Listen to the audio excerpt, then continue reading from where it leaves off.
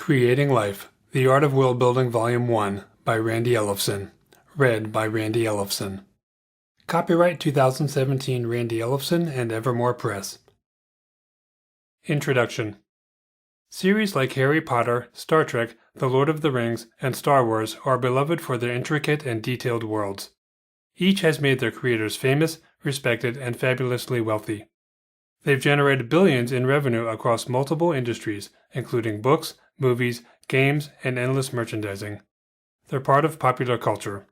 How can you emulate such skill? This book series, The Art of Worldbuilding, will teach you how to create believable, imaginative, and hopefully lucrative worlds to improve your fantasy or science fiction career.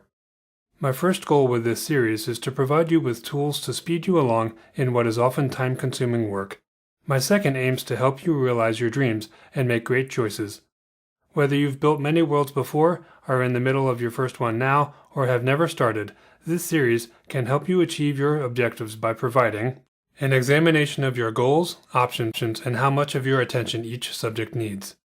Detailed advice on the pros and cons of every approach and how to balance them.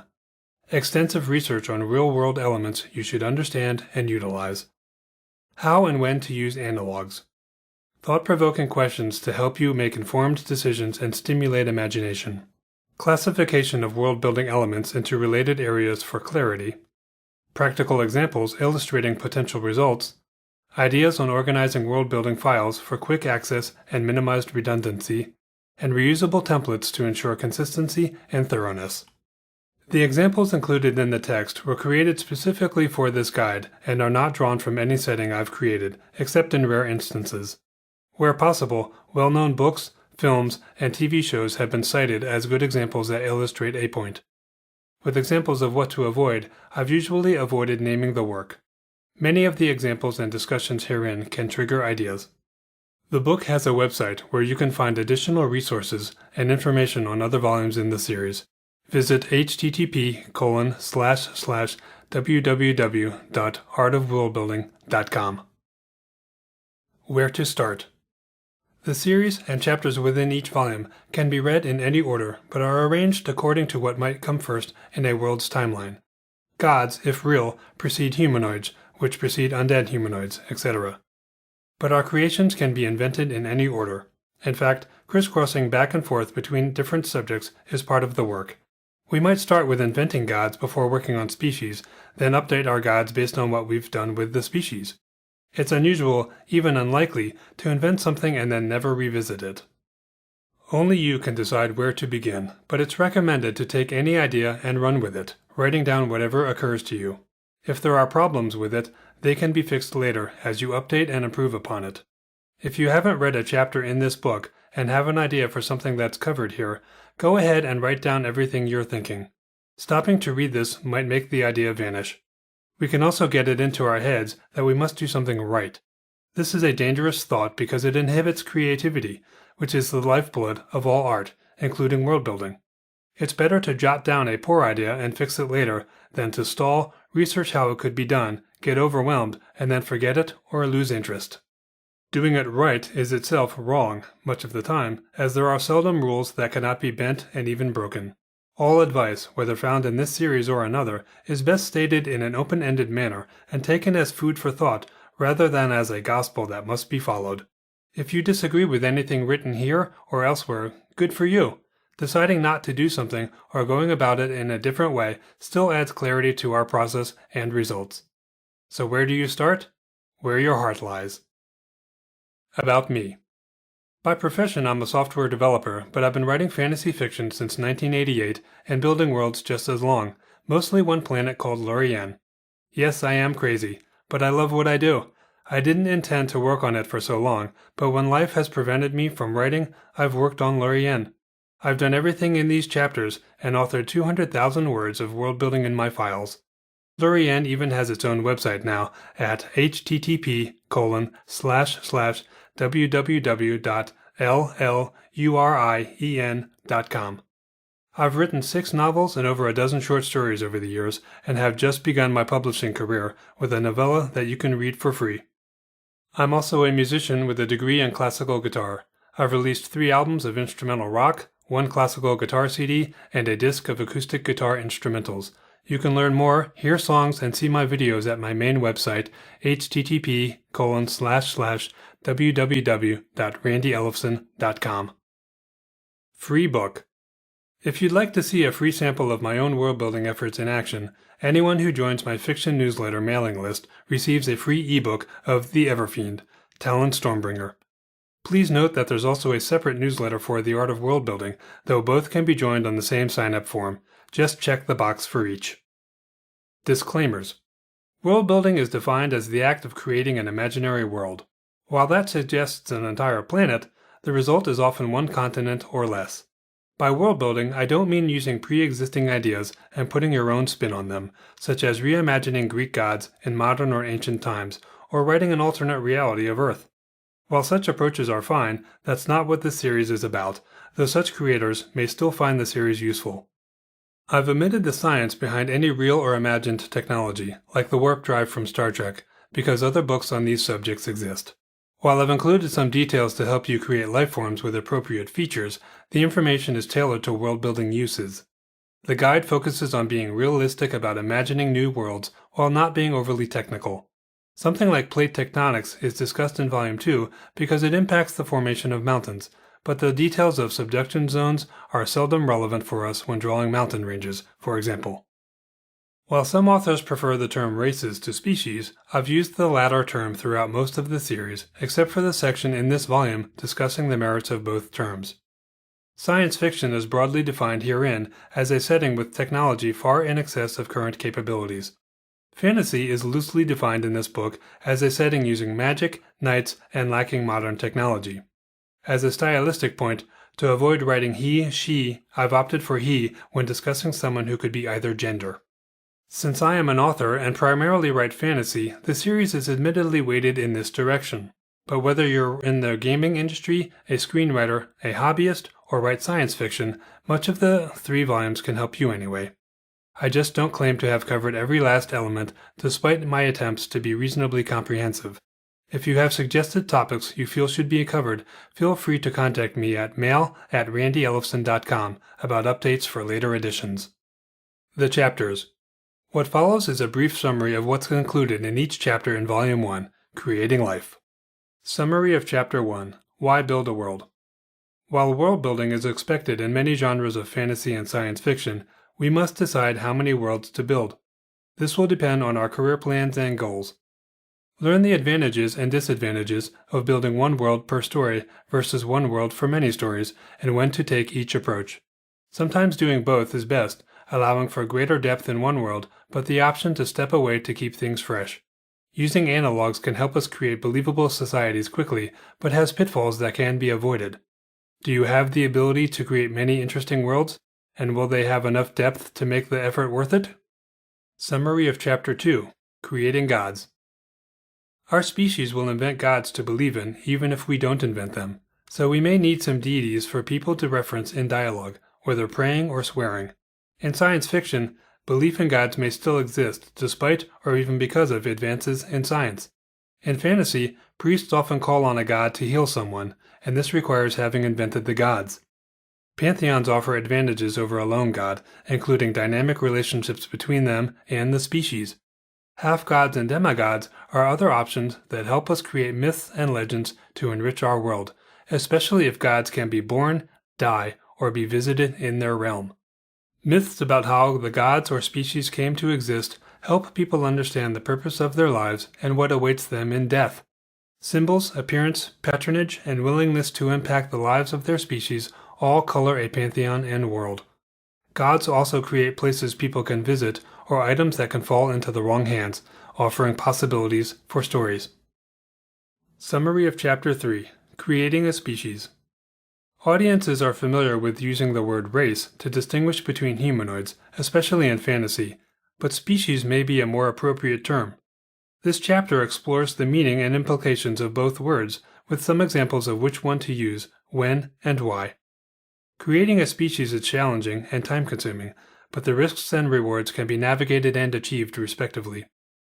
This chapter helps us decide on our goals and if the effort is worth it. Science fiction writers might have little choice but to create species because there are no public domain species available like the elves, dwarves, and dragons of fantasy. The benefits of creating something different can outweigh the investment and help our work stand out. An invented species must compete with legendary ones like elves, dwarves, and dragons. This chapter helps us achieve this. Starting with habitat helps us decide on physical adaptations that affect their minds, outlook, and society, and what a typical settlement might be like, and even whether or not they live in jointly formed settlements. Their disposition affects their relationships with other species, but can also limit their usefulness to us unless steps are taken to avoid this. Characteristics like intelligence, wisdom, and dexterity all play a role in how they can be used in our work, as does their society and worldview, both of which are affected by a history we can invent to integrate them with our world. Their familiarity with the supernatural and technology influences their prominence and how they compare to other life in our world. Summary of Chapter 4: Creating World Figures. Villains, heroes, and more give our characters admired or despised individuals who've shaped the world and inspired them. Using Earth analogs can speed up invention of such world figures, though it's best to change some details to obfuscate the similarities. Living figures can provide ongoing usefulness, but the deceased can cast a long shadow too. Their possessions can be just as famous and offer opportunities for our characters to find something helpful or dangerous. Family, friends, and enemies also provide ongoing possibilities for their life to impact our current characters. Summary of Chapter 5: Creating Monsters. The difference between monsters, species, and animals is largely sophistication and numbers. Many monsters are created by accidents that turn an existing species or animal into something else, but sometimes monsters are created on purpose. In the latter case, it's especially important to decide who caused this. A monster's habitat has an impact on its usefulness and sets the stage for creating atmosphere and characterization that will largely define our audience's experience with it before the terrifying reveal. Its motivation in life or in our work also determines what it does and the sort of trouble it's causing for our species. Summary of Chapter 6: Creating Plants and Animals. In fantasy, creating plants and animals is optional due to expectations that the world is very Earth-like. But in science fiction that takes place away from Earth, audiences are more likely to expect new ones. It takes less time to create these than other life in this book, but we'll still want to consider our time investment, how often our setting will be used, whether our creations impact our work and the impression it creates, and whether the desire to do something unique and new is worthwhile for both us and our audience. Plants and animals are classified into categories such as cycads, conifers, and flowering plants, and amphibians, birds, fish, mammals, and reptiles. The life cycle of plants and the behavior of animals help distinguish them and can be used to propel or inhibit stories involving them. While we may have purposes for them as an author, our world's inhabitants have them too, such as decoration and medicinal uses for plants, and domestication, sports, guards, pets, and transportation for animals. Both can be used for food and materials to enrich life and our world. Summary of Chapter 7: Creating Undead. Many types of undead already exist and are public domain, and it's challenging to invent something new. Undead are often classified by appearance and behavior, but it is also their origins and how they can be destroyed that will help distinguish our undead from pre-existing types. The two basic types are those with a body, like zombies, and those without, like ghosts. Those with a body might have a soul or not.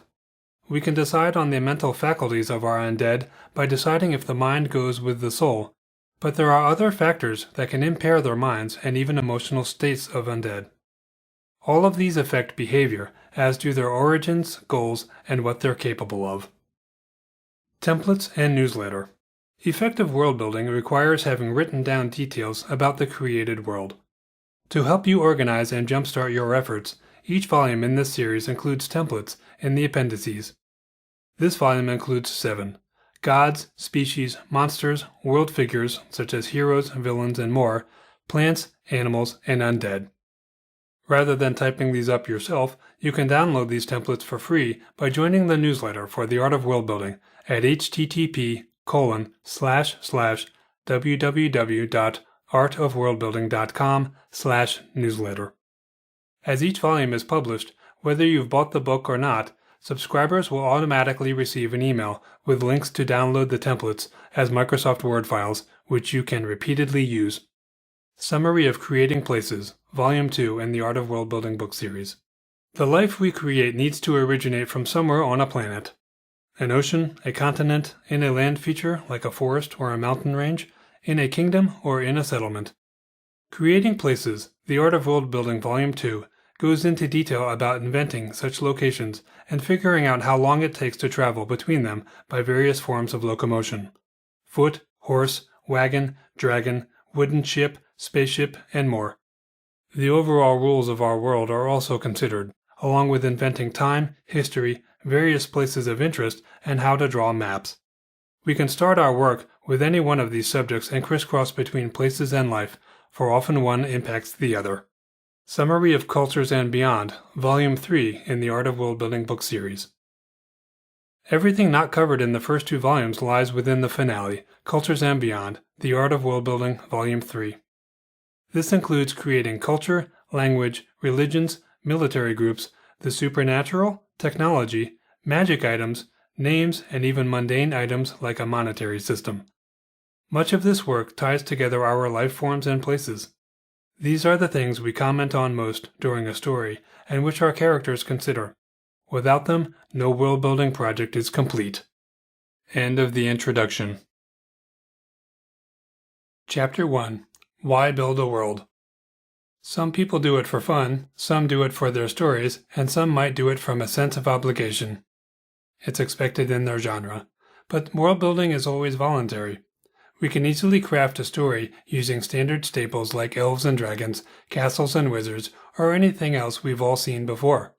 But if you wanted to repeat what everyone else has done, this book wouldn't have attracted your attention. We can be creative in more than just storytelling. We can do more than slap together a new species after only a little development time because we aren't going to use it much or dive into details about it. We've all seen something new that made us wish we'd thought of it. We've all wanted our work to stand out. And who hasn't gotten a little bored with those available public domain ideas? They're overused because everyone can use them. Why not create something unique, something that makes our world shine brightly? The answer is that it's not easy. It can be time-consuming. There are so many things to consider. And if no one likes what we've built after countless hours of blood, sweat, and tears, we've wasted all of that time and effort. Failure costs us respect. People stop enjoying our work. Maybe they write a snarky review online. The more risk we take, the greater our odds of failure. And the better our odds of being brilliant. The Art of Worldbuilding series ensures that you do the latter. It's designed to help you avoid pitfalls and improve the quality of your ideas so you can create a memorable world that's respected, fascinating, and a huge asset to your works. If you're one of the lucky few, there might even be extensive merchandising opportunities if people are captivated with your world. But let's not get ahead of ourselves or leave it all to chance. Using analogs. Do we really need to build a world? Only if our story takes place somewhere other than Earth. But that world can be so Earth-like that it's essentially Earth by another name. This is the easiest approach with the lowest amount of risk. Unfortunately, it's also the least interesting. This is what's referred to as an analog, something that has a corresponding version on Earth. For example, maybe we invent a small island country called Xenoi, where ritual suicide is accepted, honor is cherished over life, expert swordsmen use special swords, women are subservient, everyone has black hair, fish and rice are diet staples, and there's an emperor. How far did you get through that before you realized that Xenoi is Japan? Which elements would you remove so that it's not so obvious? We should make changes to our analogs so that they aren't easily recognized. The Rule of 3. When using an analog, strive to change the source in at least 3 significant ways. Focus on the most prominent aspects and alter some, or make a longer list and decide what matters to keep and what doesn't. If you have no specific use for a trait that really identifies the analog, remove it. For example, an elf lives in the forest, has pointed ears, and disrespects humans. Do we need the pointed ears? Are they serving a purpose we can't live without? Why not ditch the negative attitude? Leaving them in forest might be good, but maybe they should be more wide-ranging. This exercise can be done to everything else in this book series.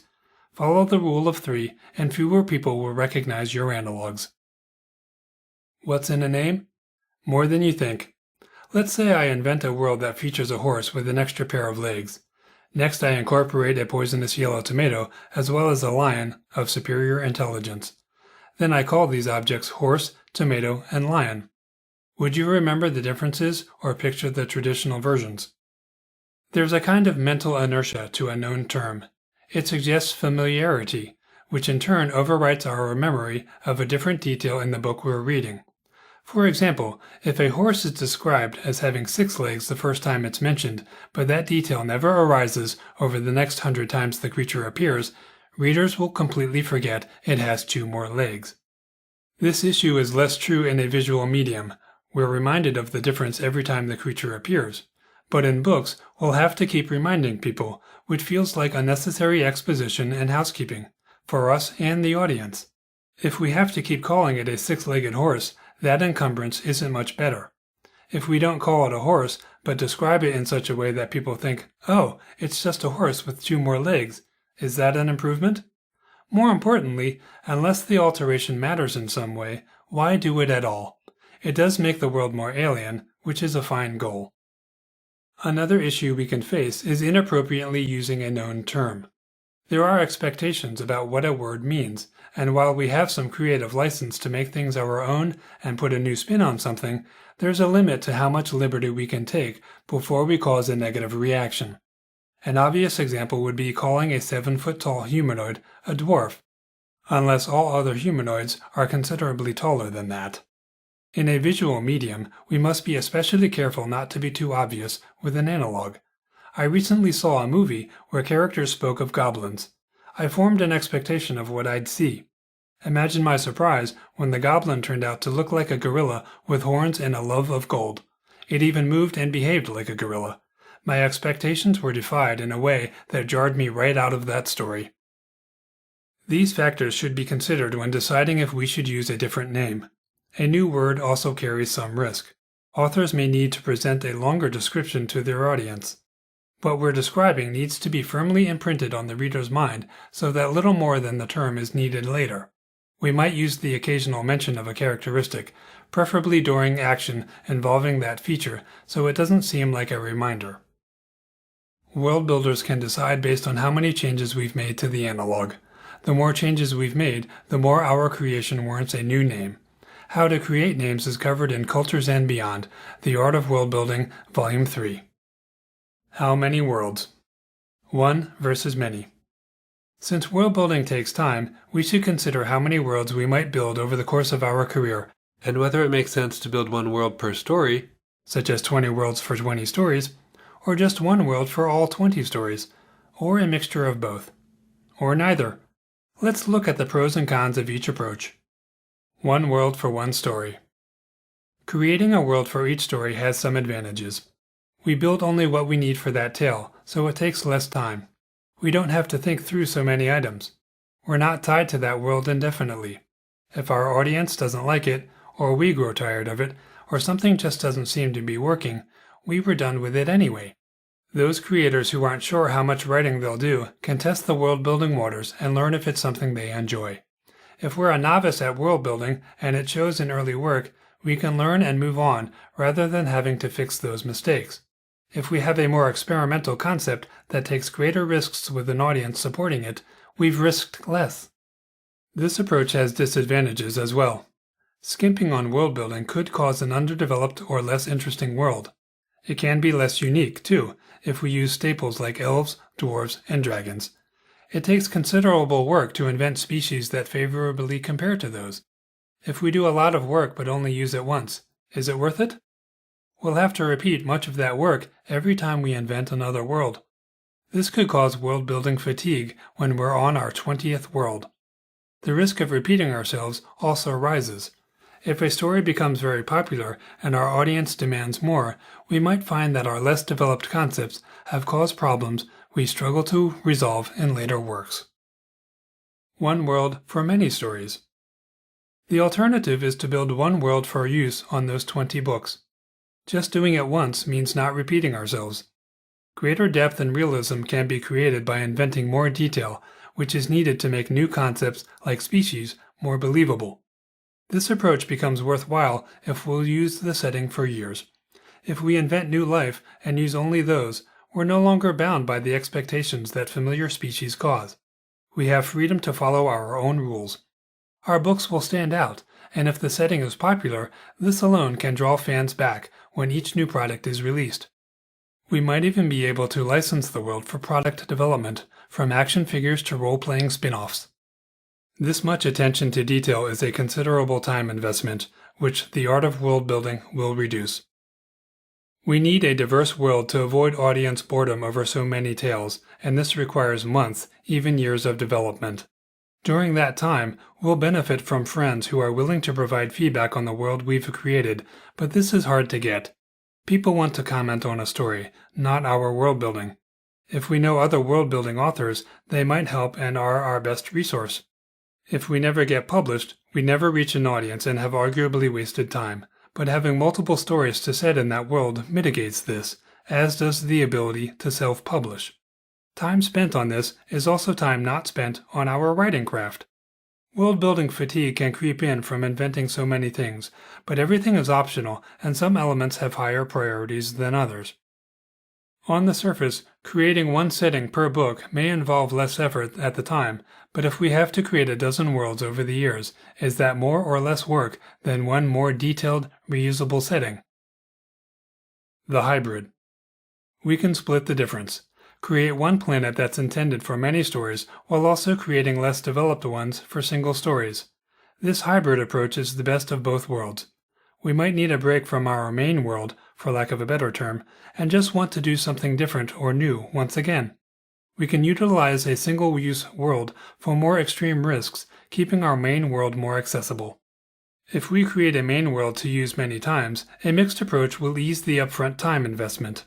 This is discussed in more detail in Volume 3, Cultures and Beyond, Getting Started. What we can do is create our continents in rough form, then the gods of that whole world, and any species, animals, and plants that are found mostly everywhere. Then focus on continents and some nations on the large scale, and some basic history, including wars and animosities. We'll also need a major city or two in every kingdom. At that point, we've created a basic framework for the rest. As needed when writing a story, we can flesh out details of any given city. At later times, we can develop other continents, cities, and add more monsters and other creatures as we go along. If we have a new book series, we can set it on the world we've created, but in another kingdom or continent we haven't used much, or even in another time period. And yet we still have our species, our gods, or a system of magic. We can reuse much of what we've already done. How to decide. Consider how passionate you are about world building. If you're an author, your primary goal is telling stories. Will you be satisfied with showing your originality in the story more than the setting? Is there a risk you'll get so involved in world building that you'll seldom get around to telling those stories? Authors are well known for finding excuses not to write, despite wanting to write. Will this become one? Every minute on this is a minute you could have spent on your writing craft or building an audience. Where does your heart lie? It's also important to consider how long you intend your career to be. If you're a lifer and will write for decades in a genre requiring world building, then expending a lot of effort makes more sense than for someone who wants to give writing a shot and will bow out after a failure or even modest success. If you know that's you, why invest tons of time, even if you love it? Fiction is a speculative field, but writing a book at least produces a product to be sold. Building a world seldom does. Life intrudes on our time to write. This is truer for longer works like a novel. If we don't have time to write a novel this year because we're in college or just became a parent or something else, we can spend time inventing a setting instead. A novel takes months of continuous work to stay involved, but world building can be done in a few minutes here and there. In my case, I spent most of a decade unable to write due to first college and then an injury that made writing difficult. In the meantime, I built an enormous amount for my main world. The younger me gave the older me a great gift. How many worlds are in you? Do world builders have the ability to create more than one great world? Theoretically, yes. Do you? Creative people try to avoid repeating themselves. The more specific an idea, the more sense it makes to exclude it from a second world. Having dragons on both worlds is okay, but if the first world is dominated by dragons who only breathe fire, cast no magic, and won't let anyone ride them, then repeating that in another world makes us look like we have no imagination. The dreaded formula accusation will get hurled at us.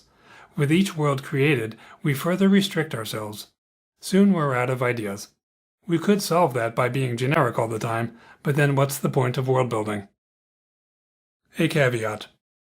If the story we publish in a world begins a series, audience may and will expect any subsequent stories set on that planet to have some connection to that initial story.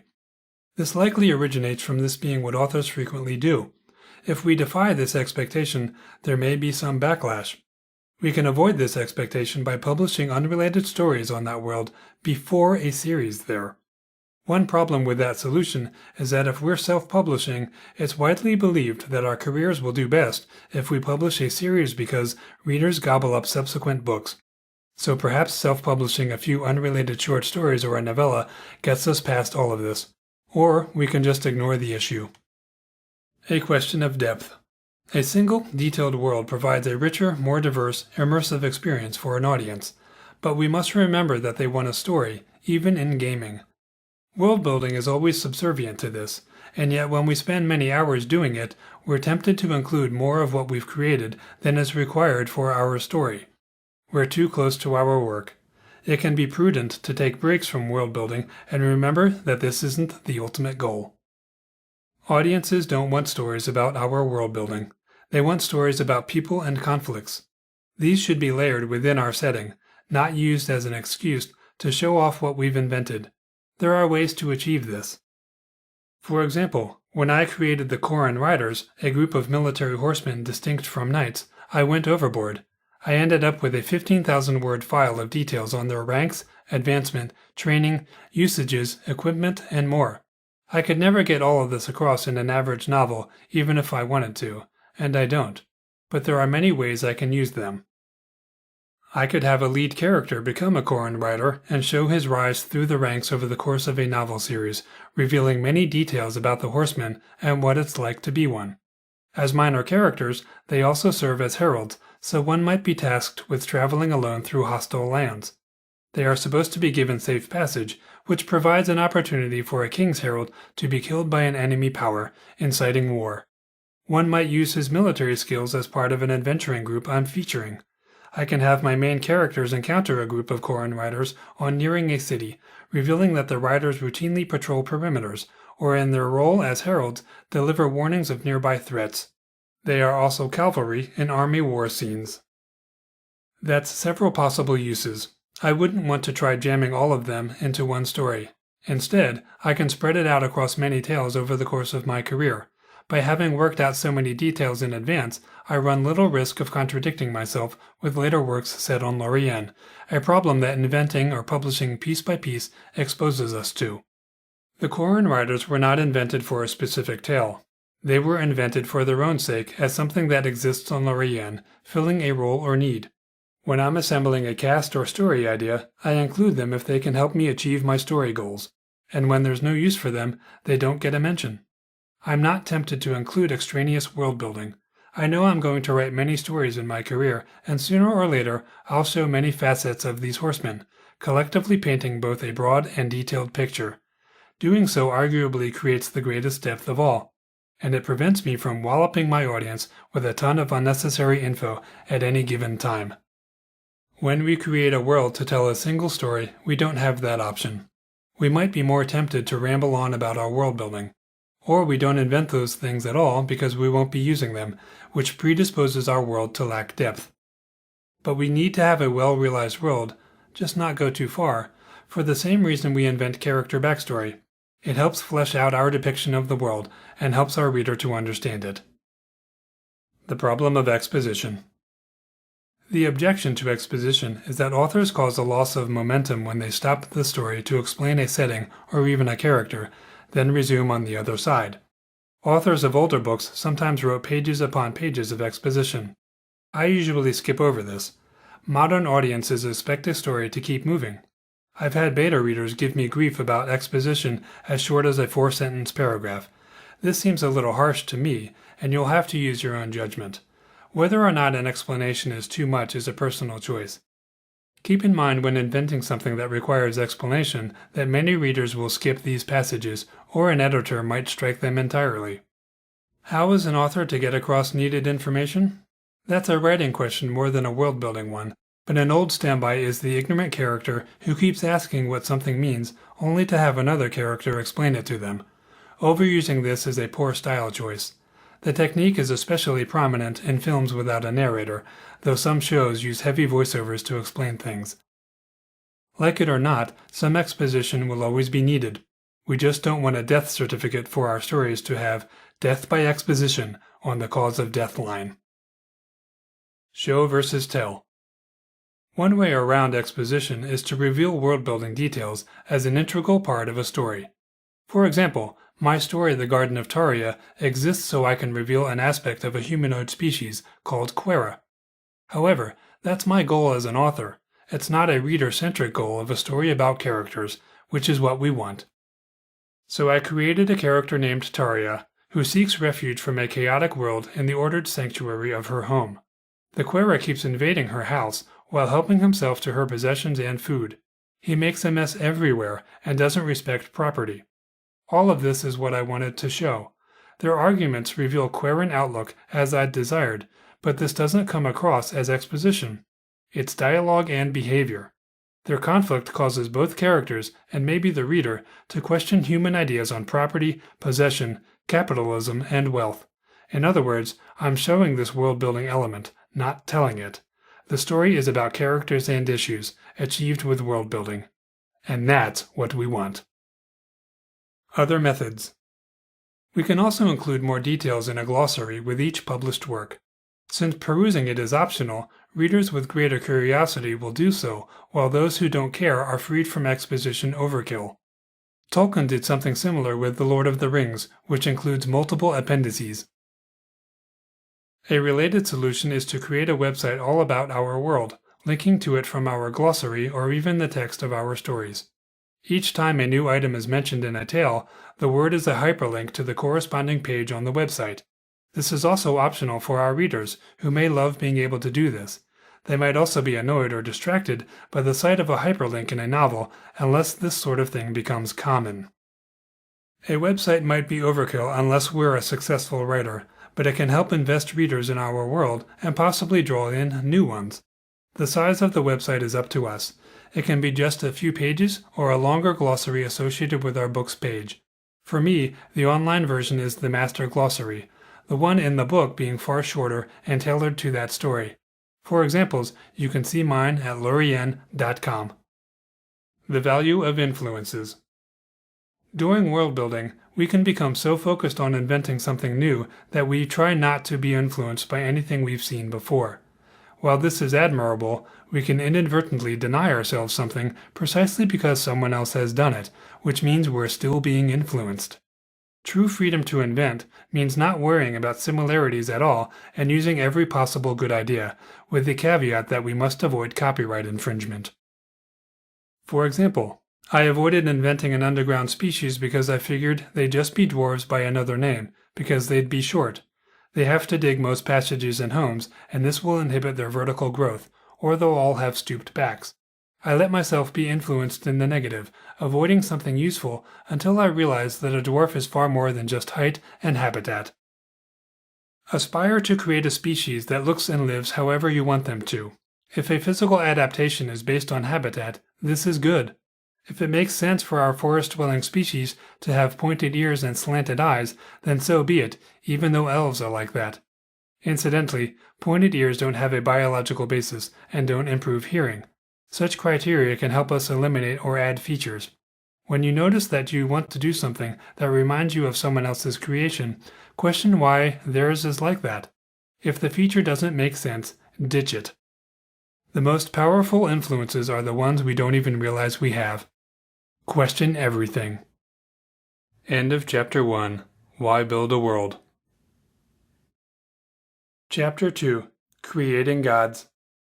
Whether we write fantasy or science fiction, chances are sooner or later we'll need a god or gods. At the least, our characters might want to pray, swear, threaten damnation, or utter thanks.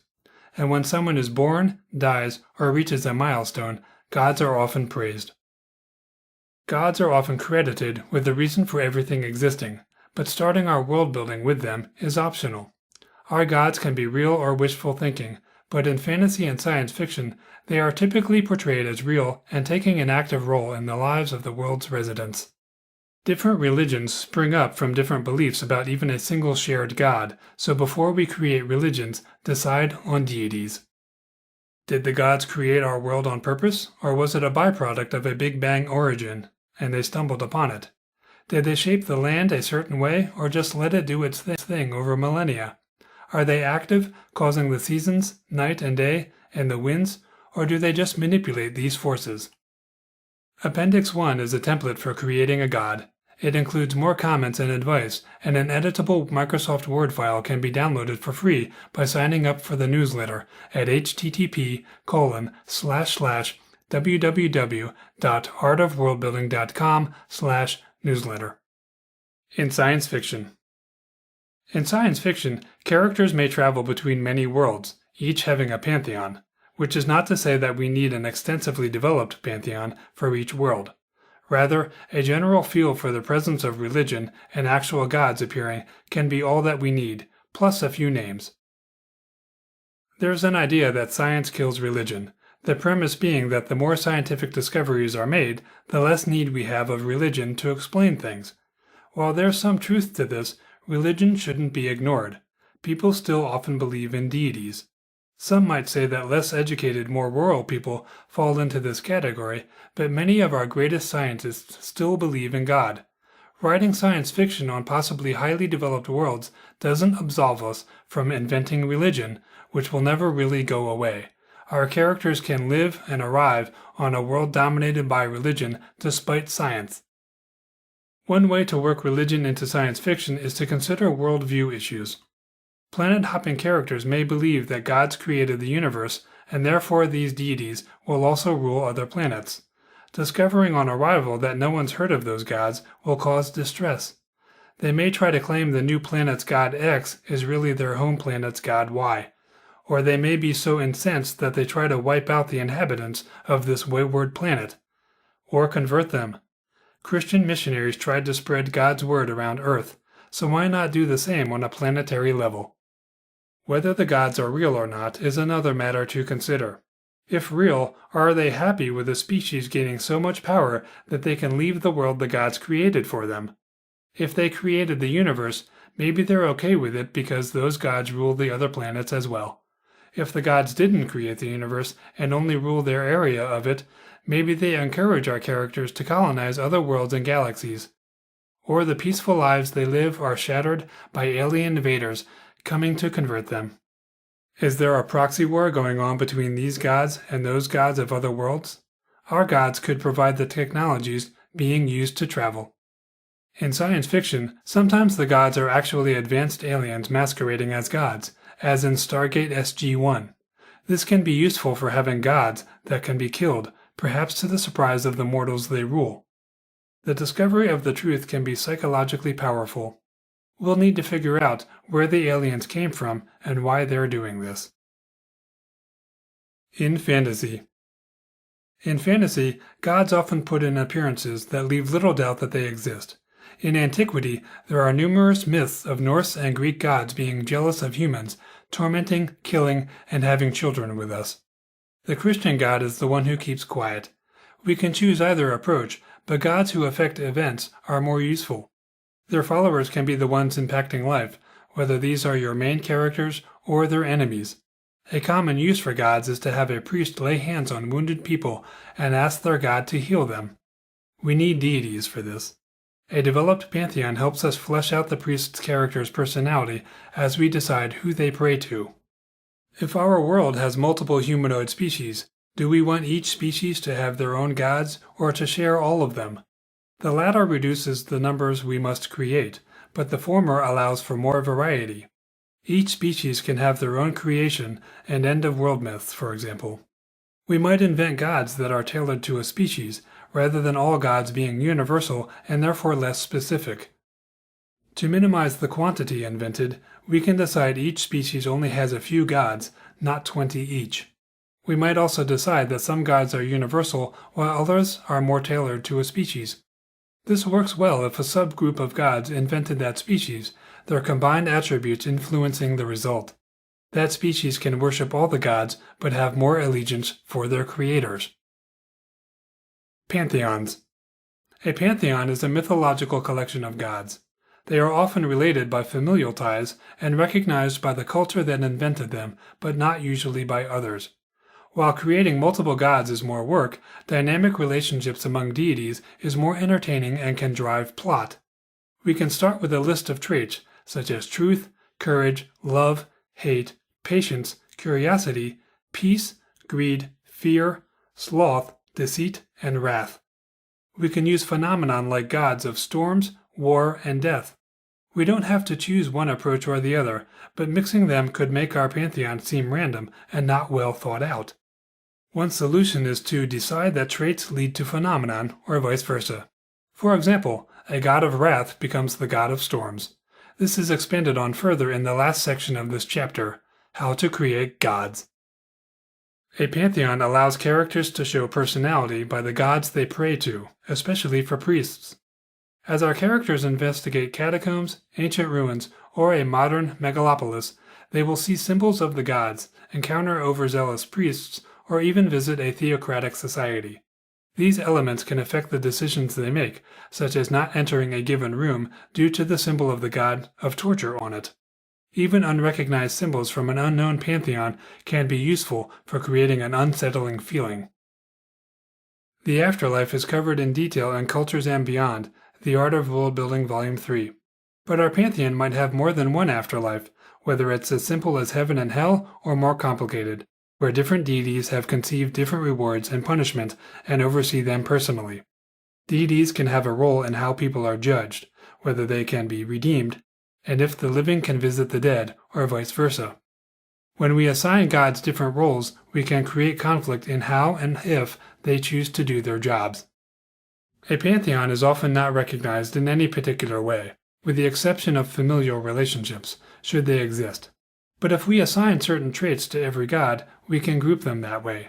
For example, maybe every god is associated with a season, element, or color. This causes multiple gods of spring, fire, or indigo. This may impact their ability to affect elements, their priests similarly affected. A god or priest of fire might suffer more from mortar-based attacks. Some people also organize their gods by good and evil. Power. Often the gods of a pantheon are not equally powerful. If one or two are considered the parents of the others, this can explain it. Or a few gods will be affiliated with more powerful subjects, like light and death. If the number of worshippers directly influences a god's power, this can also be used to determine their strength, and give a jealous god reason to kill off a rival's followers. Some pantheons have gods, demigods, and half-gods. The latter are usually human and god, though there's no reason you can't have a half-elf god instead, or a half-ogre god. Such a person could wreak additional havoc or be more influential over their peers, causing an uprising. Determine if these lesser beings exist, how they come about, and why. These are useful for lesser traits that we might still want a deity of. Children. Parental relationships are sometimes cited as the reason for different power levels. This doesn't have to be. Human children, once grown, are no less powerful than their parents, so unless gods become increasingly powerful with time, like vampires supposedly do, there's little justification for this, unless... Are children born at full power, or did they need to grow into adulthood? The former offers opportunities to create stories of them learning to control their power. Children and adolescents make mistakes and test boundaries. Imagine what problems a budding god can cause. This is a good chance to create myths, attitudes, grudges, and infamous events or consequences for gods and species alike. For example, perhaps a god inadvertently created a species that has something wrong with it. Maybe a deity cursed a group of one species, creating a new race. This could have been done to a species that another god admired, either to offend the god or retaliate for another offense. Older gods may impose limits on younger ones just as parents do for teenagers, which can be a useful metaphor our characters refer to. How do these younger gods chafe at this? Is there an age at which the limits come off? Does something become possible at that age? Are these gods protected from something until then, and then they're on their own to save themselves from some force known to harm deities? How long do the child gods take to reach adulthood? Demigods and half-gods. Demigods can result from mating between gods or a god and a member of a mortal species, though some refer to the latter as half-gods, which may live longer than the species but not be immortal. A demigod can be all god and immortal, perhaps just not as strong, but there are really no rules. A demigod can result from a character who excelled at something in life and became the demigod of that thing in death. A god of music might appoint a skilled singer the demigod or patron of singers after death. Demigods are often depicted as working for one or more gods, such as a messenger. Some might be neutral, or they may take sides in godly and earthly disputes. If they did so in the past, maybe now the other side in that dispute doesn't trust them. Decide how much autonomy they enjoy. What happens if a demigod disobeys an order? Such thinking can lead to myths that enrich a pantheon. Relationships.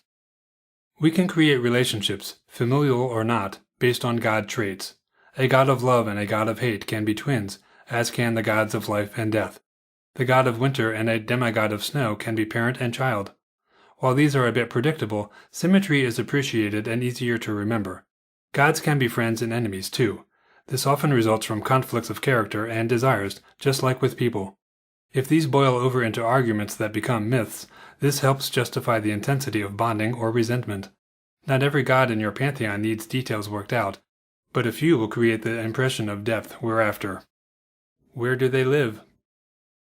Deciding where your gods live will have an impact on stories if your characters ever need to visit them. In theory, it shouldn't be easy to reach gods. Otherwise, every guy with a cause will beg for help. A useful tradition to follow is that one must prove one's worthiness through an arduous trek to the god. Do the gods live apart from each other or all together in a city? I recommend avoiding something as obvious as a mountaintop because readers will be reminded of Mount Olympus.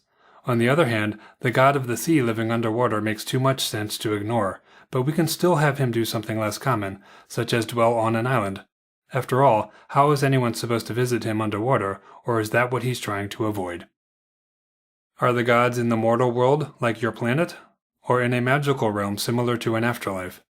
What sort of guardians protect the path there? What price must someone pay, literally or figuratively, to get there and back? You can base your decisions on ideas from existing mythologies about travel to other dimensions, such as Charon, but a guy ferrying people across a dangerous river for a price is another idea that's too well known to use without inducing eye-rolling. If the gods are believed to live in the sky, what happens in a world technologically advanced enough to explore the heavens and there are no gods up there? They would likely alter their beliefs to compensate for this. But it could be interesting if the gods are real and are indeed up there. Maybe this is the reason advanced technology was sought. There could be important questions the gods must be asked. Lifespan. Where did your gods come from? Nowhere is a valid if not entirely interesting answer. On Earth, we don't talk much about where God came from so much as where we did. We can avoid this question altogether and few will question it. We don't actually need a reason, but something is usually better than nothing unless the idea doesn't hold up. We may never have a chance to mention it in our stories anyway. Our gods could have come from another world that they've abandoned or destroyed. Is your new planet their second or third chance to get it right? Maybe the gods are fleeing enemies, or they are the terror of the cosmos that other pantheons flee. Did they leave a planet full of life behind? That planet could be the one you're setting up now. If the gods abandoned a world, decide what's happening there now. Is that where Earth's god went? Is he too busy setting up other worlds to drop in? Consider what the origins of your gods say or imply about them. In Greek mythology, the gods came from the giants before them, but if the gods can be born, they can presumably be killed too. If your gods can die, what happens when one does? Maybe the one who killed them can replace them. A magic or technological weapon might be needed to do it. Perhaps only other gods have the power to destroy one. Maybe they can only become injured or imprisoned. And what happens when this occurs? What kind of prison can hold a god? Decide where it is located, how it is guarded, and by what. Does their influence over the world stop as long as they're locked up? Vulnerability. There's an idea that stories about gods who can't be hurt or killed are not interesting because there's no risk to them. This has merit, but there are ways to injure someone other than physically. You can destroy their plans, offend their pride, and cause psychological trauma, all with consequences for the god and the offender. Don't be afraid to have gods with faults. The one God of Judaism, Islam, and Christianity is supposedly perfect, and therefore uninteresting? We can make our gods vulnerable to magic items or various kinds of radiation, whether nature or technology causes it. A farmer with a spade shouldn't be able to kill a god unless that spade is magical. Decide what weapons can hurt deities and what the gods have done to find and destroy these, or if some gods are harboring them for eventual use on the other gods. They likely won't admit to this. For a god to die of natural causes doesn't fit with our concept of gods, so if you'd like some of them gone forever, you'll need a reason and an event that your species are well aware of. A dead god is a powerful idea that might greatly disturb them. It suggests truly frightening foes are out there, unless the culprit was some sort of disease that only affects deities. In some books, authors have a god sleeping or unconscious instead of dead, the eventual reawakening and possible consequences woven into a prophecy. How did this happen? Failed murder attempt? Poisoning? By who? What's gone wrong in the meantime? Is this god nefarious or benevolent? Do people long for the return or fear of it? What is the god's religion doing to bring it about? Can the gods hurt our species? Undoubtedly, unless we decide something's preventing them, such as a pact among them, a curse, or a powerful spell. Any of these would give some or all of them something to work against, giving them a story arc that might involve the species, some of whom might be helping or trying to hinder them. Is there an end-of-world doomsday that cannot take place as a result of what's happened? Maybe the species have found a way to thwart the end of all time, and the gods aren't amused. Mythology. A pantheon will have a mythology, whether it's featured heavily in stories or just mentioned by characters or in narration. To avoid exposition, incorporating the myths into a tale is the best way to mention them. This is one area we can stall on inventing, but creation myths and end-of-world myths are among the most important to work out. Minor myths can be invented when needed. Even if our world doesn't have gods, these myths will exist, as our awareness of our mortality has us contemplating the birth and death of everything, not just ourselves. Any story about incidents among the gods, or between gods and their species, can also become a myth people either believe or not. Creation myth. Creation myths reveal a species' understanding of where they and the gods who created them originated. The question of why are we here is fundamental. If we've decided a subgroup of gods invented this species, why did they do this? What was the purpose? Were they unsatisfied with another species and created this one to solve a problem? Does that mean that this new one has a task of wiping out the inferior predecessor? A superiority complex, racism, such as white supremacy, and genocide are likely to result. If the gods jointly created all species, especially at the same time, there may be a single creation myth instead of one per species. But there may be less purpose behind a wholesale invention of life other than to just do it. If there's no real reason, the species might invent stories to explain their existence, as we've done on Earth, where multiple myths exist across one species. We probably don't want multiple creation myths unless our story heavily features this subject.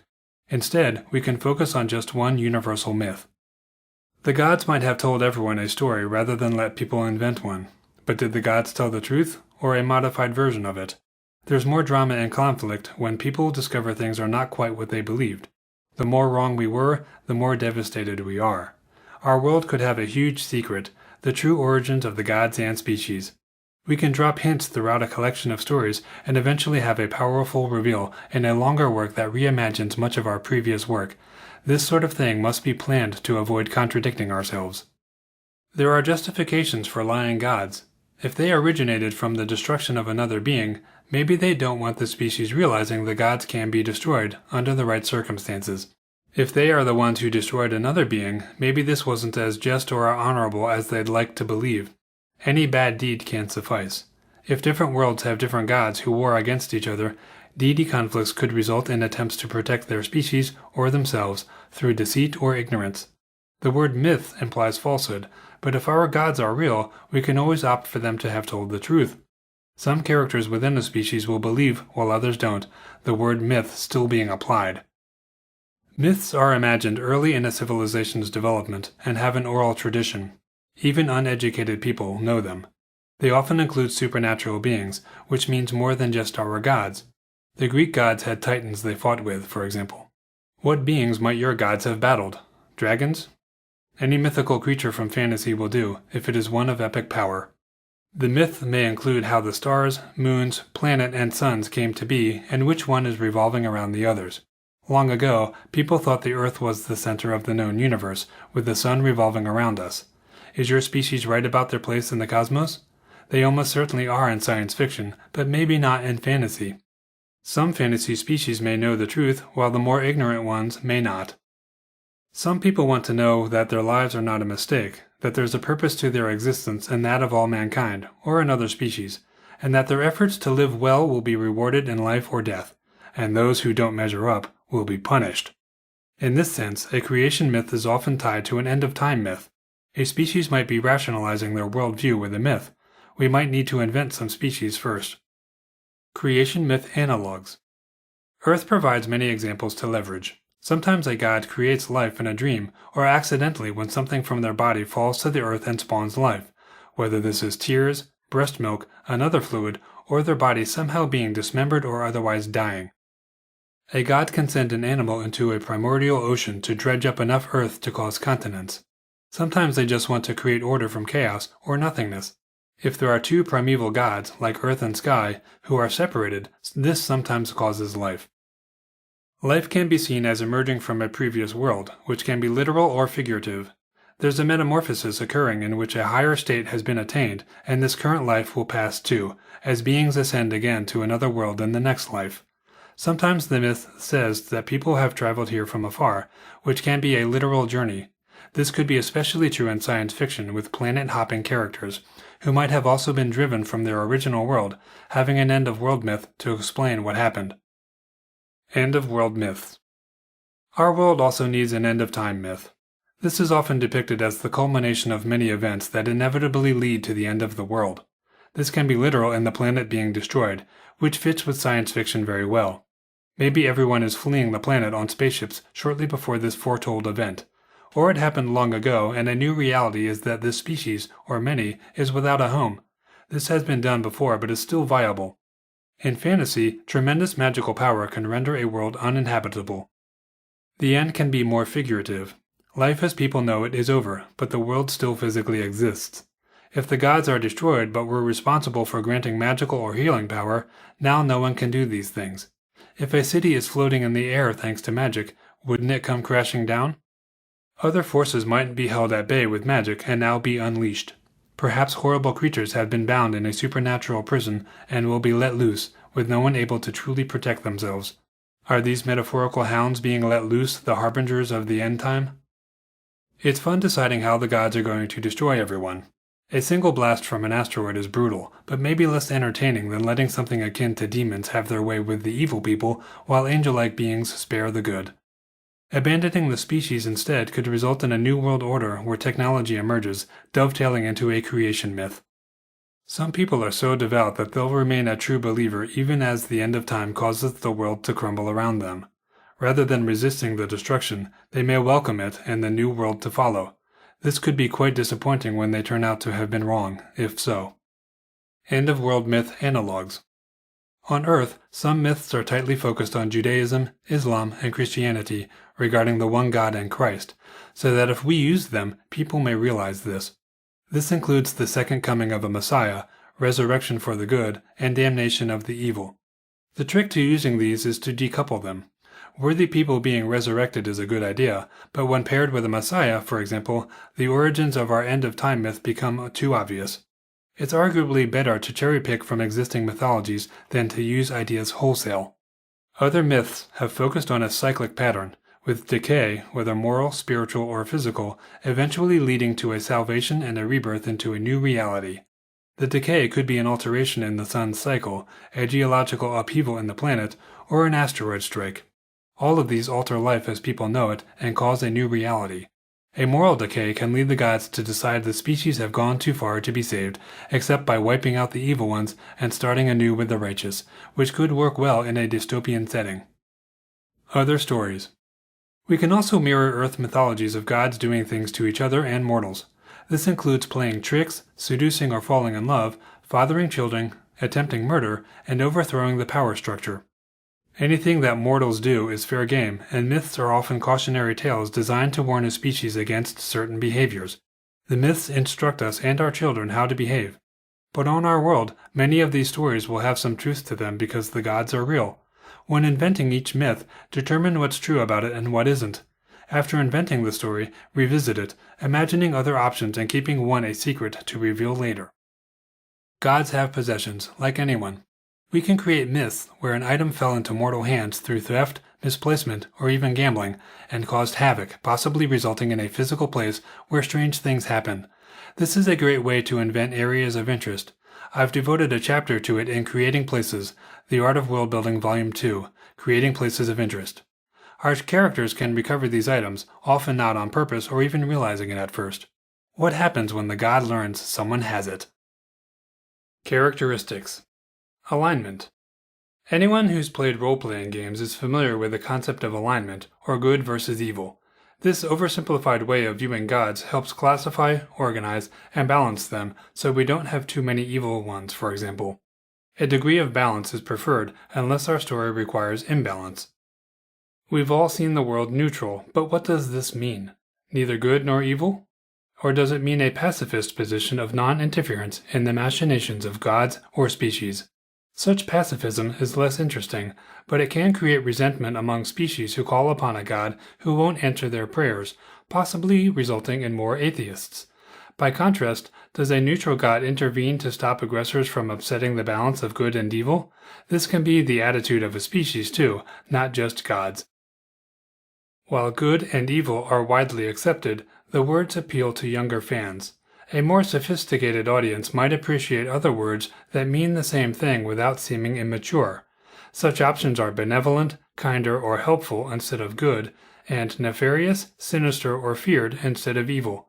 Readers will get the point without feeling like they're being talked down to. Those we consider blatantly evil, like Adolf Hitler, likely didn't view themselves this way. Our evil gods might bristle at such a distinction and smite anyone who says such a thing, an act which suggests they are indeed evil. Like us, these deities may rationalize the worldview that gets them called that. A god of domination might believe others need to be ruled, justifying abuses of tyranny, but a god of hate likely can't justify their outlook and might accept being called evil. Giving some thought to this can make our deities more interesting and lead to stories and myths about their interactions. Identifiers. Aside from naming our gods, there are other ways to identify them. Titles. Deities have titles like God of War, Lord of Despair, or the Weeping God. They can have multiple titles or nicknames, particularly if they oversee more than one area of life.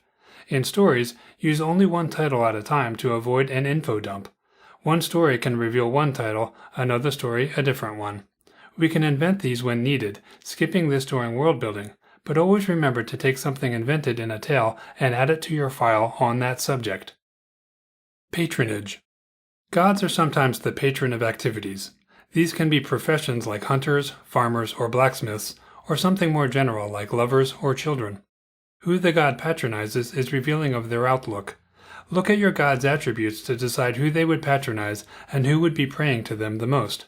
There can be different levels of patronage, such as a god of war favoring all warriors but bestowing greater favor on knights. Symbols. Symbols are useful for storytelling and gaming. They can be emblazoned on armor, buildings, ships, space stations, and uniforms, or worn as talismans, even branded into flesh. Each scenario tells the audience, and even other characters, something about location or people, allowing easy characterization. Keep symbols, such as a whip suggesting a god of torture, easy to describe in under one sentence. They are usually fairly obvious because residents aren't trying to be creative like us, and those with no artistic ability need to draw them. This helps us avoid exposition. Appearance. We can decide that gods have the ability to choose what form they appear in. On Earth, God is sometimes an old man with a long beard and white robe. maybe sandals, but has been portrayed in recent films as female. Do your gods have typical genders they appear as? Do they appear as human or another species? Or do they have an animal form, or even a monstrous one? Make a general decision about all of them and then decide how each one typically manifests. Appearance can help with creating symbols and nicknames like the dragon god for one who takes that form. Other traits. Gods can be identified by other means. The 4 elements of air, earth, fire, and water can be associated with 4 gods, each deity only concerned with one element. Or every god in the pantheon can have one or more elements with which they affiliate. A goddess of love might rule fire, but then so might the goddess of hate. In that example, passion has been used to correlate the deities to the element. A simple justification helps our decisions appeal to an audience. The more obvious it is, the less need for exposition, at the risk of being less creative about it. As with symbols, the world's residents need a straightforward association, not something elaborate. The seasons can be used in a similar manner. If the gods of love and hate are fire gods because of passion, then this affiliation with heat might also make them summer deities. Or one god can be the only summer deity. Cruelty is considered cold, and so this god might be a winter god, or one of ice. A god of agriculture is clearly a god of the earth and either spring, for planting, or autumn, the harvest. A goddess of birth can be associated with spring planting. The 7 colors in the spectrum can also be associated with these deities, and subsequently, their symbols and the colors favored by their followers. If your goddess of love favors orange or yellow, going with the fire motif, then perhaps her priest's robes are the same colors. A god of death and or fear will likely favor black. If we want a less predictable color, we can rationalize that death is not an evil, but something natural that happens to everyone. Behavior. A god who never does anything might as well not exist from a world-building standpoint. For your pantheon, decide what is considered acceptable and unacceptable behavior and whether the gods generally obey this. Each deity will have a different viewpoint, with some being very lawful, others agreeing but not overly caring, and some chafing but agreeing, and others outright disdainful and either openly thwarting such rules or doing so secretly, possibly while being amused that they're doing so. We'll need to know our gods to make these decisions. Do gods punish offending deities? Do guilty gods submit to the punishment, respecting the law they've broken, or resist, possibly by fleeing? We might decide that there's a prison for deities and what its properties are and what, if anything, is preventing other gods or their followers from doing a prison break.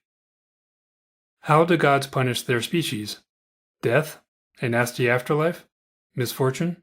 Or removing talent, like one for magic? And for what offenses? Swearing with a god's name is a good one, except that so many people might be doing this that the gods would be awfully busy.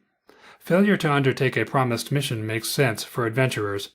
Not defending a temple is another. Destroying one is even better. These more serious offenses are more likely to attract divine punishment. Myths about famous people who've suffered a given fate serve as cautionary tales that can be mentioned to spice up our narratives. Reputation. Some gods and their followers have a reputation that immediately comes to mind if they're mentioned. A god of cruelty might force self-mutilation on its priests. For a god of love, this might be orgies. A god of wrath might be prone to outbursts of anger, making people afraid to even say his name. Does anyone demand sacrifice? Decide how people think of each of your gods, positive or negative, and why that is. Whether or not the gods obey godly rules will come into play. This is where myths can help shape their reputation too. For some deities, this will be easier than others. Interaction. Do your gods ever visit the world and the peoples they've created? Why, how often, and for what? Do they have to be summoned, or can they appear wherever they want? Are there restrictions on where they can go? Only other gods are likely to have created a restriction powerful enough that another god must obey. Are there time limits on how long a god can remain here? These limits should have a rationale because we assume gods are without limits. World builders sometimes decide that the gods will not directly influence events. It's too convenient to have them swoop in and fix things or cause issues when our characters are doing well. One way to avoid this is having the god's behavior be that which caused the story. Past events can also have set something in motion, and this is where myths come into play, with our characters discovering the details or truth of a legend, maybe the hard way. Creations. Gods are assumed to have invented the world and its life, whether by accident or on purpose. We don't need to give a reason for this, but our world building can be better if we do. We can take some reasons that we have for our own creative work and attribute it to the gods, such as a love of doing so. We're curious how our children will turn out while guiding them and shaping the result, so the gods can be like this too. We can decide which gods created what life forms. This really means cherry-picking ones to make decisions about, since no one cares which god invented tomatoes, for example. On the other hand, a plant that devours species might be improved by deciding an evil god invented it, especially if it only eats certain species, namely the ones that god doesn't like. While a god of war is an obvious choice for the one who invented a weapon, even a god of love could do so if it's reminiscent of Cupid's bow. Look at your god's trait list and imagine what items they might possess for themselves or have given to the world. Decide if there's a limit on what can be created. Maybe plants and animals are okay, but the gods must agree to invent a humanoid species.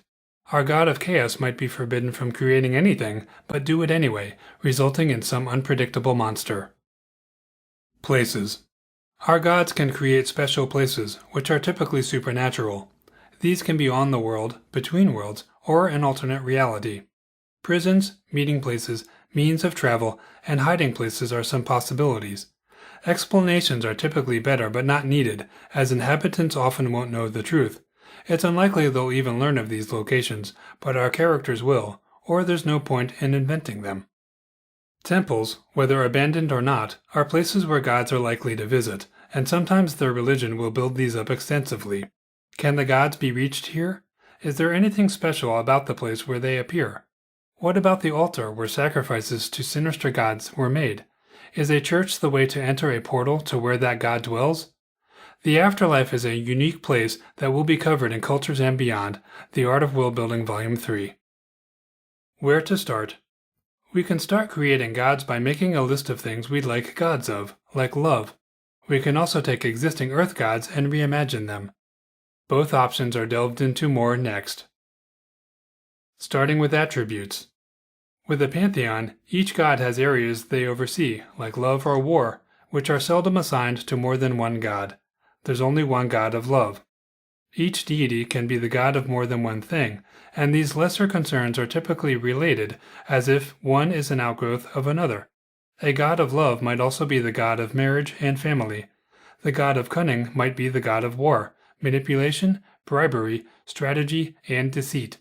These additional traits can help us understand our god more than assigning a lone trait. Grouping attributes also helps us create fewer gods. Different people will group things differently, which is good. There are no right or wrong answers. Make a master list of traits and begin grouping them. You'll start realizing who this individual is: personality, interests, and temperament. Traits you overlooked can be added to the master list or an individual god's. Sometimes a trait might fit more than one god, but that's okay as long as it's not a primary trait, like love. Starting with analogs. We can model deities from Earth pantheons or another author, though this dips perilously close to plagiarism and should be done carefully. Research the gods of a culture and make an attribute list this way. Take note of how the deity is viewed, what they're the god of, and their relationships with other ones. When you have a dozen or more written down, you can see all the ideas you like in one place. Make another list that will become your deities and start rating the first list, combining attributes into new gods. For example, Zeus is the leader and father figure to other Greek gods and throws lightning bolts. Most of us would recognize that if you did it verbatim, but you can change his appearance and weapon to something else. Zeus also fathered children with human women, as have other Greek gods. Assign that habit to another god instead. By mixing and matching ideas, you create something unique. Invent a god of storms and have him be the lightning bolt thrower. End of Chapter 2. Creating Gods. Chapter 3. Creating a Species. Creating a species is one of the most rewarding but challenging aspects of world building. This chapter focuses on ensuring your species is close to the competition, such as elves and dwarves, in quality and depth. We can feel daunted by all that we could invent, but remember that we can always ditch things that aren't working. Having fun with it and taking it one subject at a time go a long way towards keeping it fresh. Appendix 2 is a template for creating a species. It includes more comments and advice, and an editable Microsoft Word file can be downloaded for free by signing up for the newsletter at http://www.artofworldbuilding.com/newsletter. Species or race. Terminology affects perception and our ability to organize our creations. Fantasy readers are familiar with the word race, denoting the difference between an elf and a dwarf, for example. These races are very different in physical features, temperament, and society. They seem totally unrelated except for being humanoid. By contrast, on Earth, we only have humans, a species, and use the word race to distinguish between different biological variations of us. This chapter explores the difference between race and species and when we should use each term in our setting, though there's no right or wrong answer. The terms. What's a race? The answer can be complicated, but on Earth, race has been described as nothing more than a social construct to describe different versions of Homo sapiens, i.e. humans, who are 99.9% the same, having no genetic differences to warrant classification into races or anything else. In other words, genetics has nothing to do with the term race and more to do with the word species. This means that if two humanoids are genetically different, they'll be considered different species. Separate DNA means different species. Shared DNA means races of a species. In science fiction, humanoids originating on different planets will have different genes, so calling them species makes more sense. In fantasy, humanoids are most often from the same world. It's possible for them to share genes and therefore be races of one species. Since elves, dwarves, and others are invented, no genetic material exists to determine if they are, in fact, genetically different. One could assume that the pointed ears on elves must mean there's a genetic difference, but this is superficial. On Earth, human races have different eye shapes, noses, and more, while still being genetically the same. Fantasy humanoids can indeed be races, sharing DNA. Small people, also known as dwarves, exist on Earth, but their distinctive height and other characteristics are caused by a medical or genetic disorder, which is only sometimes passed down from parents due to genes.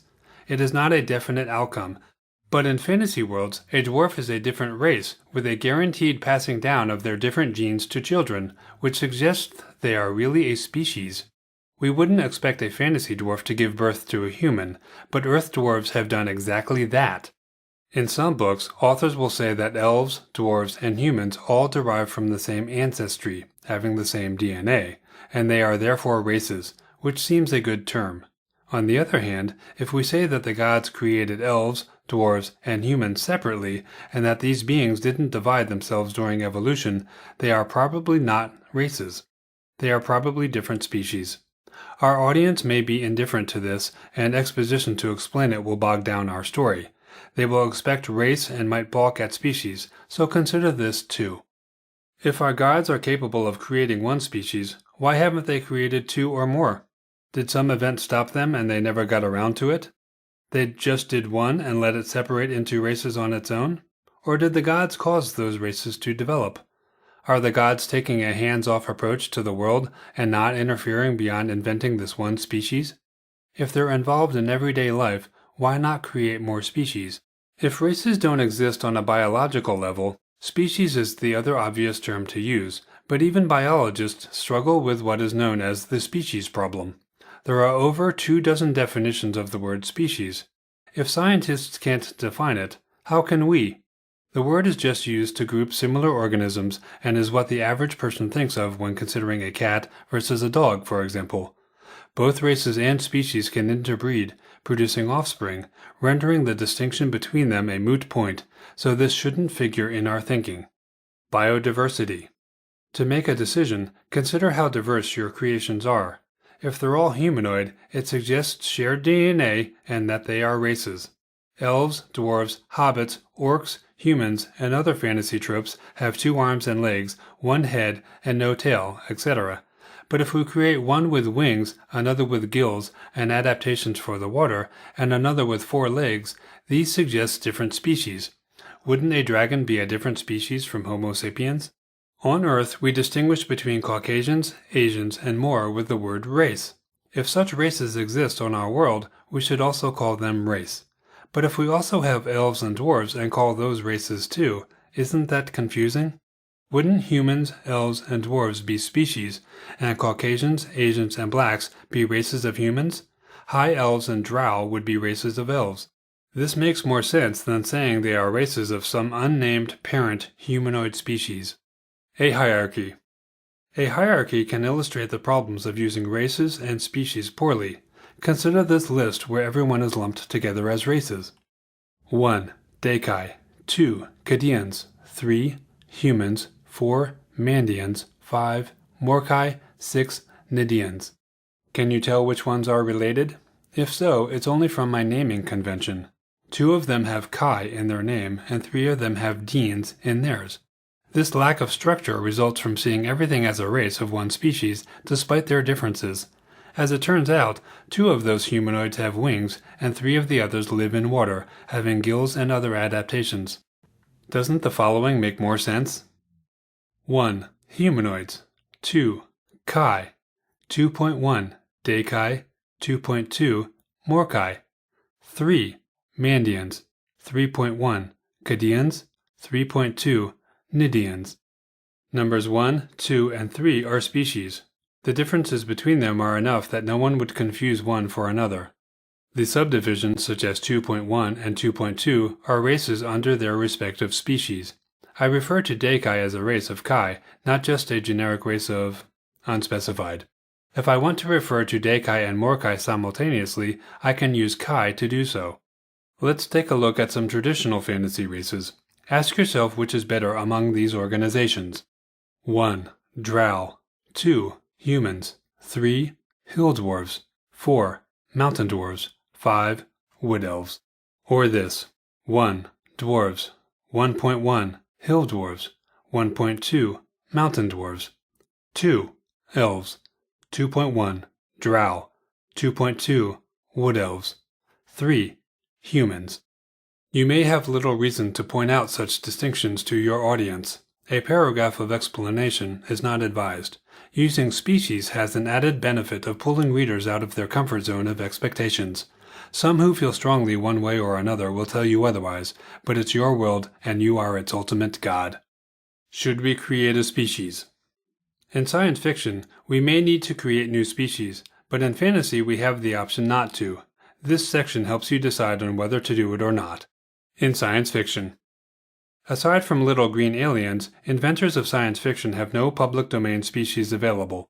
We can't use Vulcans from Star Trek or Na'vi from Avatar because someone else owns them. We either have only humans or must invent humanoid, or not, species. Do you want your planet-hopping characters to encounter unique life forms on different planets or other spacecraft?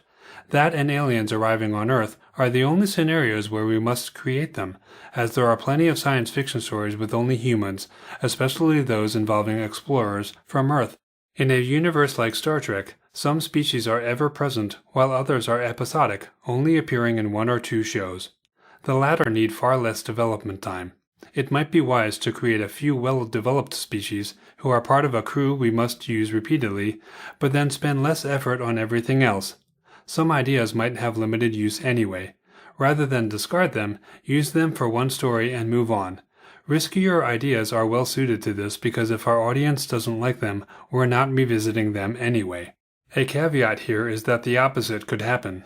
We might find ourselves using them more than initially intended, in which case we must be careful not to box ourselves into a corner.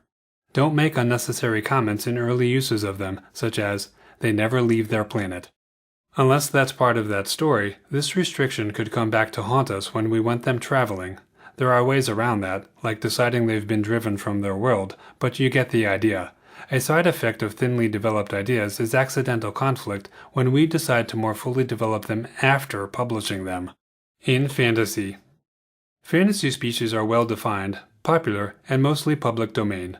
No one can stop us from using them, which is one reason why seemingly everyone does. Does this make them overused? Are people clamoring for something they haven't seen? Are you? If so, you could skip to the next section, creating a species, right now, but there are a few other points to consider.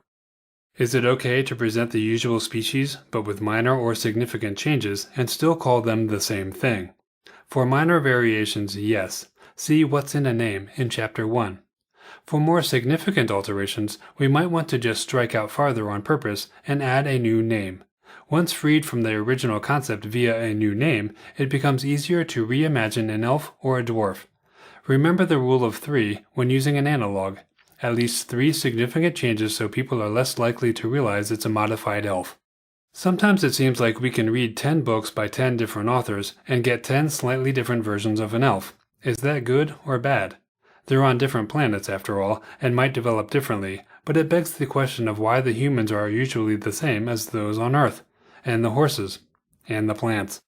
There is an important caveat to species that aren't public domain, like Ents and Hobbits from The Lord of the Rings. We can create a very similar species and then give them a different name. The Treants and Halflings from Dungeons & Dragons come to mind. This has been done for legal reasons, as the original species belong to their creator, Tolkien. We run the risk of legal trouble with this anyway, and it goes against the idea of creating something new, but the option remains. It is arguably best to put our own spin on an analog while renaming it. With enough changes, audiences won't immediately think of a known species. Creating something different. Inventing unique species can help our work stand out, hopefully in a good way, and even invigorate love of the genre for both us and our audience. With so many people using public domain species, there's probably little we can say about them that hasn't been said before. How many authors have used the long lives of elves to comment on how impatient humans can be? There are constraints on us from these species, possibly making us long for our freedom. But there's always safety there, in the comfort of familiarity, and an assurance that if our audience doesn't like our work, the species won't be their reason. There's risk to invention, but reward too. If our species will be alongside public domain ones in our work, comparisons are inevitable. Doing a good job is even more important. The standard species are high quality and set a high bar for us. This chapter is designed to help us get over it. How often the setting will be used. It doesn't make sense to spend many hours developing a species for a short story. We'll never have a chance to reveal much of our work. If we'd like to develop a detailed species anyway, then we should invent for a setting we'll use repeatedly across multiple works. Creating a thinly developed species for shorter works on a single-use world is another good approach, which can work especially well if the species is bizarre and might face resistance from an audience. We might invent a species to tell a specific story, which allows us to tailor our invention to our use. This keeps down unwanted or unneeded invention, but might also restrict us, when freedom is one reason we're creating species. Conversely, we might invent a species first and begin to think of a story idea or ways we can use it. This latter approach might yield more material than intended, but having ideas is never a bad thing. We can end up with multiple stories while retaining the freedom to invent. Regardless of our approach, we shouldn't feel that building a species is a waste of time, because it can take our work to unexpected and great places. Everyone benefits. Scope. How much effort to expend on creating a species will depend on intentions, but there's a range of possibility from extreme world building to hardly any. The minimum. At the least, we must decide on physical appearance and an overall disposition that's shared across members of a species. Such lifeforms are often used as little more than a beast for characters to overcome during their quests. Ogres, orcs, and other henchman types from fantasy are good examples. They seldom talk or do much more than get killed by the heroes. A more benevolent species can also have limited use, like Chewbacca from Star Wars. He's a Wookiee, but in the original 3 films, we never see another Wookiee, though George Lucas may have added more in the background when he altered the films later. That we only saw one Wookiee made Chewbacca synonymous with his species. We had no Wookiees to compare him to, and his personality traits might as well have been the traits of all of them. That he never spoke a word we could understand eliminated cultural, societal, and other issues that minimized the effort needed to create him. He is useful primarily as a constant physical companion who can fight and do things while Han Solo has conversations without the distraction of doing Chewbacca's tasks. It is Harrison Ford's acting talents that make Chewie work as a character. His funny responses to Chewie's nonsensical growls are what really characterize the Wookiee. The same can be said of C-3PO's responses to the unintelligible R2-D2. Despite all of this, Chewbacca works, but this approach arguably succeeds on screen better than on paper due to the inflections, body language, and tone used by the actors. In books, a character or species with such limited use is hard to make memorable. Our characters may forget the character is there or wonder what they're for. The character is little more than a henchman, albeit a positive one. As a side note, Wookiee is capitalized for some reason, but your species or races should not be. That's not a title or proper name. You never see human capitalized unless it's the start of a sentence. One justification for capitalizing is when the name is synonymous with a region. For example, Germans are from Germany, so we capitalize it. Wookiees are from Kashyyyk, so this rule doesn't appear to apply, which just shows you can get away with things like this. Continuing with Star Wars as an example, there are countless other species shown but never named. They are extras on the set, many with compelling appearances, and that is all we experience of them. This works better on screen than on paper. A picture really is worth 1,000 words, which we don't want to waste on a multitude of characters who have minimal impact on our story. The maximum. At the other extreme is a fully developed species, including their habitat, climate, settlement preferences, appearance of head, body, and clothing, their gods, society, languages, customs, history, relationships with other species, supernatural and technology talents and attitudes, and combat skills. It can be easy to go overboard inventing things we might never use, but it can also make a great impression of depth and believability.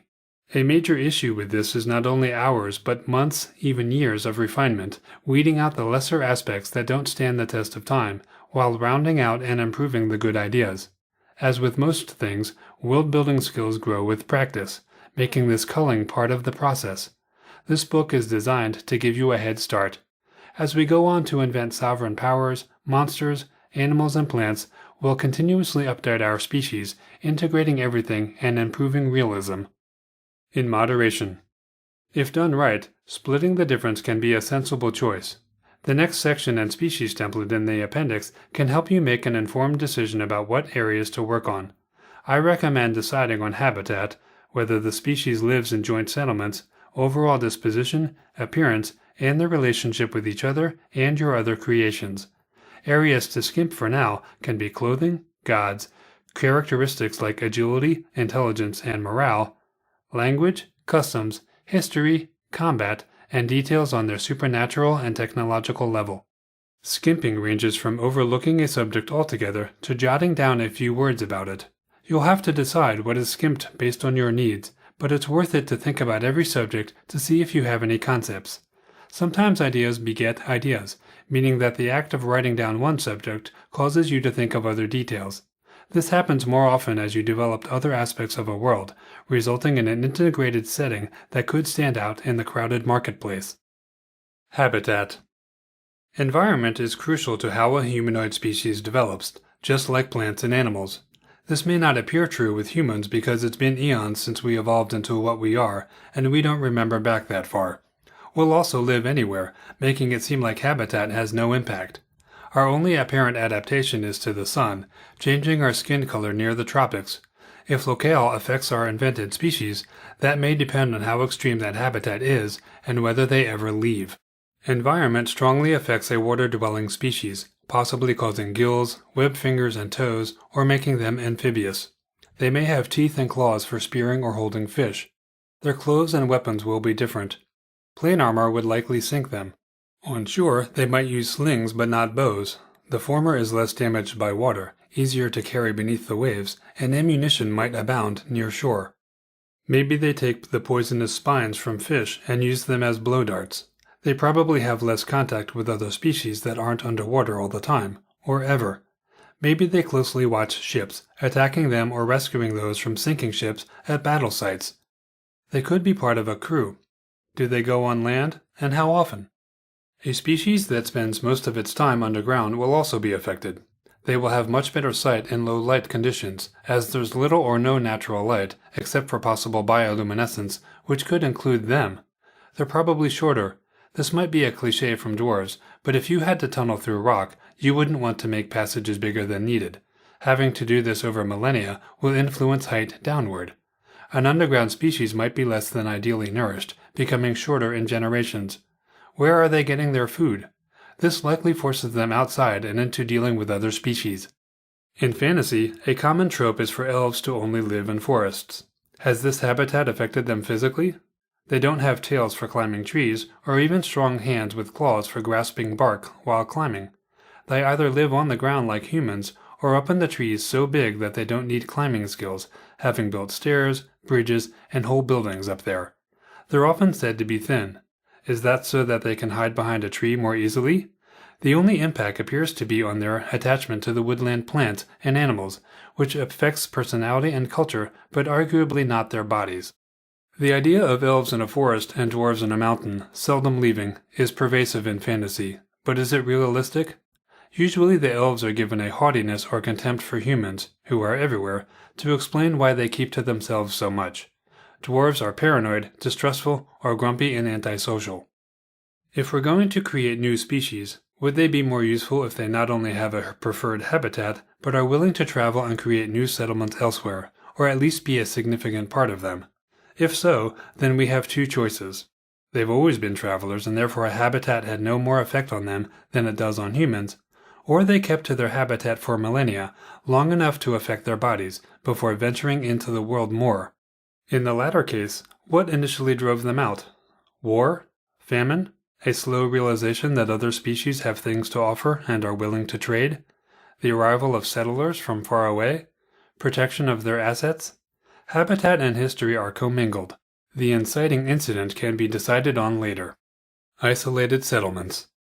Creating Places, The Art of Worldbuilding Volume 2, covers creating actual settlements, but at a high level, consider what cities created by our new species, and only by them, are like. These are traits most of the towns will share.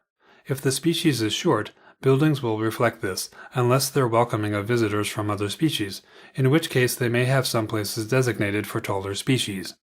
Consider the possible materials that your species builds with: stone, wood, natural cliffs and caves, or a conglomeration of everything.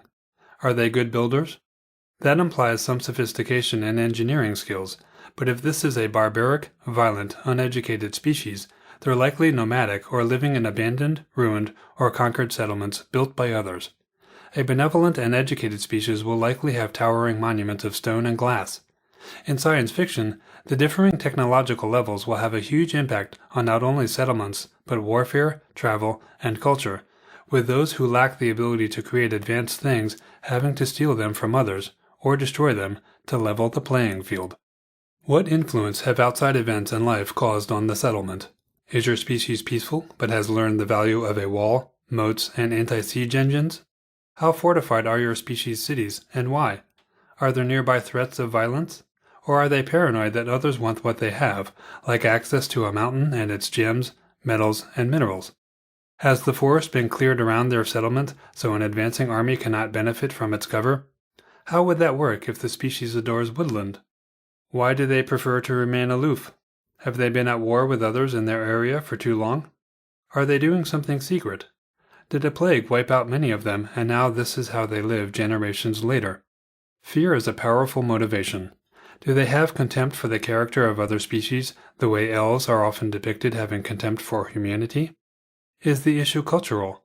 What's the cost of their isolation? Lack of support in wars with other enemies? Lack of access to resources someone else might control? Or are they the ones depriving others of access to something? And why? All of this figures into the cultural and societal decisions we'll make. We may decide that our species has isolated settlements in some areas of the world, but is more integrated in others, in which case the sort of local events mentioned previously are probably behind the differences. There are many more varieties than the seeming de facto isolation common in fantasy. Joint settlements. Enter the joint settlement, one created by multiple species together. Have you noticed the tendency for all cities to be built by humans for humans? The likely cause is human authors writing for a human audience, featuring mostly human main characters. Our species might live there, but it's mostly a human place. Maybe a species has a quarter, like the French Quarter in New Orleans, but that's about it. Perhaps it's more realistic that a settlement starts off as a village built by one species, but as time passes, a nearby species becomes welcome as visitors, merchants, and allies. As the village becomes a town and then city, isn't it likely that more than one species is involved in calling it home, with all the rights that this entails? Sure, there'd be growing pains as two species with different outlooks clash, but it will soon become a joint settlement. There can be resistance on the part of those who founded it, but that's a good source of tension and history, making your world richer. When we add more than 3 species, it becomes harder, in time, for one to be miffed that the community used to be just theirs. It can become a true melting pot. We can gain inspiration here from the cultural strain in the United States between the Europeans who founded the country and minorities or immigrants. This works on a smaller scale like settlements.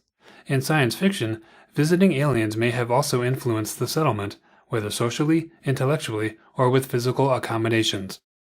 How likely is it that humans are the only ones who've built a city outside of forests and mountains? If we have a bunch of species that are reasonably cooperative, not likely. Animosities can exist and even be more pronounced from sharing a settlement more equally. This can be more interesting than everyone sulking in their preferred habitat and shunning everyone else.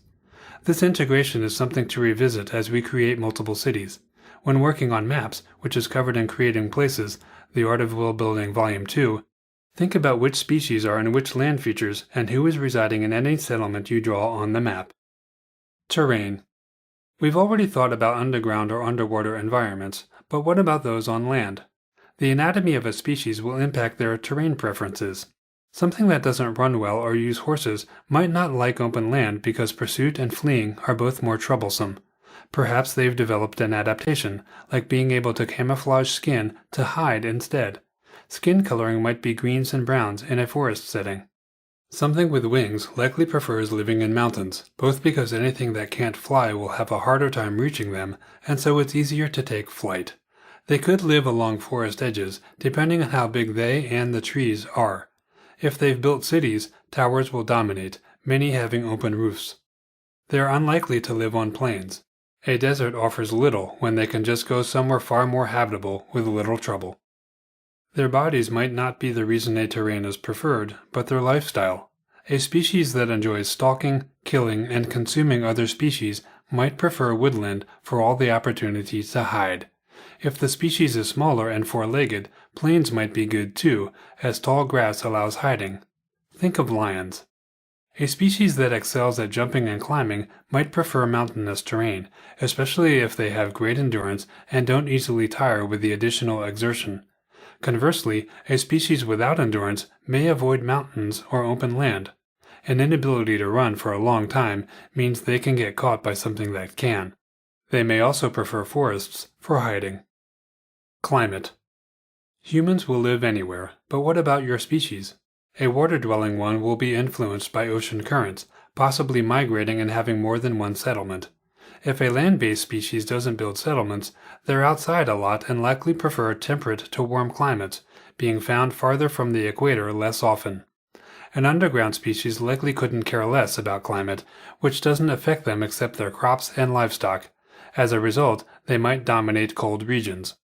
In science fiction, with interplanetary travel, the shipboard environment will be suited to one species' preferred climate, affecting temperature, humidity, and the brightness and even color of light.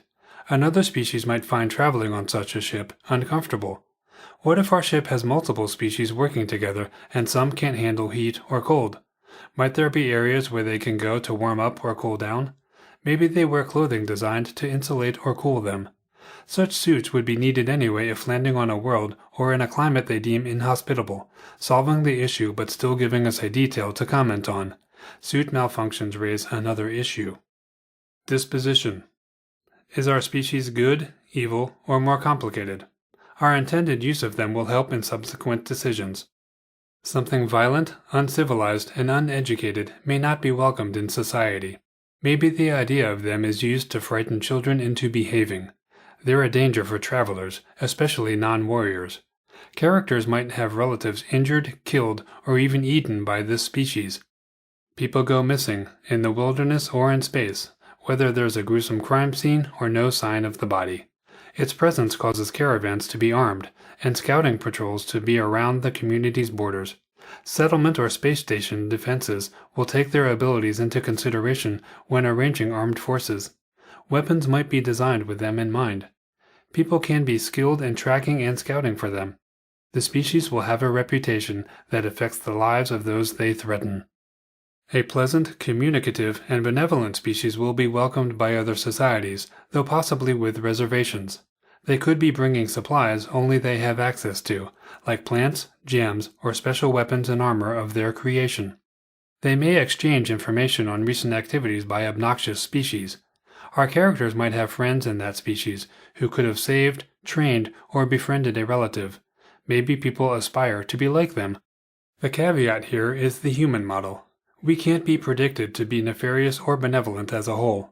Some like to believe mankind is basically good, and while not getting all philosophical about it, this obviously doesn't mean we don't do horrible things to each other and even animals, plants, and the earth. Is our new species more predictable than us, or equally complex? If they have a uniform disposition, is there a reason for this? Did a set of gods with that same disposition create them?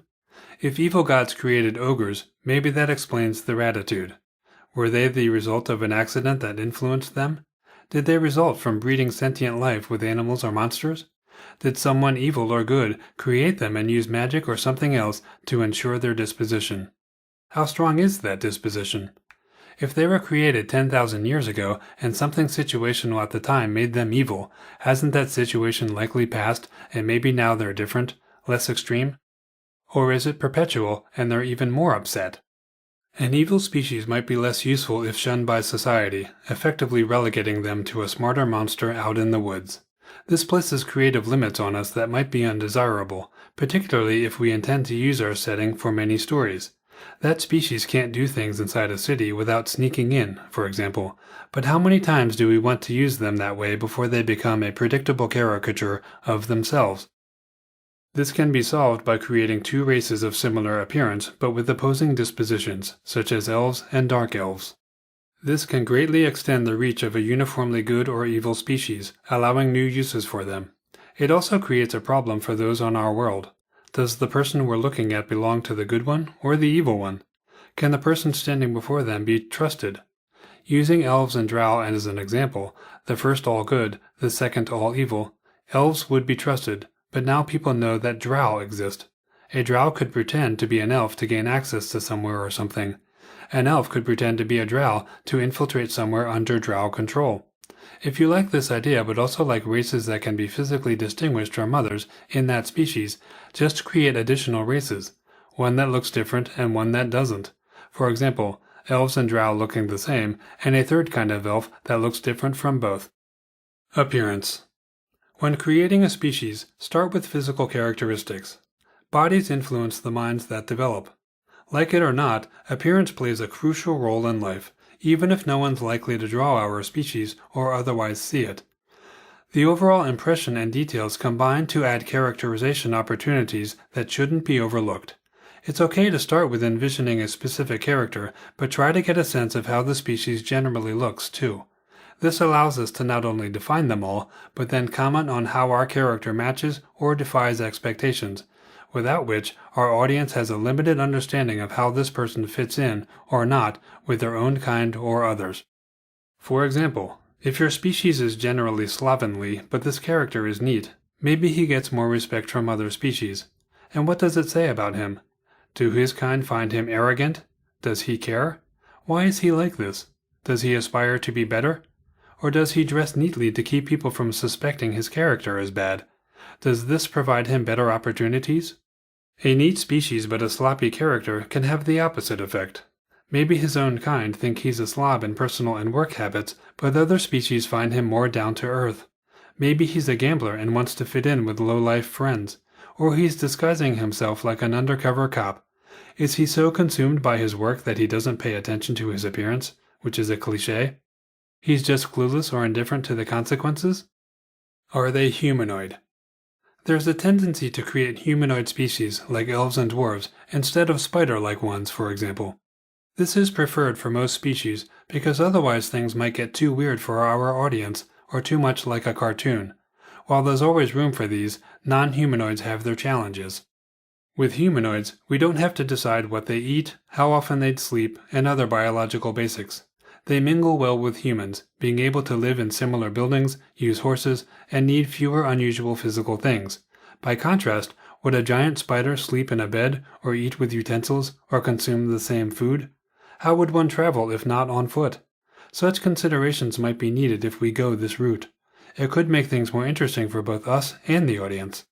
With a non-humanoid, our ability to quickly and skillfully describe them matters because readers have to imagine them, unless we're in a visual medium.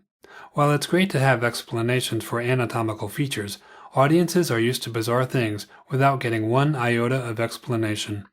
Be forewarned that such creations have a tendency to be monsters, or viewed as one, a subject discussed more in Chapter 5, Creating Monsters. The head. When creating a head, think about every last facial feature, as described next. But when describing a species to an audience, it's often best to comment on the most important features rather than overwhelm with detail. It's even better to do so while describing a character's mood at the moment, as evidenced by the effect of that mood on those features. Humanoid heads. What follows are some features to write about and the options that are easiest to describe with a word that most will recognize. If we have to explain a facial feature too much, maybe it's better to just go with something easier to envision and convey. An example of this problem is the word monolid, because while we've all seen this, we've likely never heard the word. Other names can be used in our files but not in our writing because they're of Earth origin, like Roman nose or Cupid's bow, unless Earth figures in our work. We'd need another name, but then no one will know what we're talking about and we'll have to describe it. To see images of many features discussed next, do an internet search. Face and jawline. Round, oval, square, heart-shaped. The brow. Prominent, often caused by deep-set eyes, or shallow, also known as monolid. Eyebrows. Rounded, arched, and to what degree, and monobrow. Eyes. Rounded, slanted, deep-set, up or downturned at the outside corner, wide or close-set, hooded as if hidden behind overhanging eyelids, protruding, the opposite of hooded, and monolid, the opposite of deep-set, where the brow appears less prominent, as in some Asians. The iris. Describe typical colors and whether the shape is a vertical or horizontal slit, round, a cat's eye, or crescent. Cheekbones. These are either high, sunken, or low, which is average and not typically mentioned. Nose. Straight, long and wide, like blacks, hawkish, snub, thin and pointed, bulbous, upturned, aquiline, broad with large nostrils, and the basic large nose. Mouth. Average, wide, small, full or thin lips, sometimes each is different, or a Cupid's bow that is either rounded, pointed, or absent. Teeth. Straight, crooked, missing, stained, pointed, serrated, poisonous, tiny, large, and multiple rows like a shark. Chin. Protruding, cleft, thin and pointing, round, square, jutting, receding, as in there's almost no chin, and long, which often points forward. If you can't draw, then your decisions may look different than you intended when someone like an artist you hire assembles them into a face. There are various games, such as Wii, or online tools that allow you to create a character or avatar that looks like you. You can experiment with these face generators to give you a head start on this. A quick Google search for face avatar generators turned up these free online programs I experimented with. Number 1. Pimp the Face. http://www.pimptheface.com/create. Number 2. Face Your Manga. http://www.faceyourmanga.com. Face Your Manga allowed me to generate several images in a few fun minutes of poking around. While I wouldn't use it in my work, it gives me a good reference image in my files and can be handed to an artist to draw something similar. Non-humanoid heads. The heads of non-humanoids can be based on animals or invented from scratch, but you'll want an understanding of why a feature exists or it might not make sense. In a monster, an explanation isn't necessary. After all, the creepiness of things that don't make sense are part of why it's a monster. The bizarre and nonsensical frightens. The bar is set higher for a species. We needn't ever explain it, but having the species use the feature in a way that makes it clear there's a rationale behind it helps us. For example, sharks have jaws that can distend for a wider bite, with rows of replaceable, serrated teeth for ripping meat. If our species also eats something raw and with high fat content, then it might have this as well. If it eats a different prey, then it won't.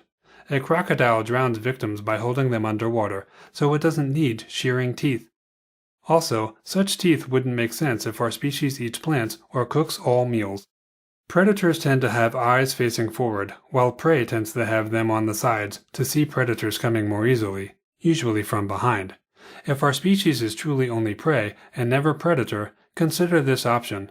Prey also tend to have ears that can independently swivel, but a hunter might also have this skill. A wet nose is designed to catch particles for dissolving and smelling, so if we say our species has a great sense of smell but don't say they have a wet nose, that's less believable, though most people won't know that. The body. Humanoids. If our species is humanoid, our body design work is largely done. Areas needing description are mostly those of overall size, height, mass, and fitness standards. The prevalence of facial hair on males and the average cleanliness of all genders can also characterize them, but these are partly cultural too, and result from behaviors. A species that does messy work, like farming, might become less careful about cleanliness to the point that their slovenly appearance characterizes them. Deciding on some bodily issues can come before or after we form an impression of world view. Females will be different from males in usually minor ways. Human females are more feminine than males, hence the word, but we can reverse this, making the females brutish and the males delicate. This will benefit from a good reason. Do females wear jewelry or otherwise try to appear more attractive to males? Or is the species too brutish for that? Is mating like humans, or do females go into heat like animals? Is there a mating season? Much of this is cultural. Standards of beauty have changed in human history, with larger women having been seen as better bearers of children long ago, but now thinner women are all the rage. So how are the females? Is it the women who pursue the males, who must try to attract them? And if so, what effect does this have on both genders physically? Making a humanoid body different from those of humans in more than superficial ways involves thinking about other aspects of their lives. Size and mass influence not just strength and endurance, but capabilities. A species with hands that are much larger or smaller than humans will have trouble wielding weapons or using tools designed for us. If they aren't sophisticated enough to invent their own, then is someone creating these for them? Do they just steal the items? Or do they capture people with the know-how to make them, then force these slaves to do that work? Size also affects relationships with enemies and allies. If our species is 3 feet tall, do they just run away from something over 6 feet tall, or do they swarm while attacking? Have they developed great endurance from all that running, or are they just faster than everything and then good at hiding? Being encumbered by possessions makes running harder, so do they travel light? Does another taller species protect them? Is there a flying species who knows this running species will drop everything and flee, so they follow along, hoping to pick up the discarded items like carrion birds circling a battlefield? If they're larger than everyone, are they fearless? Is that overconfidence that can be used against them? In science fiction in particular, many aliens have skin like reptiles, not only with scales, but similar coloring. This should have a biological basis, such as protection from the elements or predators. Making their skin poisonous is another option, which can introduce some cultural issues. They'd need to avoid touching humans, for example, and might be wearing gloves or other gear to protect others. Non-humanoid. If our species is non-humanoid, basing it on an animal can help realize its body and avoid something unintentionally silly. Gigantism is an option but is arguably the least interesting because it's a run-of-the-mill creature except for its size. If we also modify our analog, this is more attractive. Combining features of animals and humanoids is benefited by having some understanding of why an animal has a feature, so we can decide if it makes sense for our species. If our species has a tail, what do they use it for? A weapon is a good answer. That suggests protecting their rear, but that they might also be a predator and prey. Is the tail long enough to strike forward? Can that tail sting? How venomous is it? How fast-acting is the poison? If it's designed to use against those with weapon skills and not just animals, a poison would be fast-acting to neutralize a threat quickly, even if it sedates instead of kills. All of this is true of poisonous teeth and claws. Research every feature to see why it exists. Why do turtles have shells? Why don't snakes have legs? Tails are often for climbing, but clearly that's not true for a horse. Horns and tusks are used for fighting and even digging in dirt. Coloring may be for camouflage or warning. Wings are obviously for flight, but there are flightless birds, so understand why that happens before inventing one. They typically exist on an island that has no predators, so creating a flightless bird that lives amid many predators doesn't make sense unless it has developed another way of surviving, one that rendered their wings less important. Not only will a little research turn up useful info to make our creations better, but it can give us other ideas and enrich our life as we understand more of the world around us. The uniformity issue. Will our species be able to masquerade as another? A giant spider can't put on a cloak and sneak into a city as if it's a human, unless it can shapeshift. A 7-foot species can't pretend they're a 3-foot humanoid. The reverse is also true, though 2 small ones can stand on each other's shoulders and wear a cloak, but you get the idea. Any 2 species that are similar in appearance, like elves and humans, can try to disguise themselves as the other species, but the more dissimilar they are, the more we deprive ourselves of this option. Decide if you'd like this ability in your work. Is our species so hostile to others that they aren't allowed in settlements? This reduces them to something few will encounter unless traveling, as our adventurers are likely to do. Would it be more useful if they can be accepted in society too? If that conflicts with your intention, you like them nasty, we can still achieve this by creating a more benevolent race of them. We'll want a justification for the race, such as the gods created them to counter the existence of the evil species. The opposite problem can arise. A species so good that no one fears or distrusts them. Where's the fun in that? If we create a corrupted race of them that looks the same, people won't always be sure which one they're dealing with. How would this corrupted version originate? A spell, an accident of technology or the supernatural, or they're cursed by someone or something? Does anyone want to fix them, and how do they feel about that idea? Clothing. Typical clothing helps round out appearance and the impression our species creates. Assuming they can acquire clothes made for them, how do they usually dress? Sloppy or refined? Oversized or tailored? Bright colors or drab? Playfully or seriously? Is there a clothing item associated with them, such as a hat type, scarf, sash, or stylized tunic? How decorated is their attire? Are they inclined to wear symbols of their settlement? Do they have pride in such things? Even if they go naked, that tells us something about habitat and a likely uninhibited worldview. They might have free sexuality. While some associate nudity with sex, this isn't really the case and our species might fit or defy that characterization. Nudity might scandalize more prudish species and form part of their view of each other. The prudes thinking that these guys are sexed up, even if they're not, and these guys thinking the prudes need to lighten up. Such things can provide opportunities to comment on human ideas about sexuality and nudity, enriching our world. Do they make clothing, or are they incapable of such industry?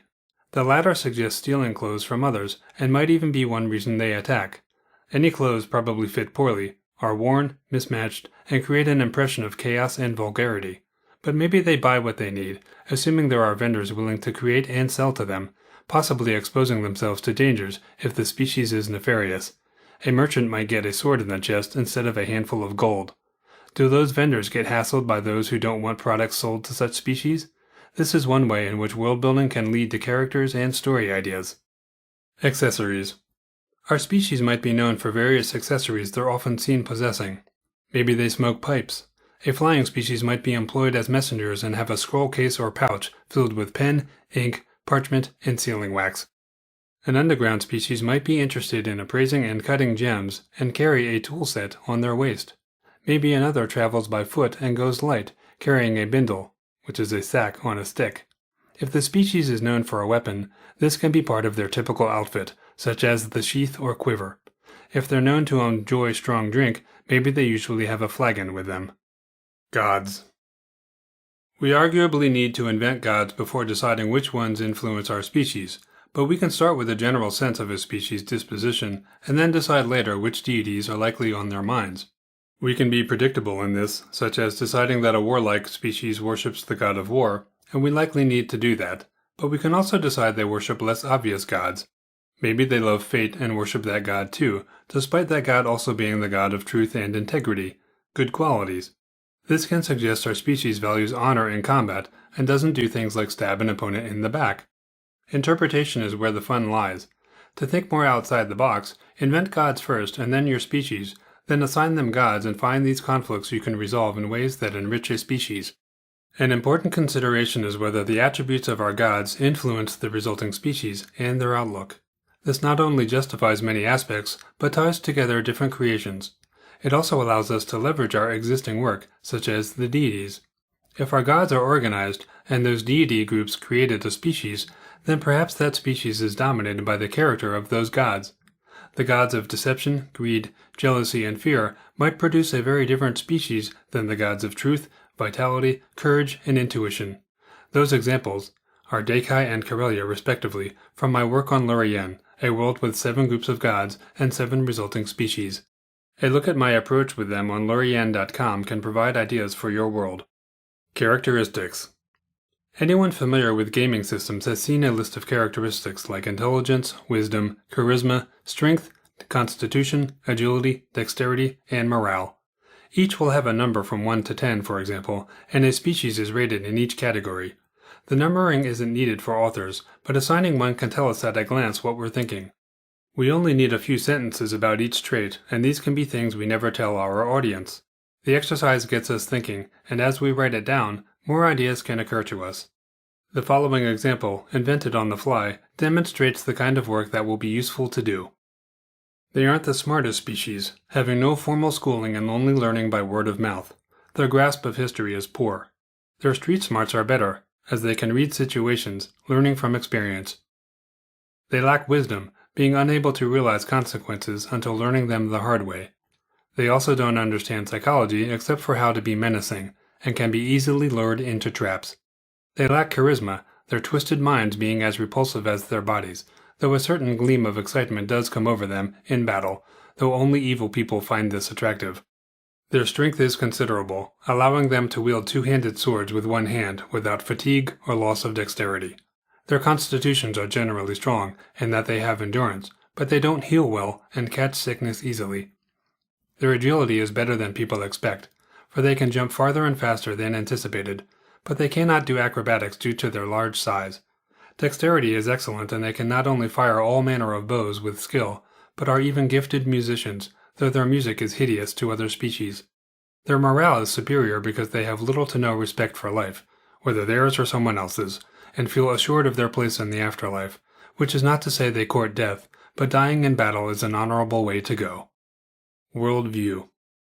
One challenge of creating humanoid species is that there's only one here on Earth, and we tend to conceptualize invented ones that aren't much different from us.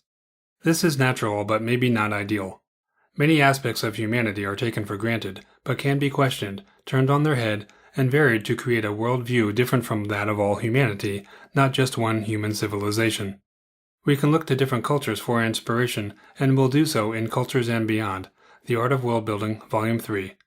If we want to comment on human assumptions, this affords us a great opportunity, especially when human characters on our world encounter our species. It's been noted that fantasy in particular tends to be based on a European model of civilization. The humans are seemingly transplanted from Britain. To create a different worldview, we should avoid having characters react in ways that are identical to humans. While that's a storytelling issue, its roots lie in species conception, or lack thereof. If we accept that humans are prone to jealousy, and that's how we envision a human character reacting, this can be fine, but if we give an identical reaction to a species that's supposed to be different, this seems like a poor concept. We should question stereotypical reactions of humanity, and possibly not give them to our characters at all, not to mention characters of different species. A good example of this is Spock from Star Trek. He reacts differently than the human crew members to almost everything. It often drives shipmates crazy. He gets misunderstood, some calling him arrogant, cold, or worse. It hurts his badly suppressed feelings. It's as much a species class as a cultural one. The judgmental aspect of humanity goes on full display as they vilify a guy they're trying to make sense of, making the human failing of trying to understand another species in human terms. Decide what your species is like in broad terms. How do they view themselves versus other species? What is their imagined place in the world? Do they disagree with it? Are they peaceful or a threat to be reckoned with? Do they keep to themselves or travel extensively, and why? What is their reputation? Do they jump to conclusions? Do they react emotionally? Do they trust emotion more than logic, which is viewed with suspicion? Do they take offense at stupid things or overlook them? For all of these things, are they worse or better about it than us? Try not to just make them the same because you haven't thought about it. Make a list of all the stupid aspects of humanity that you've experienced or witnessed, even if it's just in a story, and then figure out how your species would react instead. Here's an example of the sort of things you might want to write. Diadans see other species as weak, both physically and in their ability to pursue and realize goals. This has made them disdainful and snobby. Worse, it makes them routinely conquer other species in a belief that it's their job to lead other species to a better life. An unarmed Diadan is a dead one, they're proud of saying, as they're always prepared for battle and put up terrible fuss if a city has an ordinance against openly carrying weapons, in which case they'll surrender theirs only because more are hidden on them. They disrespect ideas that go against their own. They practice a good offense is the best defense. Most other species find them pushy, warlike, and confrontational. They seldom have friends among other species, and humans in particular are thought to be evil, for lack of a better word, if keeping company with Diadan. Society. What kinds of government does the species typically have? Monarchies, dictatorships, or republics? These are discussed more in Creating Places, The Art of Worldbuilding Volume 2, but those are three of the big ones that can imply levels of sophistication and concern with what we would call human rights. A society where people can vote government officials in and out of office is markedly different from one where people are executed for dissension. Get a feel for this now and flesh it out later. Each of these sovereign power types has varieties we'll examine more in Volume 2. Does the species marry? Do they ever divorce? Their religion might forbid or allow this. There was a time on Earth when the former was expected quite young, and the latter almost never happened. We can assign one pair of viewpoints to one species and the reverse to another. Having a reason is always a plus, and in a world where the armed conflict is common, war can be that justification for either. Are big families the norm, or does no one care much about their family? Perhaps they're more like animals in that young are born, raised a few years, and then go on their way, never reuniting. Maybe a child is reared by the whole community, and they honor their parents but don't live with them for long. Or maybe they never move out and a home and a business is passed down generation after generation. In modern times, some parts of the world allow gay marriage, but what about our species' typical society? Is it okay, a crime, or somewhere in between?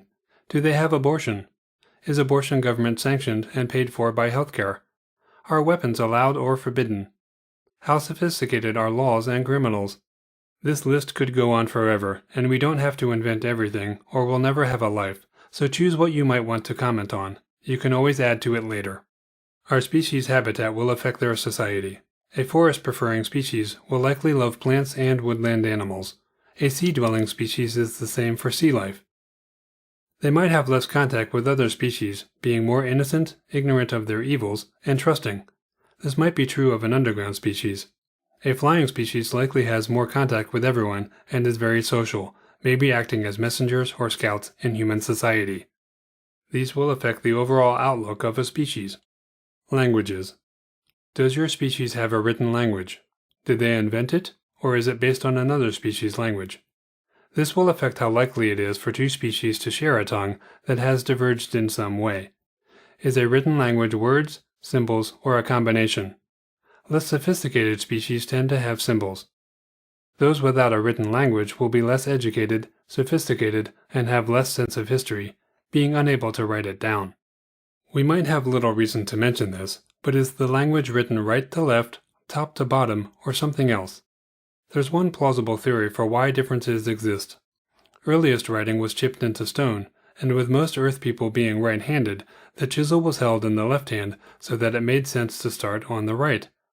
When writing on parchment or something similar was introduced, going right to left increased the chance of smudging the writing, so left to right took over. But it's just a theory. Can they speak, read, or write other languages? Which ones, and to what degree of fluency?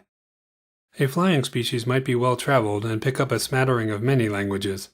A species that seldom goes anywhere, like elves or mountain dwarves, might not care about becoming bilingual, or they might learn a common tongue in distaste. They could pride themselves on their ignorance. Regionally, one population of a species might be different from another in many ways, including languages. In science fiction, the use of universal translators has rendered this subject less important. It's a practical matter for film and TV shows to reduce or eliminate the need for subtitles and invented languages. Authors don't have this issue as much. The universal aspect of this doesn't need to be taken literally, as there can and likely should be languages that such a device hasn't been programmed with yet. This is truer for stories where characters are entering seemingly unexplored areas of the cosmos, as anywhere within explored areas is likely included already. These devices are not typically shown as being able to scan text and translate it, but they would likely have the technology. Our characters may have picked up the ability to read a few key words or symbols in other tongues, but with universal translators abounding, they would have little reason to learn to speak or understand one. Regardless of what we decide, we can always have such a device fail, be lost, or be destroyed so that our characters are reduced to the old-fashioned way of trying to understand an unknown language, with great difficulty. Is there a common tongue most species can speak if not read and write? If so, where did that language originate? In Creating Places, The Art of Worldbuilding Volume 2, we'll look into creating sovereign powers. That will be a good time to invent an empire, which is a disparate group of sovereign powers united under one power that focuses cultural changes on other, previously independent ones. The name of the empire might also be the name of the language that becomes the common tongue, at least in that region or continent. For example, Antarian is the common tongue of my world, Lorien, named as much for the defunct empire of Antaria as for the continent Antaria where all life originated. The language is that of the humans. Cultures and Beyond, The Art of Worldbuilding Volume 3, looks into whether you should create a language, and how. Customs. Inventing customs, or leveraging Earth analogs, can help bring a species to life. Greetings, farewells, dining, and spiritual habits are all good subjects that will figure in our storytelling. Differences between this species and others can cause a misunderstanding, which has often been done in the Star Trek universe to the point of being a cliché, but it still affords us a chance to question human assumptions, which can in turn enlighten our audience. This is an opportunity to explore other options than those we've grown up with. Actual customs can include shaking hands, holding doors for people, and ceremonies about birth, death, burial, weddings, and divorce. In a warlike story, soldiers might have customs regarding leaving their family, starting service, going into battle, mourning a comrade, and bringing a body home. Religion almost always has a number of customs associated with it. This subject will be revisited in more depth in Cultures and Beyond. History.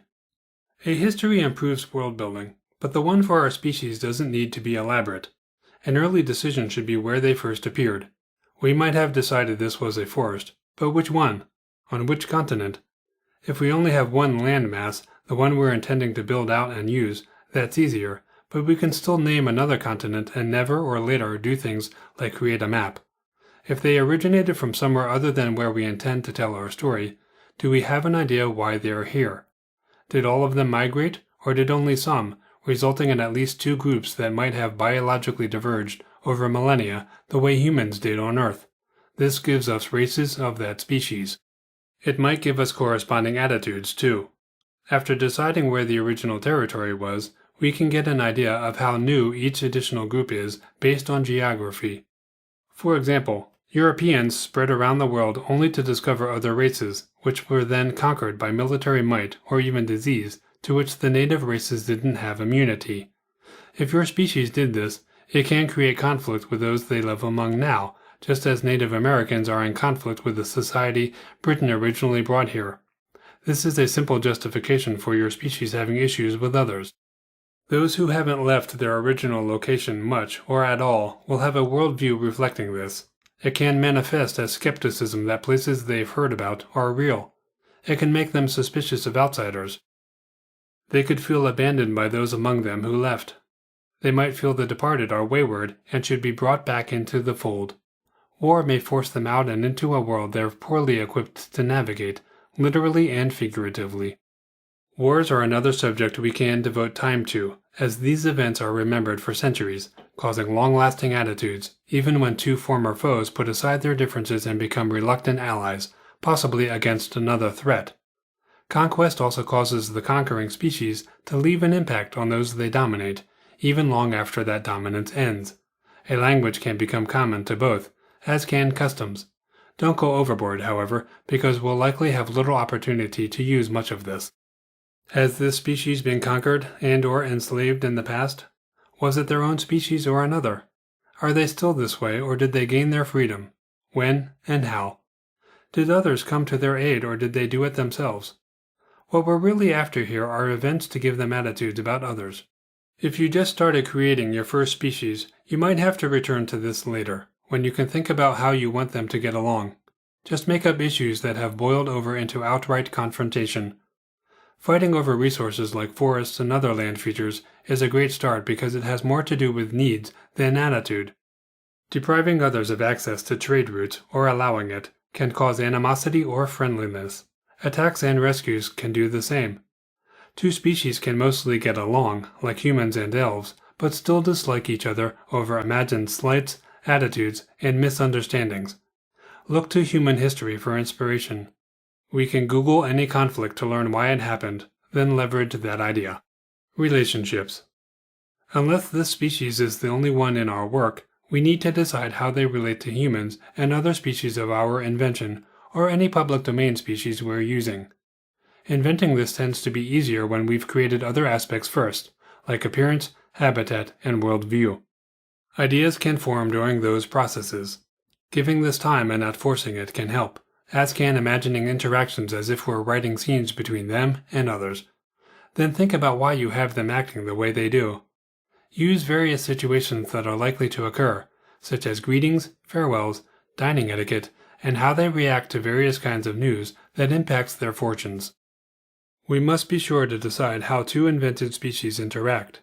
Using elves and dwarves as examples, it's easy to fall prey to deciding how humans get along with elves and dwarves, but not deciding how elves and dwarves get along with each other. A single paragraph is often enough to get started. We're looking for high-level ideas. Anything more detailed can arise when creating stories. Are they enemies? Friends? And why? Are there legendary battles or animosities? Treaties? Are they allies now, but some among them have bad blood? Every species should have opinions and prejudice about others, and humans should feel or think something stereotypical, because we do that. There should be classic misunderstandings. Some of our characters should exemplify these ideas, while others rise above them. It adds conflict and dimension. We can start with Earth analogs. Is it normal for one to smash furniture on hearing bad news? Punch a wall? Or react stoically as if nothing has occurred? While these have nothing to do with relationships, the way others perceive them is certainly affected, and in turn impacts relationships. If our species literally kills messengers, others aren't going to send them, for example, unless wanting to get rid of someone that way. More to the point, the species would be seen as temperamental by others, and this will change how people deal with them. Reputations are born of such things. Human commentary. A well-done species can allow the author to make commentary about humans, which in turn helps our audience relate to our work. We can craft our species to do this. Feel we're dishonest? Make your species honest. Think we jump to conclusions? Make your species slow and deliberate in its evaluations to the point that it bugs humans. If you think humans are faithful to gods, create a species that is quick to turn its back on gods if not answered, making us look good by comparison. Maybe our species doesn't understand the concept of property and just takes other people's stuff like it's no big deal, and we accuse them of being thieves. Any social or cultural expectation of ours can be turned on its head, an opposite expectation given to another species to cause conflict with not only humans, but other species. Supernatural. If our world has the supernatural, we should decide our species' relationship with it. First, we'll need to decide how prevalent these forces are. This is covered in more detail in Cultures and Beyond, The Art of Worldbuilding Volume 3.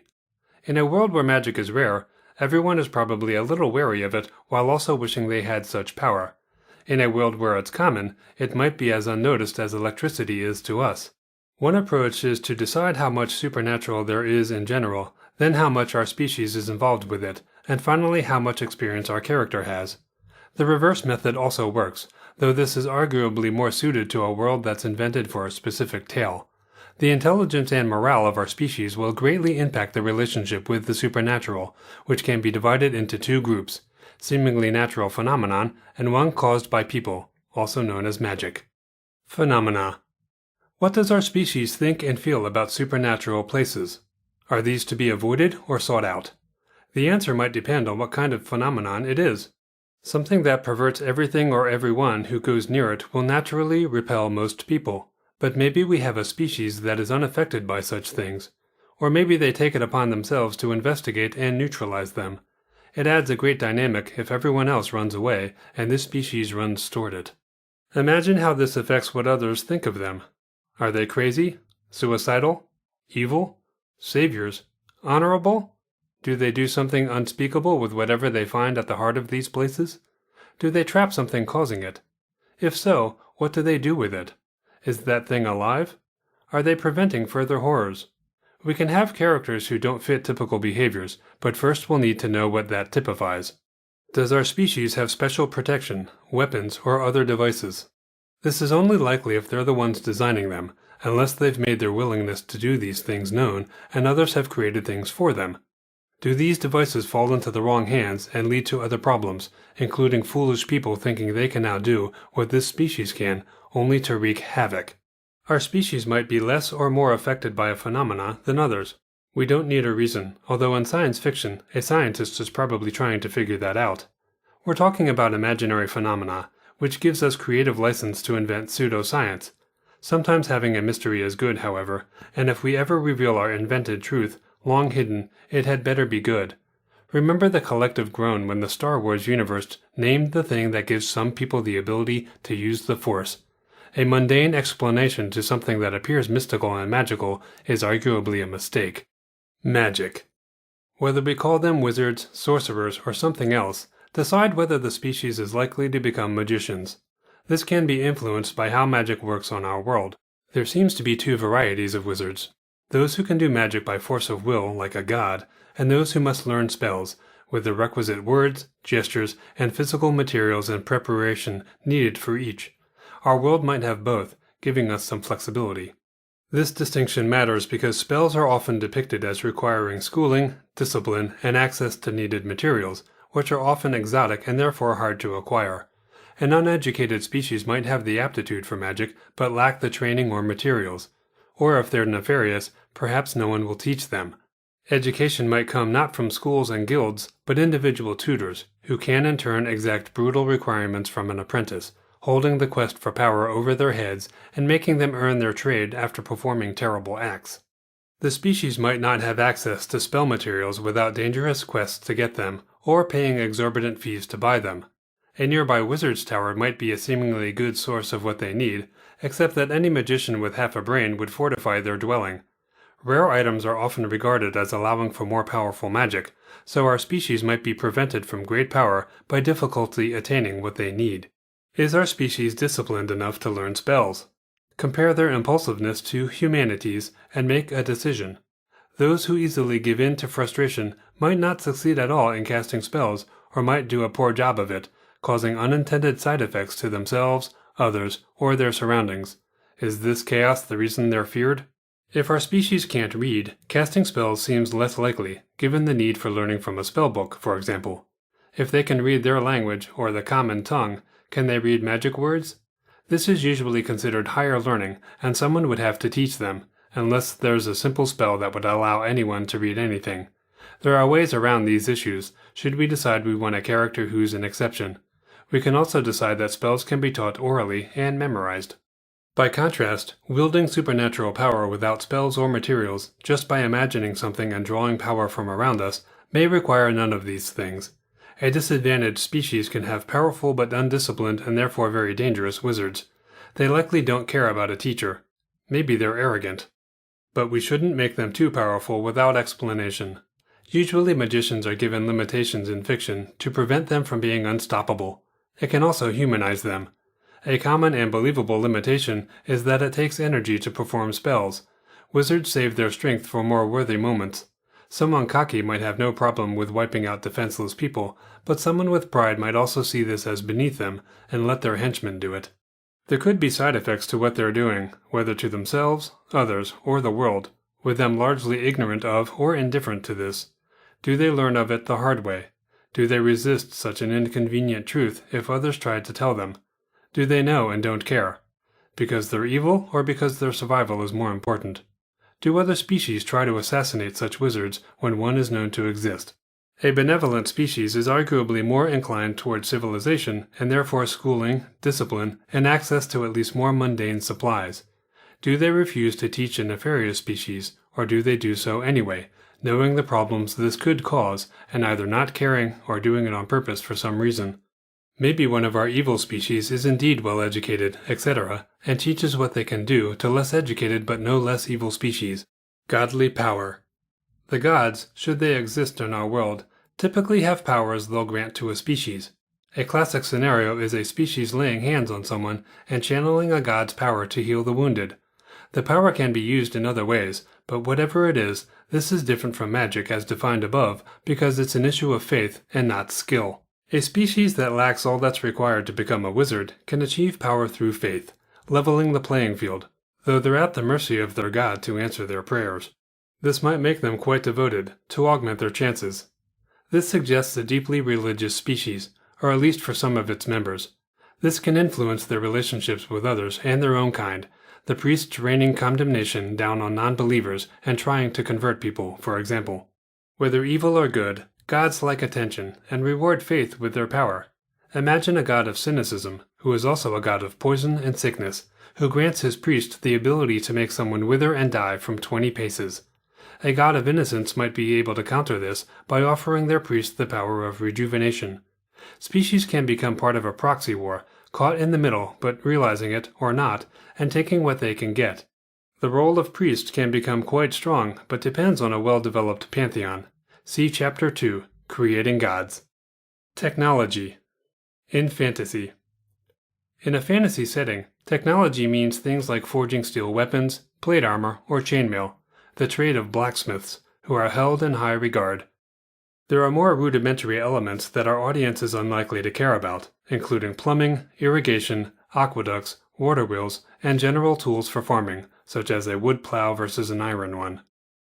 These are generally assumed to exist, but the question here is whether our new species is capable of such industry. Do they have architects smart enough to build structures that withstand storms and earthquakes? Can they build fortifications? Is the technological level enough to create more sanitary living conditions? If not, they'll have to go without, live among those who do, or get these things by other means, whether stealing, buying, or conquering. They might have allies who will agree to trade and train them in how to achieve something on their own. In science fiction. In sci-fi, we think of technology as being far in advance of our own on Earth, not the sort of rudiments mentioned under the previous section. Is our species able to design and build machines of any kind, not to mention something far beyond current human capacity? This requires intelligence, education and infrastructure for mining, refinement, chemistry, and more. Do we envision that they're chemists, engineers, and physicists? If not, they must steal everything, with it being more likely that they'll steal an entire ship, for example, rather than the parts to assemble one. This would be true of most if not all other technologies. Can we assume that some of these intellectual capacities and skills, like engineering, are needed to operate machines? That depends on our goal. Creators often grant spaceships advanced artificial intelligence that takes care of many functions. This gives a less than brilliant species far more opportunities, just as a gun allows a child to kill a samurai. Do the builders of these machines account for that and require more intelligence to operate something, or biometric security?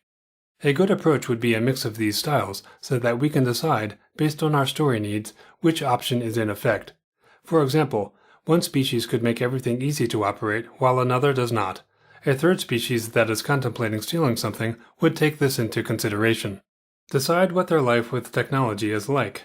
An ignorant and uneducated species can enjoy life in space even if they're not in command, because every spaceship needs janitors, for example. This subservient position is something to keep in mind because it greatly broadens opportunities for them. While they might be in unenviable positions, they can still get around, and there's the mutiny idea of such a species taking over despite their limited technological skills. Maybe they bribe ship's officers into helping them. With some ingenuity, we can find a way to empower a weaker species. Maybe our species steals or captures ships and is smart enough to operate but not maintain them. If something goes wrong, the crew might be stranded. Are they known for having to send out distress calls over this? It would likely get them captured and arrested, but they probably know all about this problem and travel in pairs, for example, the still functional ship rescuing the other's crew before everyone flees. They might also set traps, taking over a ship that comes to help them, whether they really need that help or were just setting someone up. More advanced species will be the ones inventing technology and trying to safeguard it. They'll be the victims of ruses by those species who can't create these things.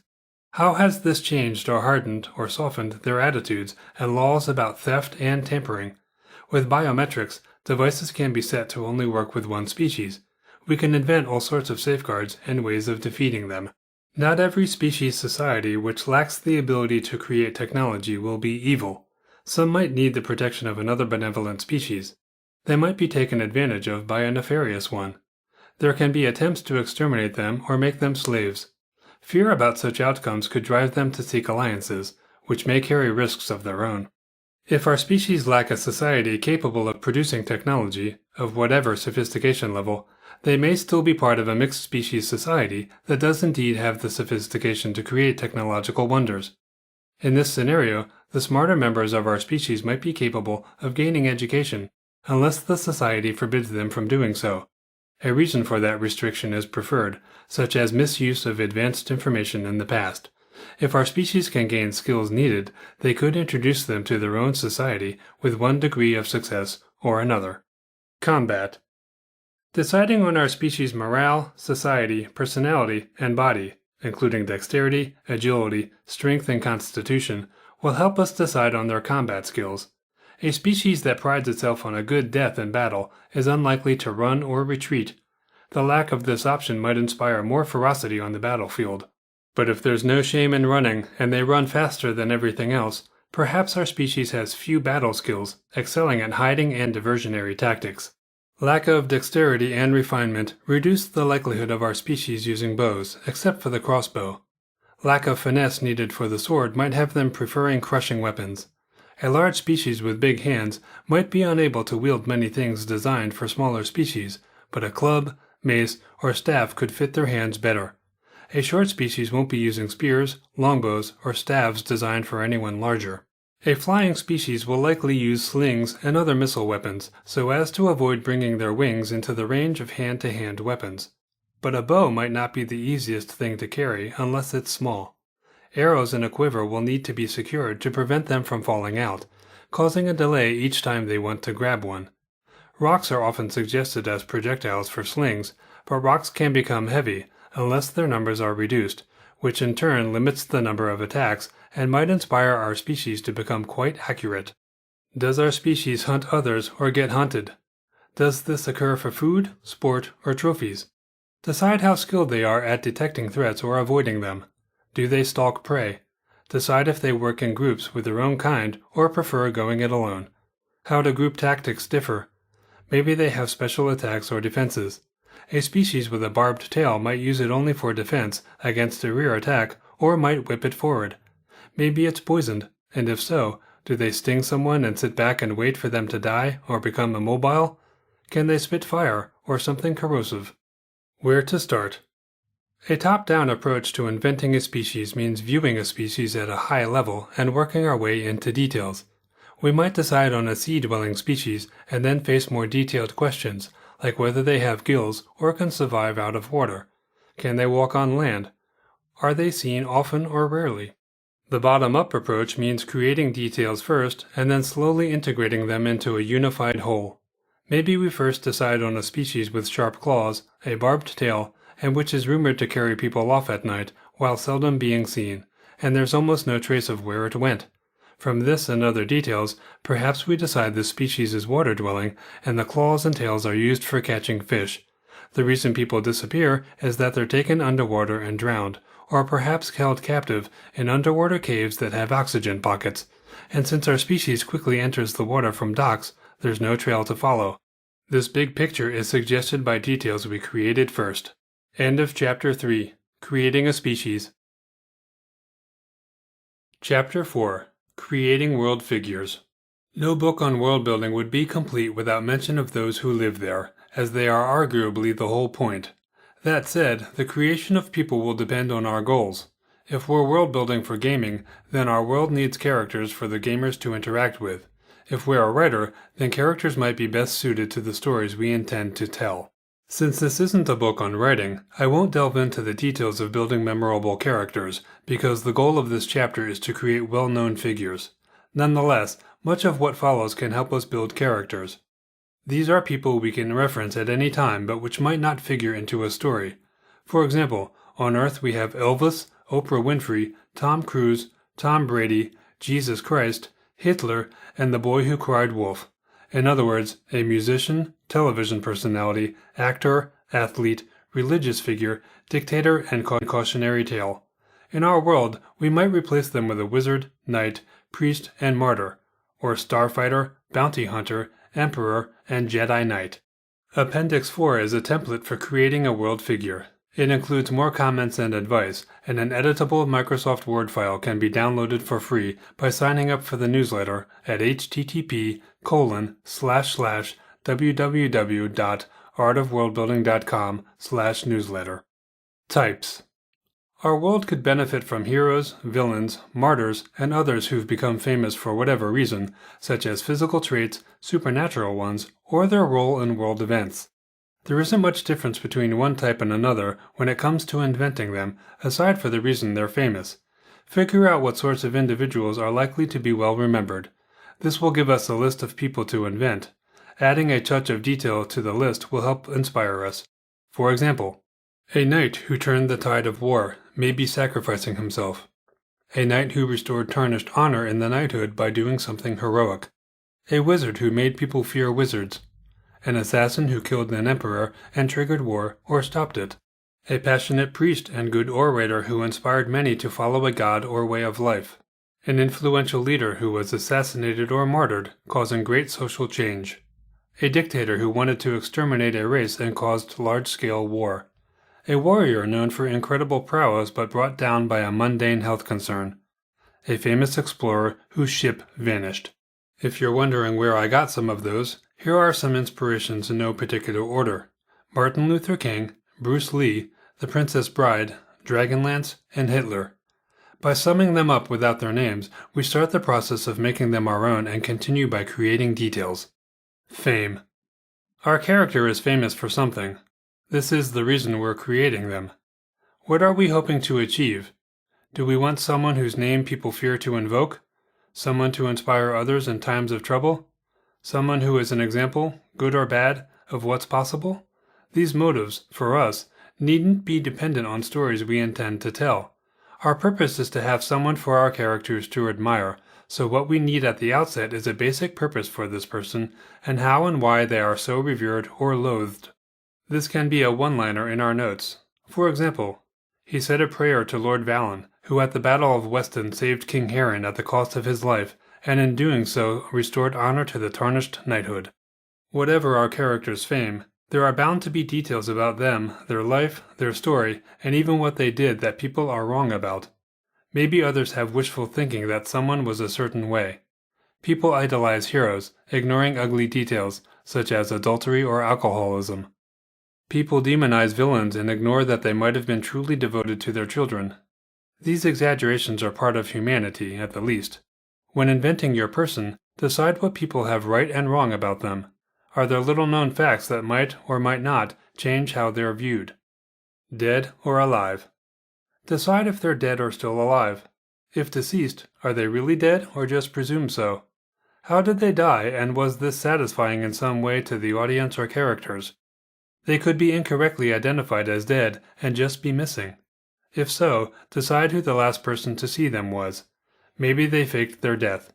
We should have a reason and decide on the circumstances of that. What will cause them to return? Are they imprisoned, and is that known or not? If jailed or exiled, decide where, for how long, and why. The prison may have special properties or a unique location. How do they feel about being jailed? In other words, is it justified and do they agree? Maybe there's a release date everyone's worried about and preparing for. Have people become complacent about the threat that this person poses so that they're easy prey when he returns without warning? If the character is still alive, are they retired in old age or out and about still doing things to add to that fame? Are they okay with that fame or hiding from it? Does anyone think they're past their prime? And how does our person feel about being viewed that way? Do they resent it or agree, perhaps sheepishly? Our world has history, and some if not most of these figures will be long gone, or at least thought to be. Immortality, or the near equivalent, gives us options. Characters we'll never use except as a reference don't need much development, so when filling out the template in the appendix, don't spend too much time on each section. It's living people that benefit from more thought. We might decide someone is too much fun and we'll keep them around, changing their status to living. But this can cause a problem if we've tied the events of their life to the events of our world history and can't change it, but we can always write a story set in the past. Possessions. A hero or villain with cool stuff excites the imagination. Who doesn't like Jedi Knights with lightsabers from Star Wars, or albino weaklings with a sword that devours souls and transfers the victim's energy to the wielder, like in Elric of Melnibone, or a warrior with a fierce bird that would devour lesser men but obeys him, like Tarl Cabot of the Gore series. Run-of-the-mill items are nothing to get excited over and won't become famous and are probably not what we're looking for here.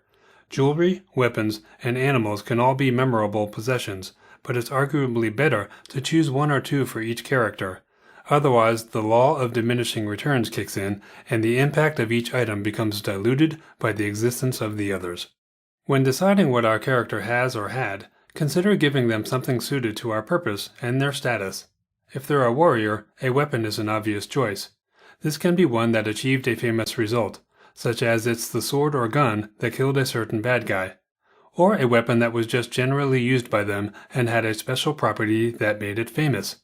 Maybe the weapon was altered in some way, either a piece removed or something added to alter its functionality, power, or speed. Armor is less exciting, and armor that saved our character makes them a little weak. We like people who save themselves, but it might allow them to enter something like a supernatural phenomenon no one else could enter, for example. But if the armor became cursed, or was all along, that's better, especially if it's still around on our world, or believed destroyed, but isn't. What if the armor compelled them to do dangerous missions, as if it had a mind of its own? This is one way to meld a famous character with a famous item. An item they are always seen with can also acquire a mythic reputation. A wizard's staff comes to mind, as does any outfit they typically wear or an item they use on their adventures. Something small like a ring is unlikely to capture much attention unless it has a giant diamond in it, for example. A necklace or belt are progressively more likely to get noticed, as is anything worn on the head. Broken items are another area of interest. Can it be put back together? Some or all of the pieces might be lost. Decide who broke it, why and when, what led to this, and the aftermath. Was there a defeated hero or villain, a chaotic artifact, or an explosion, one that created a monster? How did our character acquire this item? Maybe it was found on an adventure, bestowed, or forged specifically for them. It could be standard equipment that just has a fearsome reputation. Have they ever lost it, and if so, with what consequences? Did they recover it?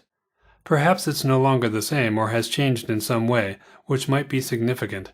It could still be usable or dangerous in the wrong kind of way now. They may keep the altered item out of loyalty.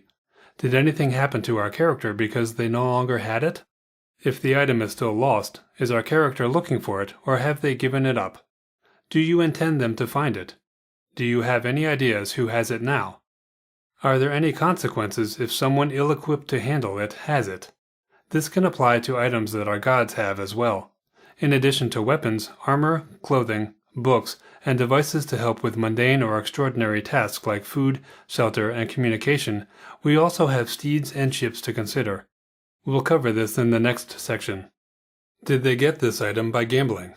Maybe it was a trade deal, such as someone selling it without having any idea of its true value, which was then discovered by our character. The possession could have been the result of a quest our character went on specifically to find it. Do others covet the item, causing our character to need to protect it? Either way, in a world with thousands of years of history, there are plenty of interesting items to be found, and which no longer belong to their original owner. This goes up exponentially across multiple planets. We might want to figure out who created the item. Did our character do it themselves? This is more likely if they're a wizard or engineer. We can also create a history for this item, making its way through multiple hands, possibly causing problems along the way, most famously with our character. Steeds and ships.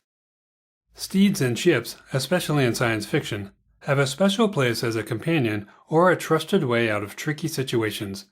Audiences can become attached to them, like the Millennium Falcon of Star Wars, and that's what we want. Find a way to give it personality, which generally starts with a good name. If this is an animal, the way to make an audience care about it is to make the animal seem to care about our character, such as coming to the rescue, being loyal, and following orders, even showing initiative. Just like with dogs, we admire an animal loyal to a person, plus one who can be counted on. Sometimes having the animal injured, and the character to be upset about that, allows us to care too. There is probably at least one famous dragon, horse, or enormous bird on your world, if they exist at all. Ships have personality, even if they're the non-artificial intelligence man-of-war type of our Earth past. This has to do with characterization, and other characters assigning traits to an inanimate object, so this might be harder to do in a video game. The more people consider it their home, the more personal a ship becomes. A great name is a huge benefit here and must not be overlooked. With artificial intelligence, ships can be a step up from fantasy. Sense of humor and banter go a long way with making an audience like the AI. If that AI is not perfect, making mistakes or being too invasive with unwanted body scans, for example, this humanizes them and can add humor. We can treat an AI as if it's a human or other species, but with limitations on understanding emotions or physical impacts of a body on one's state of mind, disposition, and attitude. In other words, maybe they don't understand our character as well as they think. An AI can also be corrupted or be taken over by outsiders, and while obvious, it's still a good idea provided our version is done well. Talking ships are not the same as talking swords, too. We can get away with this one, whereas an audience will skewer us for a talking sword. The creation of artificial intelligence is covered in Cultures and Beyond, The Art of Worldbuilding, Volume 3. Relationships. When creating a world figure, their relationships may not be that important to us if we'll do little more than have a character name drop their hero. This can be an area to skimp on until later, if ever, but should we decide to invent their relationships, this section may help. Some people are famous for who they kept company with, including who their enemies were. Family. Parents, siblings, lovers, and children, and extended family all provide benefit or add risk to heroes and villains alike, so decide who is in our character's life. Or what happened to those people if gone? Did family die first, breaking our character's spirit? Or did family outlive him and mourn our dead character, possibly wanting revenge on a killer or responsible party? One of those mourners might even be more interesting than the person we started creating. A family of evildoers can be a lot of fun. A family of heroes can make us root for the lot of them. A family with both is even better. If they have children, do they know about all of them? It's a cliché to have an unknown child turn up, so you might want to avoid that. Television shows, especially soap operas, desperate for a surprise twist, have ruined that. The unknown sibling is equally cheesy, so if we're going that route, make it good, interesting, and plausible. After all, it actually does happen, but we might want to only do that once in our entire writing career. If we need to introduce someone later, it's better to admit our character knew that that person existed and it just didn't come up in a story due to irrelevance before now. Try to avoid playing the unknown relative card. Has our villain been disavowed by relatives? This might be some or all of them. Some relatives might offer safe harbor at the risk of being cast out by the rest, or punished by society. What's in it for them to risk this? Perhaps they truly love our villain and feel they can save him one day. A mother who can't give up on her baby, now an adult, is overdone but understandable. Less common is a mother who has turned on their child. Potent emotions can be the reason our villain went bad in the first place. Then there's our hero, who might wish to make family proud, but whose actions have put family members in harm's way. Heroes have powerful enemies, and there's no telling what some will do to family. Has our hero hidden children or a lover to protect them? Do the protected ones chafe at this? What kind of stress has arisen between our hero and family due to this? Has anyone died despite our hero's attempts to protect them? And what effect did this have on them? Are they guilt-ridden? Did they quit and let the evil they swore to stop go unchallenged, letting it win? And if so, what did it do to our hero? Destroy him? Is he a drunk now, unable to take all the guilt? Will he be redeemed one day? Are the children old enough to have a life of their own and cause trouble for their hero parent in other ways, as only teenagers can? This raises a final point that is often overlooked. There are descendants of this person. Maybe one of our story's characters is that descendant, whether one generation later or dozens. If other characters know that, it can be something they want to downplay. These relatives may have changed their name or done something to hide their association, and this may have worked for most people but not fooled everyone, possibly with consequences down the road. A common idea is of a deceased relative coming back from the grave to inhabit the body of a relative, so be clever if going that familiar route. The species. Since our character is famous, he's likely famous outside of his own species. With each species having a different world view, each might view this person differently. A hero to some will be a villain to others. Be sure to think about this to give your character added dimension. While elves and dwarves might view the character positively, each might have gripes about it. By contrast, ogres and goblins might view the individual as evil, but again have slightly different issues with them. While creating deeds for our character, keep in mind that they may have run into conflict with one or more species while undertaking a mission. This can range from obvious encounters with ogres, for example, to enthusiastic help from elves and grudging aid from the dwarves. Or the latter could have been openly hostile to what they wanted to do, not allowing our character to enter their lands, forcing him to take the long way around, for example. Make sure everything wasn't easy for them, or there won't be a reason they're famous. History. Origins, demise, and in between. While we don't need every last detail of where a character came from, it helps to know their original continent at the least, and preferably a kingdom too. The latter might wait until we've invented more and decided on the governments and quality of life there, as discussed in detail in Creating Places, The Art of Worldbuilding, Volume 2. Decide whether they still live there, have taken up residence elsewhere, or became a wanderer. Create a quick reason for their choice, which may have been influenced by family concerns, such as keeping relatives safe by going far away and lying about origins. Or if the government made life horrible for people, they might have left. Or maybe life was wonderful and they left to help those less fortunate.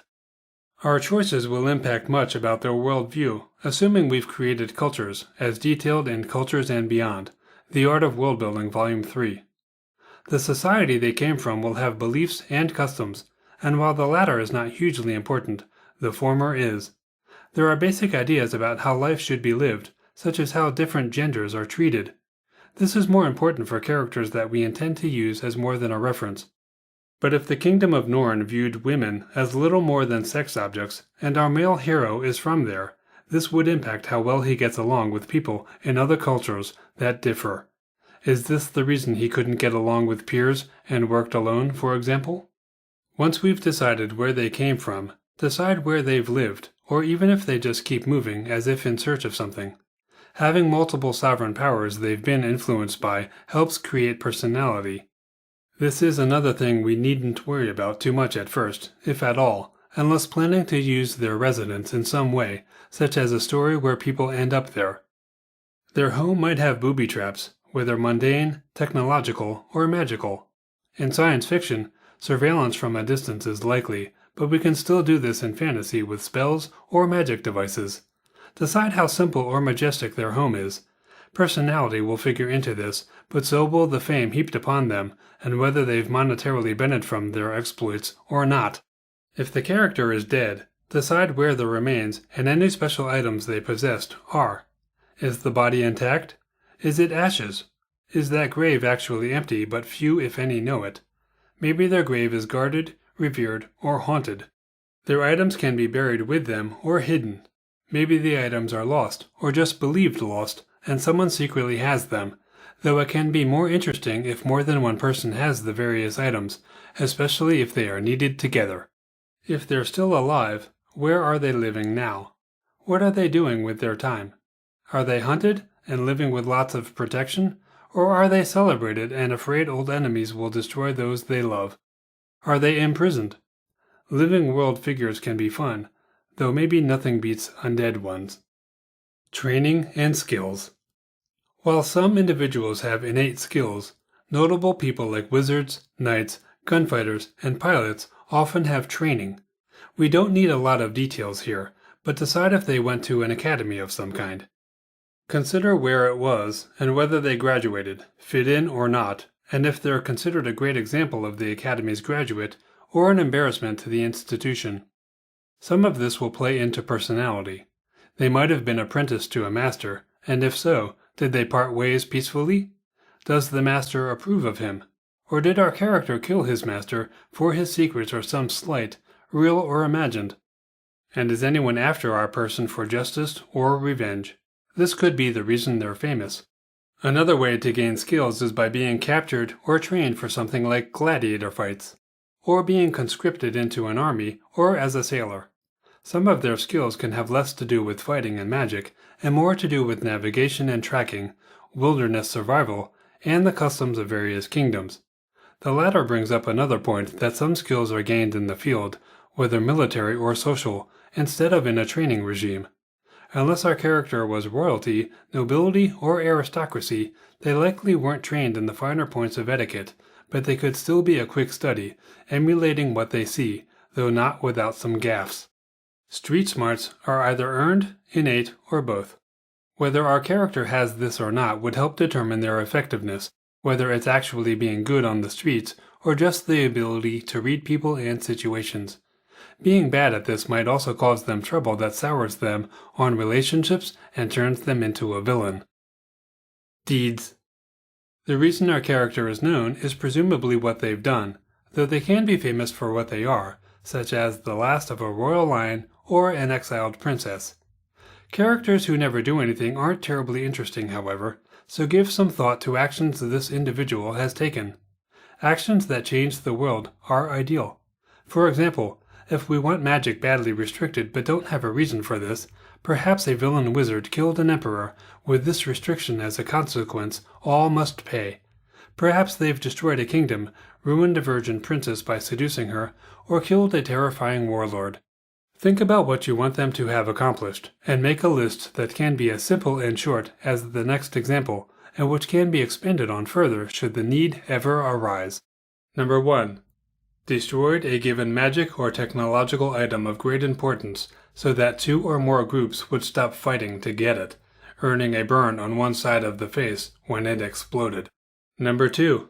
Invaded a given kingdom and turned the tide of power so that the kingdom fell. Number 3. Recovered a lost weapon which they became known for wielding. Number 4. As ship captain, destroyed a fleet and turned the tide of war. Where to start? The first fundamental decision is what type of person are we inventing, good or evil? While it's true that some will consider a person one way, while others consider them another, it's easier for us to decide on one to start with, and decide later how enemies might view them. We should also decide their profession, such as knight, warrior, priest, or ruler. This will determine their capabilities and how far they travel, plus their influence. Next, we should decide what we're hoping to achieve with this person. Remember that they aren't necessarily a character we'll use in a prominent way. We can do that later, of course, but someone whose existence influenced the world and its inhabitants. The deeds for which they became famous are often central to this, so focus on what they've done. Another major decision is how long ago they lived and died, or whether they're still alive. Other items can be saved for last, including possessions, steeds, ships, family, relationships, origins, and training. End of Chapter 4. Creating World Figures. Chapter 5. Creating Monsters. A world with monsters is arguably more entertaining than one without. Appendix 4 is a template for creating one.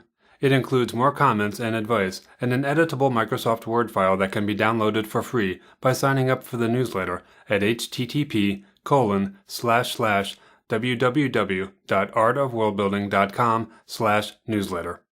Defining monster. We all know what a monster is, but since we might be creating species and animals too, let's be clear. The term implies something harmful, unnatural, and morally objectionable, whether there's a physical deformity or psychological one. Monsters aren't real, of course, and are created by storytellers, usually to depict or highlight some of the above, sometimes as a warning.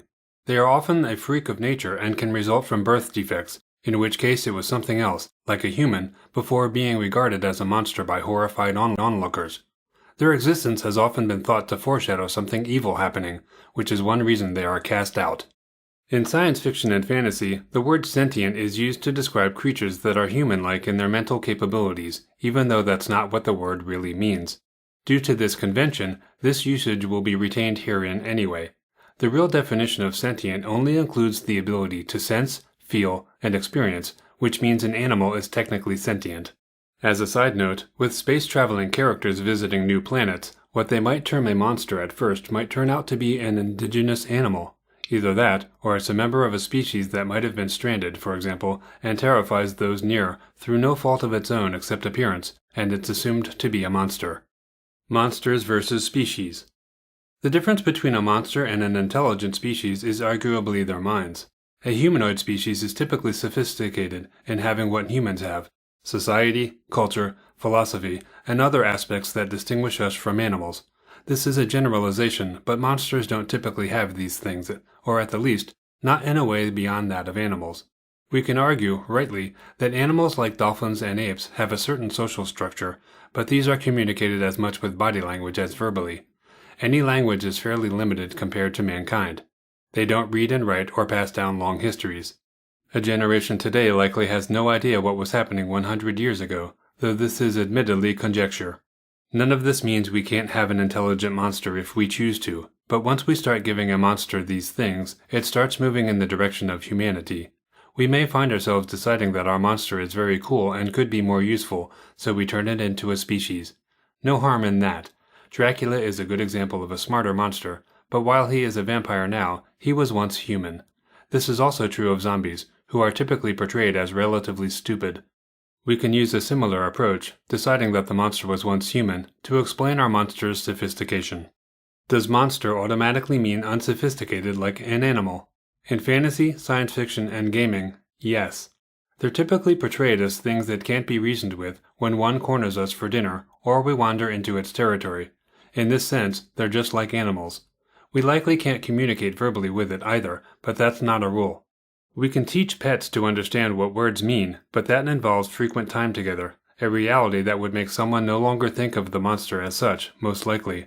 This raises the idea of most people thinking it's a monster, but one person having befriended it, which has been done with children's stories. Monsters versus animals. A major difference between monsters and animals is numbers. Just about every monster we've heard of was a one-off, meaning only one existed. The reason is the aforementioned purpose in a story, to teach a specific lesson that didn't require more of them, and because they are abnormal, which by definition means uncommon. This is not to say that we can't have more than one. Zombies and vampires are a good example, but in both cases, these originated from humans and we don't generally consider them monsters, even if they're monstrous. In a film series like Aliens, we have what appears to be a monster but which is really an animal. Why? Numbers. If we have more than one, can we still call it a monster? Sure, though creature might be a better term, but if we read the definition of that, it means animal. Does our audience care about definitions? Probably not. Either way, the existence of two or more identical monsters benefits from a good explanation, such as both of them being created at the same time as in a laboratory accident. One accident could cause 20 different monsters, not 20 of one type, which are capable of reproducing and then being considered animals.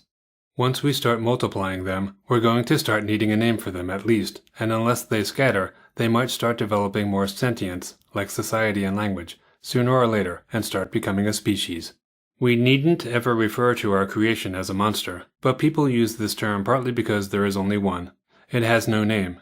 It's an it, as well, not a he or she, even if it appears to have a known gender. No one knows what to call it, unless it's been nearby a long time and someone gave it a nickname that stuck. In the book Frankenstein, the monster has no name, but because promo efforts for the movie use the monster prominently, people often think its name is Frankenstein when that's really the doctor's name. Origins. We needn't tell our audience where the monster came from originally, and in gaming it's arguably irrelevant, but the thought exercise can make the result more interesting. The first question should be whether it exists on purpose or by accident. Accidental monsters.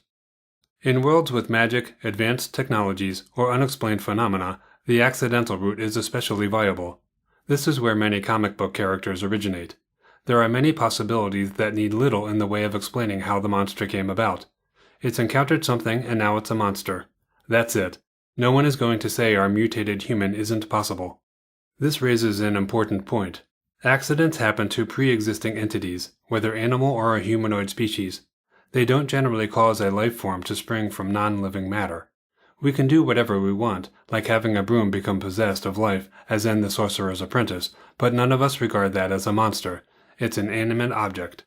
This also suggests that plants can become monsters, even if we don't usually refer to them that way. But monster implies the ability to interact and to change location, not an inanimate object rooted to the ground. After all, a monster that can't change location typically isn't particularly terrifying. We could just stay out of its reach or wall it up if desired. Maybe it can move but is tied to its lair, literally or figuratively, for some reason we'd want to reveal. Then again, maybe it has telekinetic powers and can influence people over a wide area, messing with their minds so that they have hallucinations, the most important of those being hiding its true whereabouts, or tricking people into coming near enough to become food, like the sirens of Greek mythology. The accidental route means our monster having some intelligence is more feasible, if it was once human or another sentient species. Years or even decades in this mutated state could have rendered that intelligence muted, or the incident could have immediately rendered it dumber, or vastly smarter. Someone caught in an accident has one advantage: our sympathy. They're a monster now, but maybe once it was a good person with a family, one it wishes to see but is afraid to visit. It might either scare them or something worse, like feel a desire to eat them, because that's what they do as a monster now, having poor impulse control. The monster may recall their past life and be hostile precisely because that old life is gone. This gives it motivation, discussed more next. Who caused it? We'll need to decide who and or what caused the accident. Readers want to know such things once one is mentioned. Science fiction offers countless ways for this to happen, from alien weapons, physics gone awry, chemical experiments, or space phenomena. In fantasy, magic, otherworldly creatures, or other supernatural elements are likely sources. Not all accidents just happen. Some are the result of whatever pursuit someone had, such as trying to manipulate matter or subdue forces. This is a good chance to dream up a scenario that led to the accident. We may have a story to tell as a result. Other characters crop up. Maybe our monster is the one behind the accident but blames someone else. Another option is for someone to have been purposely exposed to something that is intended to kill them, but which results in a monster instead. Then there's the innocent bystander or even a hero who meant to stop an atrocity but is now a monster. Monsters by design. Some monsters might have been created on purpose, from something already alive or something inanimate. The latter suggests great power behind its creation, such as a wizard or god, both found in fantasy but often not in science fiction. This suggests that fantasy can get away with monsters that are farther removed from humans and animals than science fiction, where mutation of pre-existing life is more likely. But there's nothing that says technology, if it's advanced enough, can't create life from nothing. Either way, our monster by design likely has a purpose. It's possible someone was experimenting with creating life, like Dr. Frankenstein. But that's been done, which is not to say that we can't do it too, but we should strive for a fresh angle if we do. Maybe the monster's creation was successful and it's here for a reason, such as guarding something, or terrorizing villages at a wizard's beckoning, which suggests story ideas.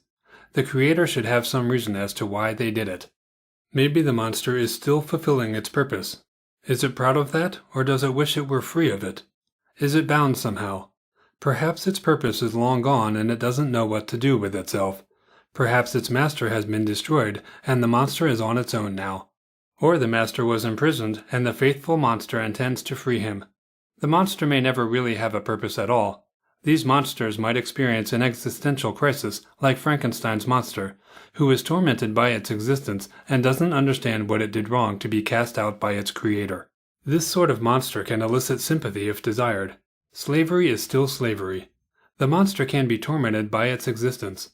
Maybe it will even welcome death at the hands of those seeking to slay it, but maybe it fears that others want to capture it, and so it must fight back. There's always the monster that's content with being one, which is probably more likely with a monster created on purpose than with a monster created by accident.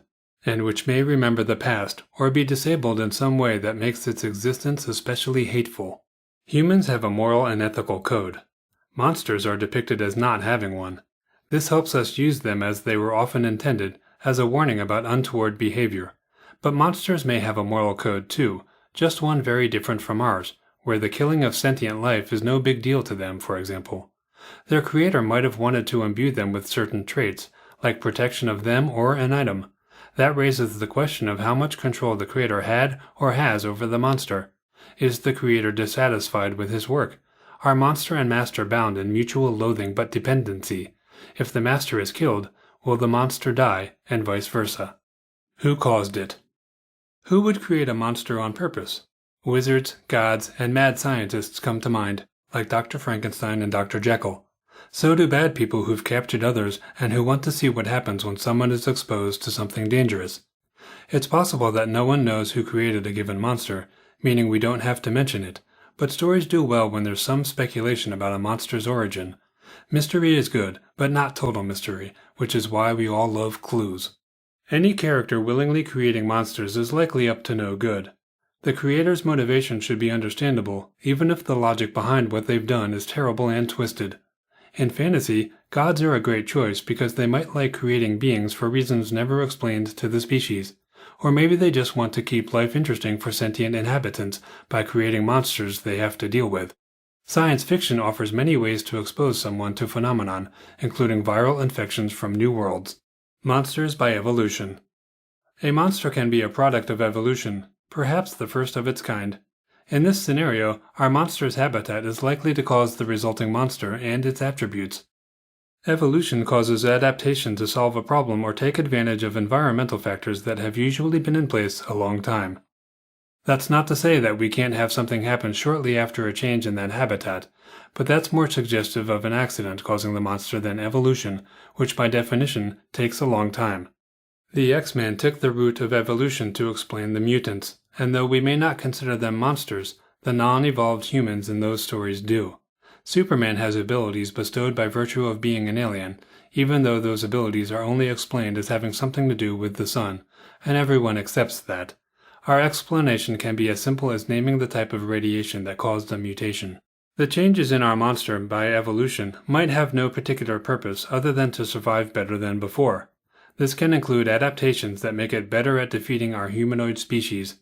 In this case, our monster will originate from an animal or species and therefore be seen as a perversion of that, much the same way a human with two heads was once considered a monster. Aside from the mutation, the monster will be similar to its original life form. Having been cast out, it might be upset with its own species. Habitat. Where a monster lives is important to any story involving it, even if its home is never shown. What it takes with it from there, how far away it travels, and what it takes home will affect our uses of the monster. Showing its home gives us an opportunity to characterize the monster, while avoiding doing so, or just giving hints, helps create mystery about it. Our monster may not have a lair, but the nature of monsters in literature has typically been cautionary, meaning those living near it are supposed to learn something about themselves from the existence of this monster. We don't have to follow that, but a monster that goes away for good may prevent a population from learning anything about themselves. On the other hand, traveling monsters provide new opportunities, even across other planets. There's no reason our monster can't have access to easier means of getting around, such as a magical device or a portal near its home in which it stumbled upon. For science fiction, a monster with access to an interstellar ship is very useful, and we can either have that ship be the monster's lair or function like a home away from home. Possible justifications are either that the monster was on a ship when it became a monster, or that a ship landed near it and it ended up on board, likely killing the crew after launch. A lair can include treasure, weapons, and the remains of victims, all of those being fairly standard furnishings, reminiscent of Medusa's lair from Greek mythology. A lair can include treasure, weapons, and the remains of victims, all of those being fairly standard furnishing, reminiscent of Medusa's lair from Greek mythology. The bones are more likely from two occurrences: feeding on species or animals, and or defending itself with the resulting victims left there. This is one reason to decide on our monster's tastes. If our monster leaves dead bodies around, this says something about it, whether that it doesn't care about the smell, wants to send a message to visitors, or doesn't have a clue about disposing of bodies. It might also be unaffected by any disease that could spread. The mystery of where one lives often occupies stories to the point of being a cliché, and yet it is such an obvious concern that it's nearly inevitable for characters to search for the lair. Rather than avoid this, make your search and discovery worthwhile. While a lair is often hard to find or reach, or escape from alive, making this impossible lessens the usefulness of our monster. To aid this, decide what kind of evidence the monster leaves when it's away from home. Are there trails or footprints leading back? Does it cover its tracks? Are spores left behind? Does it kill and leave remains or take anything with it, particularly something or someone valuable, and which compels action to thwart it? Is the trail it leaves a trap? Is magic in fantasy or special tracking equipment in science fiction needed? Does it have the ability to thwart some measures? Knowing whether our monster is nocturnal or not will figure into any stories. Things awake and prowling at night are more intimidating, but there's no reason it can't be active during the day. The effect on a population terrorized by it becomes all-encompassing, for they'd still fear it more at night, just because humans, at least, fear the dark. Our monster's enemies will have some sense of its schedule, and will plan their attacks for when it's sleeping, if they know its lair. If they don't, they'll be trying to trap or otherwise attack it when it's on the prowl.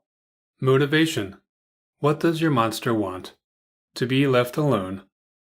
Isolation isn't desired by most, but if everyone thinks you're hideous or evil, you probably don't want company unless it's other monsters, which raises the question of love between monsters, whether of different kinds or not.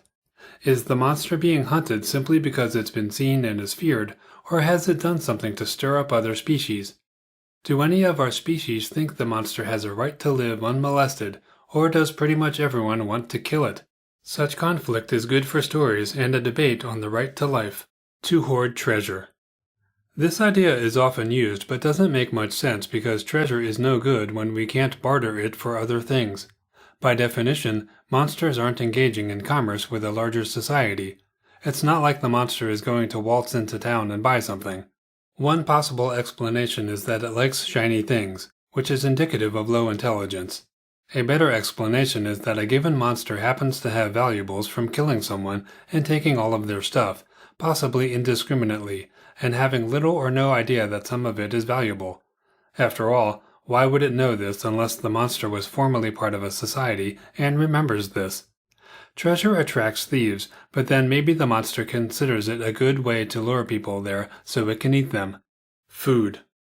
Everyone needs to eat. The bigger our monster, the more food it requires.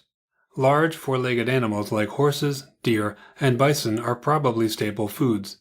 Making it a vegetarian significantly reduces the threat to species, so you might want to avoid that, unless a salad-eating monster is desired for comedic effect. If the monster just wants to eat, then survival is all it's likely after, which causes an ironic problem if it feeds on the wrong thing.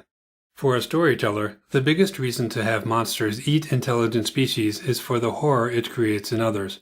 For the monsters, they may have few other options. They might also not be sophisticated or moral enough to make a distinction.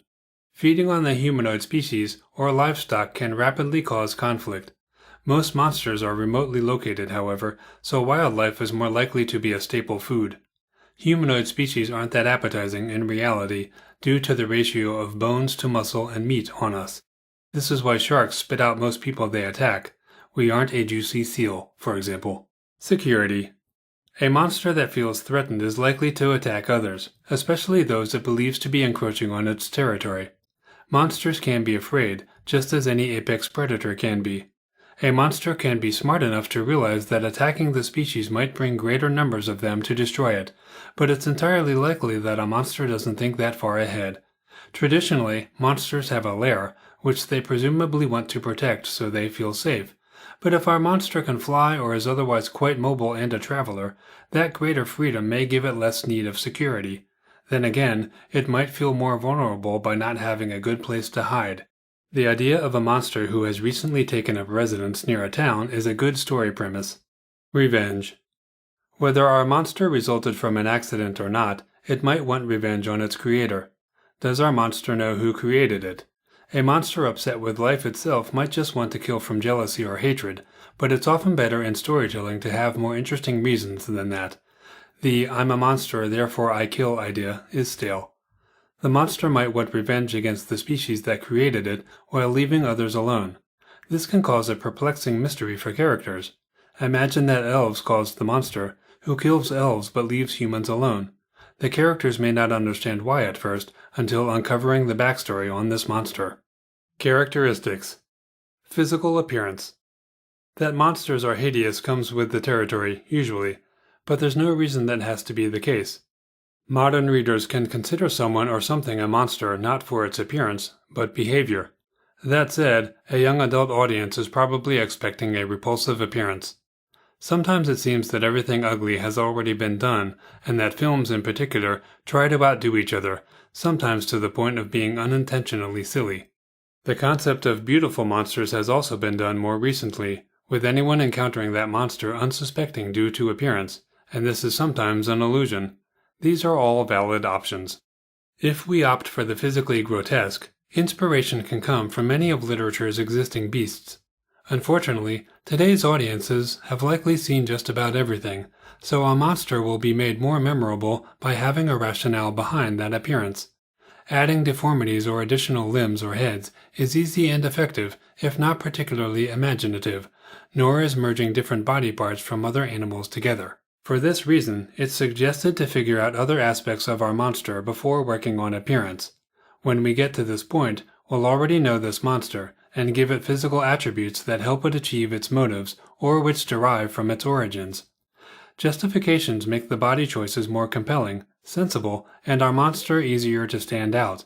We face stiff competition on appearance so that we might have little chance of doing something that hasn't been done. The key to being memorable is backstory and justifications for the body. Regardless of what we decide for appearance, having a clear idea of what our monster looks like and the impression it creates is important. If it looks just like humans, for example, few will think it's a monster. There must be some sort of mutation or transformation that has taken place. Either that, or it is odd to begin with. Size is a simple way to make something fearful, but gigantism and dwarfism have been done before. If you go that route, I'd suggest additional reasons your monster is a monster. A monster that results from an accident is more likely to be disproportionate in some way. One arm longer than the other, a misshapen hump, or an extra but useless limb, known as a vestigial limb, are examples. These are the reasons why humans have historically called someone with a birth defect a monster. Nice of us, isn't it? We judge by appearance, like it or not, and react with fear and revulsion to anything unusual. Skills. A monster who can do unusual things is arguably more entertaining than one that's only creepy. These can be physical feats such as incredible strength, speed, or endurance, the ability to regenerate severed limbs, or the power to influence minds to kill, submit, or lie to others about the monster. Whatever it is can be suggested by its appearance, or we can make them a surprise to the audience or characters. Supernatural skills offer more room for being unusual and memorable. Medusa could turn people to stone. Sirens could mesmerize victims into approaching. Try to think of something that's related to the purpose the monster will have in the story, and you'll do better at inventing a monster. Where to start? We can start wherever we like, but if we have an idea for a monster, we should write down everything that has already occurred to us. The template in Appendix 4 can help organize our thoughts and inspire us to think of areas we haven't yet considered. We often have an appearance and behavior in mind, possibly while imagining it scaring or attacking our characters. This suggests focusing on skills and body. Its habitat should also be considered early on, and this may be part of our initial concept. But once decided, we can determine how this impacted its body. We can round out our creation by deciding on our monster's origins before its motivations, as one typically leads to the other. End of Chapter 5. Creating Monsters. Chapter 6. Creating Plants and Animals. It takes less time to invent an animal than a humanoid species, gods, or even monsters, because animals aren't as complex. Plants are even simpler. First we'll consider whether we should invent them or not. Then we'll look at specifics for each and then considerations that apply to both.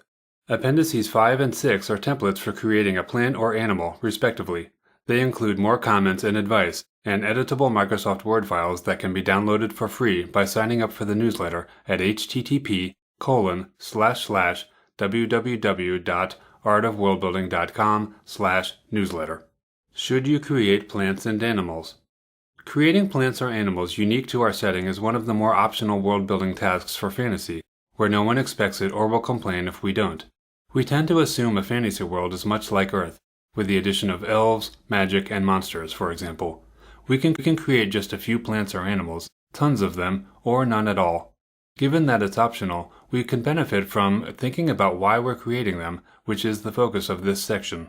In science fiction that takes place exclusively on spacecraft, we can ignore the subject altogether, unless the ship is from Earth, or if we want to comment on what the crew are eating, for example, or if they have an area similar to a greenhouse, zoo, or nature preserve, for the same reasons we have parks in major cities: respite from steel, plastic, and concrete surroundings. In science fiction that takes place on non-Earth planets, or ships originating from them, we can't expect the same plants and animals. Even if the world is Earth-like, the life could be very different. Something that looks like a bear at first glance might be a herbivore that makes a good pet. Details are what distinguish life forms from each other. Vegetation doesn't need to be wildly different in basic form. There will still be trees, shrubs, and flowers, for example, but we have the option to imbue them with new properties, colors, and significance. This is fairly easy and maybe even necessary to be believable, but we don't need to invent entire ecosystems. Similarly, animals from another planet will still fall into broad categories like fish, amphibian, mammals, birds, and more. Since animals move and are prey and/or predator, behavior becomes an important aspect of inventing something different from an Earth analog. For example, a horse with 2 more legs will still strike the audience as exactly that. The appearance, size, temperament, and behavior of such a non-Earth horse, we'll want to call it something else, should likely be different in meaningful ways so the audience does not have that reaction. Details are how we achieve this. How to do so is discussed more in the next section. What is our purpose with inventing this life? Do we need an animal that's based on an Earth one but which has physical or behavioral attributes that terrestrial ones don't? Our characters might use a horse-like animal or giant bird for travel. Maybe we need a lion that can be tamed and ridden like a horse. We might need a snake for its venom that an assassin will use.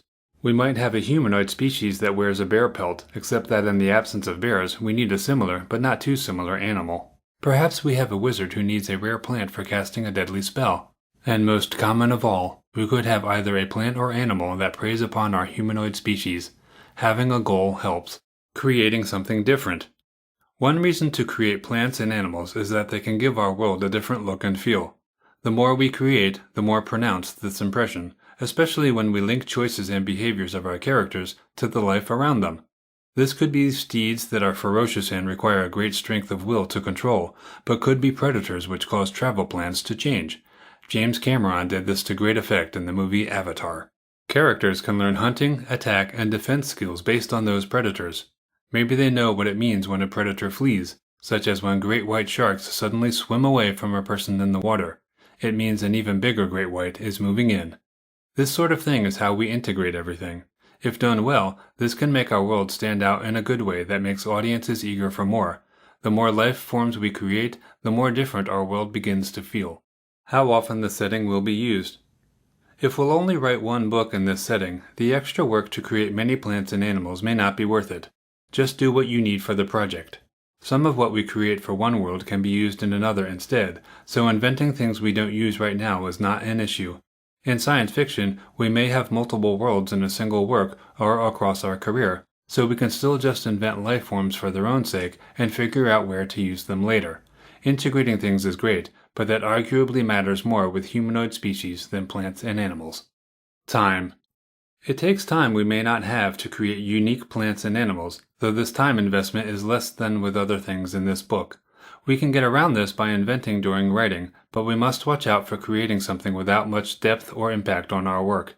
If inventing on the fly, always make a note to add this life form to your files and work it out in more detail, then touch up your depiction if necessary. Integrating it with other things is a continuous process anyway. Do our creations matter? In the film and TV industries, having interesting plants and animals in the background is easy and fairly standard with today's special effects, and they need no more than an appearance. It's only when they affect character decisions or storylines that they achieve relevance, which is the point at which they should be mentioned in written stories. If we mention an irrelevant plant or animal in passing, without some hint that it's a large cat, for example, it can be off-putting, especially if we name too many in a row. As a case in point, in my story The Epic of Ronan, a character gets pelted with vegetables. I had originally named the different items he's struck with, but beta readers commented that they had no idea what I was talking about, and it took them out of the scene. I wasn't going to explain each item in that paragraph, and there was no room or reason to beforehand, because it wasn't worth it, so I replaced my list of vegetables with the word vegetables. While not exactly descriptive, it helped the scene stay on focus. On the other hand, the Garden of Taria story features a character who keeps invading someone's home and preparing a meal for himself and sometimes her, too. All of their conversations occur while food is being prepared, consumed, or cleaned up. This provided a good chance to name and very briefly describe various items, but it proved challenging to keep it to a minimum. A few choice words are recommended when writing. For example, consider this sentence. She saw a line of yellow drops leading from kitchen to couch, discarded Juna peels tossed here and there along the way, the perpetrator licking and running juices from dirty fingers as he popped another fruit piece into his mouth. I added the emphasis to the key words carefully strewn through this sentence to get across what the food is. Is this better than writing, he ate a yellow citrus fruit called Juna? Both have their merits. Plants. When creating plants, we must know their climate, which is covered in Creating Places, The Art of Worldbuilding Volume 2. But unless ours is an ice world, for example, it can be assumed that all climates exist somewhere, which means that we don't need to know which continents or regions our plant is found in just yet. It can be invented for a climate, and when we decide where on our world those climates exists, we'll know if it could be found there. We may want to name it after a place or vice versa, but that's easy enough to accomplish later. Classification of plants. There are broad categories that plants fall into, but we're most likely interested in only a few. The seedless plants include algae, liverworts, mosses, and ferns, with only mosses being something we're likely to use in our stories, partly because no one thinks algae or ferns are interesting, and no one knows what a liverwort is, and it's not interesting or useful when you do. If we have sea-dwelling species, algae can be more useful if there's a dangerous or useful kind that can develop. The usefulness of moss is debatable, but it can be needed by wizards or have properties to make it deadly or otherwise cover a landscape with a color different than the green we expect on Earth. Mosses grow in damp areas and need plentiful water to reproduce. They can grow on rocks, trees, or discarded items. A special kind of moss can form floating islands found in bogs, where trees and other plants are growing in the shifting mat of clumped-together moss. Among the plants with seeds are cycads, conifers, and flowering plants. An internet search on cycad will reveal plants that look like a palm tree or an evergreen fern with very large leaves atop a branchless tree trunk, sometimes quite tall, and with cones in the middle of these leaves at the top. They grow slowly and live up to 1,000 years, so they could be admired by a long-living humanoid species. They are in tropical and subtropical climates. These large cones can be imagined to contain useful materials in them and to have predators who desire them. A conifer also has cones but prefers colder climates and often forms enormous forests.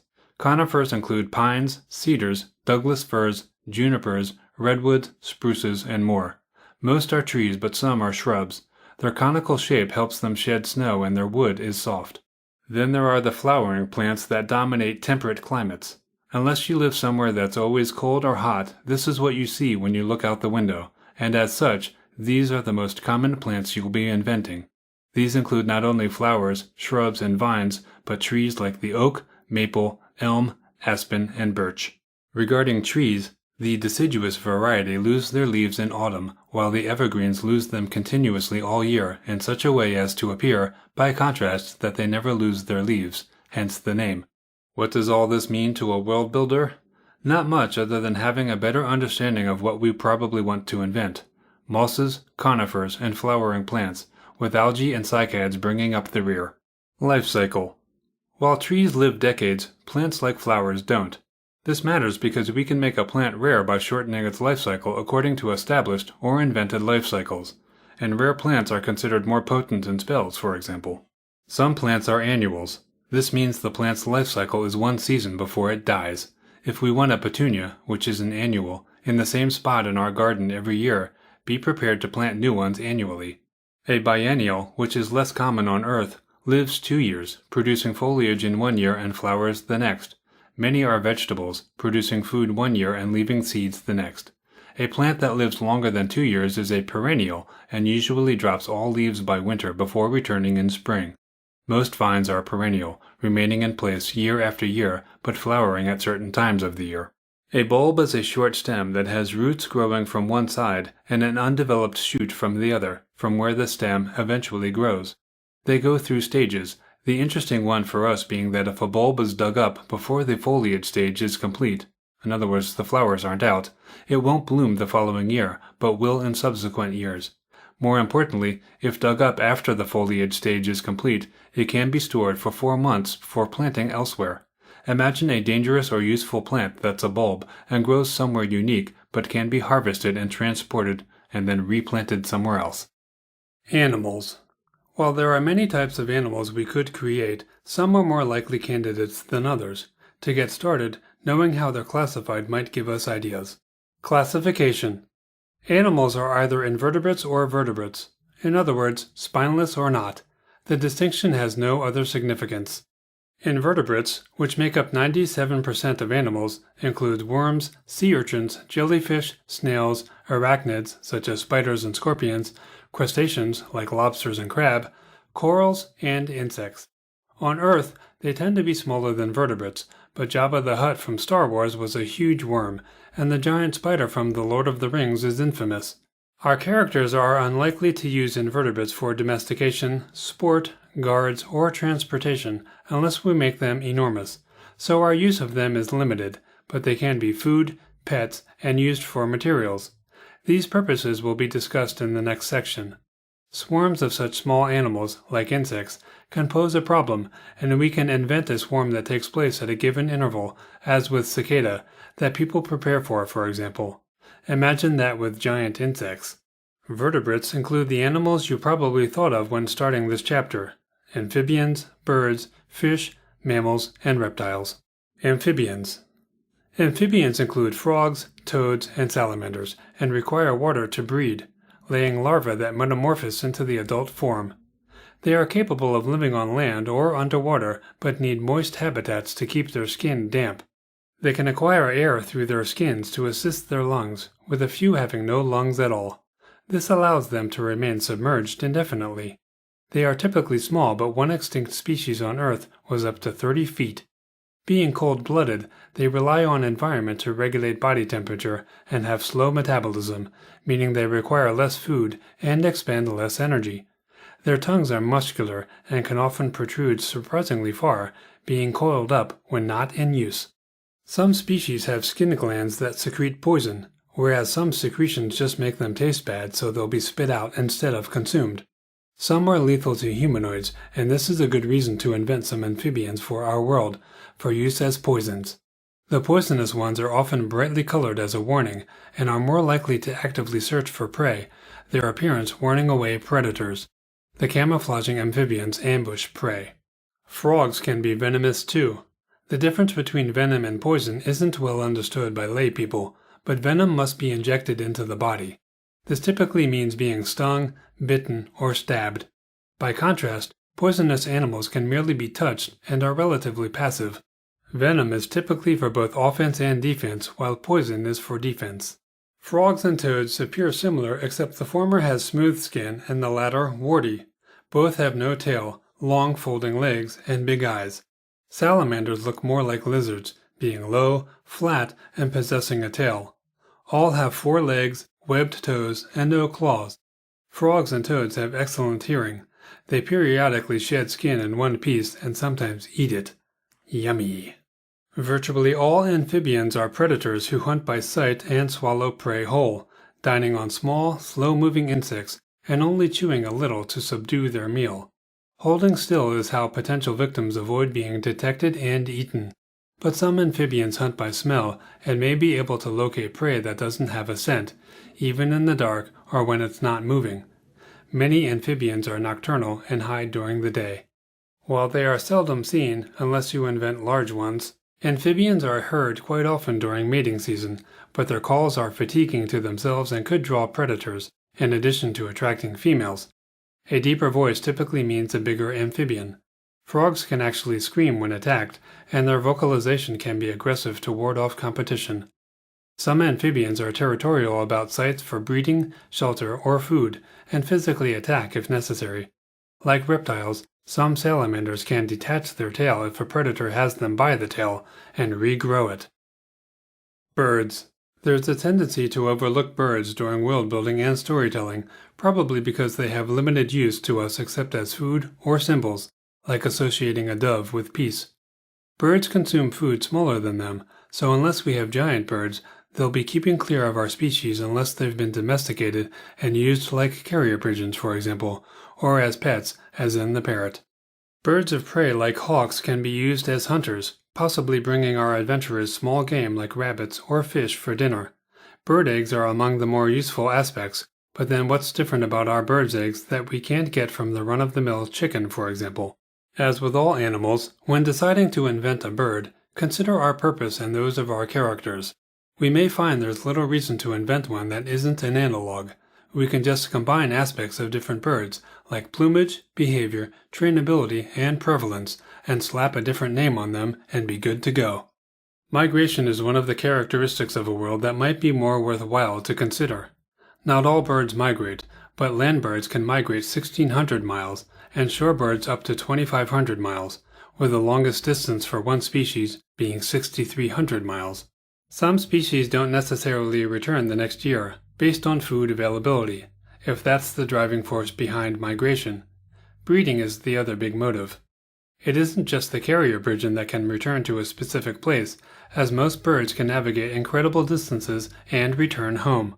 Some species flock for safety in numbers, especially in forests, where predators are harder to detect and more eyes offer more chances to warn each other. Some birds also cooperate with other animals, such as sea diving birds that take advantage of bait balls of fish. This happens when animals like dolphins herd small fish to the surface for themselves to eat, helping out the birds too. For general characteristics we might not be familiar with, most birds are diurnal, but some operate at night, during twilight, or when tides are appropriate for feeding, if they're a bird that wades in coastal waters. Some birds are more intelligent than most other animals, which could be interesting when combined with ferocity and large size. In contrast to reptiles and amphibians, birds rapidly digest food so they can fly again. They have no teeth and swallow most things whole. On isolated islands, birds may become flightless due to a lack of predators. Not all birds create a nest for eggs, but generally hide them from predators if so. Incubation is from 10 to 80 days, and in many species is only once a year, with from 1 to nearly a dozen eggs. This is useful to know if we're using enormous birds as in The Lord of the Rings, because there would theoretically be a demand for such huge eggs. Fish and other aquatic life. Fish are aquatic animals that have fins and gills and are cold-blooded. Their body temperature is affected by environment. This includes eels, actual fish, lampreys, rays, and sharks, but not some animals that have the word fish in their name, like jellyfish and starfish. Technically, it excludes dolphins and whales, which are mammals. Some can breathe air just like us and can survive several days without suffocating. Fish may not hear well and instead depend on sensing motion, but they have excellent color vision, taste, and smell. A number of small fish have developed the ability to glide through the air for over 100 feet, typically to evade predators. Some fish form schools or shoals, which are slightly different. In a school, fish move at the same speed and direction, being tightly synchronized as if of one mind. By contrast, shoals are more loosely organized, the fish independent but staying close. Like birds, they are sometimes assigned religious symbolism, which we can leverage. For example, if there was once a drought on land, and fish had allowed people to survive, they might be revered. As world builders, our primary use for fish is as food during dining scenes, unless we want to threaten humanoid species that enter the water or sail upon it. People can be stung, paralyzed, poisoned, and outright killed by sea life, whether immediately or in time. We can have someone meet their end by drowning, by being swallowed whole, or most dramatically, by being bitten to death. Piranhas, sharks, and other animals with significant teeth are good models for threatening sea life. Only the largest marine life is likely to threaten or destroy a ship of the line, but giant squid and octopus have been done. You'll want to invent something unique, either a single large creature or a coordinated group of smaller ones. If we invent some unusually smart sea life, maybe they'll have another agenda, or just be attracted to pretty things like those armored knights seen upon deck. This comes close to inventing a monster. See Chapter 5. Mammals. Mammals are the largest and smartest animals generally, though this can be different on our world. Most have 4 legs, though some have adaptations extreme enough that we may not realize they're a mammal, such as whales and dolphins. Other sea mammals include otters, polar bears, and seals, and while some aquatic mammals can survive outside of water, others will die. If inventing one, this is something we must decide on. All of them depend on the sea for food and can submerge far longer than humans. Many must come on land to breed. Either blubber, large size, or waterproof fur can be used to retain heat. Large animals use their weight to stay down, where their food is, on the bottom, while lighter animals have food that is more likely to be nearer the surface.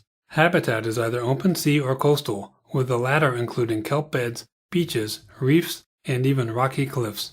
Sea mammals are hunted not only for food and fur, but a substance like spermaceti, which is used to make wax. These give us product ideas. Other mammals have developed aerial locomotion. Cats have a limited ability to essentially parachute themselves to slow their fall. Tree-dwelling animals can glide between tall trees that are spaced far apart. Bats can outright fly. These traits can be used in our work.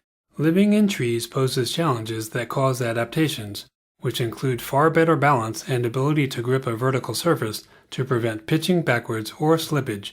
Gaps between branches must be overcome by reaching between them, jumping, or gliding.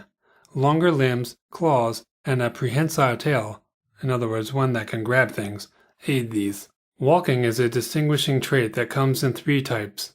Primates, including humans, and apes are among those with plantigrade locomotion, meaning the toes and metatarsal bones, those between toe and arch, are on the ground, along with the heel.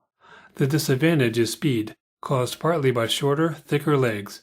The advantage is being more weight-bearing. Digitigrade animals like cats and dogs walk on their toes and are faster and quieter as a result. Then there's ungulate motion, meaning walking on the tips of the toes, which sounds painful to us, but these animals have a hoof that is perpetually growing and wearing down like our nails. These animals are usually herbivores, are faster, and often have antlers on the males.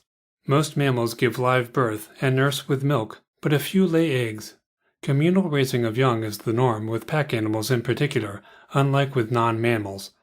Mammals are warm-blooded, meaning the body regulates temperature instead of relying upon ambient air or water to do so. This ability has limits, which is why mammals can die from heat stroke or hypothermia. Being warm-blooded causes higher metabolism and therefore greater need for food. Mammals can replace a tooth once or never, but we can always decide that our mammal can replace teeth every time one is lost, like sharks. Lastly, mammals are used for food, leather, wool, experiments, pets, transportation, and entertainment, discussed in a subsequent section of this chapter. Reptiles. Reptiles include turtles, crocodiles, snakes, and lizards. They either have 4 legs or none. Cold-blooded, they cannot control body heat without environmental help. While some have adapted to extreme temperatures, most stay in water or seek sun or shade as needed. A slow metabolism means less food is needed than for a mammal of the same size, as much as 90% less, and some can go a half year without food, though this means they aren't moving much. Movement burns energy that must be replaced with a meal. Reptiles can dominate areas with little food, because there isn't enough to sustain birds and mammals. All of this also means reptiles don't do long chases and have a sit-and-wait strategy as predators, but this doesn't have to be true of ones we invent. Some small reptiles can glide through the air, too. All Earth reptiles have lungs, but some have permeable skin, too, suggesting we can create a reptile without lungs if desired. Reptiles have watertight, horny skin or scales, so they can live on land, unlike amphibians, but it isn't thick like mammals and can't be used for leather except in decorative fashion, as opposed to for protection or clothing. Most are carnivores or eat insects, but herbivores exist. Some reptiles consume rocks to help with digestion.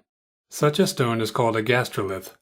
Reptiles are less intelligent than mammals and birds due to small brain size, but we can invent more intelligent and therefore more frightening ones. Most are diurnal, in other words, they're active during the day, but some that operate at night have a kind of thermal sight that we can make more extreme and useful, especially if we invent a humanoid species that's reptilian. Reptiles usually produce sexually, but some are asexual. Genitals are stored within the body. Some do live birth, while others lay hard or leathery eggs that almost immediately hatch. Smaller reptiles rely on avoidance to not become a meal of birds or other reptiles. As such, they hide within underbrush and can often camouflage themselves, whether basic skin color does this or they can change it. The ability to lie still for long periods aids this. If unable to flee, they may hiss or make noise like a rattlesnake. Others make themselves appear bigger, like the cobra. Some are brightly colored to indicate they are venomous. Some actually play dead. Others can detach their tail and run away, the tail still wiggling for up to 20 minutes to distract their predator from their fleeing. Some of these tails are brightly colored to encourage an attack there, but regardless, the tail grows back but not usually to the same length, and it may be discolored compared to the original. Purpose. Beyond our purpose in inventing a plant or animal, we can think about how they are used by our world's inhabitants. Food is an obvious way, and some food will have cultural or religious ideas associated with them. Some items might be forbidden or ritually slaughtered first, though we'll want a rationale for such decisions, such as deciding an animal offended a god. Imagine a deity who was once on an important mission that became delayed by a herd of animals, or by a forest of a given tree type. Now this is seen as the reason the god failed to achieve something. The resulting religion could forbid use of the item, either by the god's decree or not. Plants. Plants are used in many ways that we can adopt when inventing one. The obvious example, besides creating oxygen, is for food, but there's also decoration, medicine, building materials, toys, clothing, tools, fuel, and everyday items like pencil and paper. Chemical processes often require or benefit from plants, such as fermenting beer or brewing coffee. Many of these aren't glamorous or of much interest to an audience, but when doing research on analogs, you'll learn what any given plant is typically used for and can leverage that information.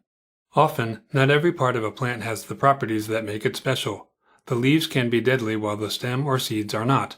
When crafting a plant, decide which parts make it valuable, and if anything must be done to that part for it to acquire its purpose. Leaves might need to be crushed. The pulp might need to be boiled. Decoration.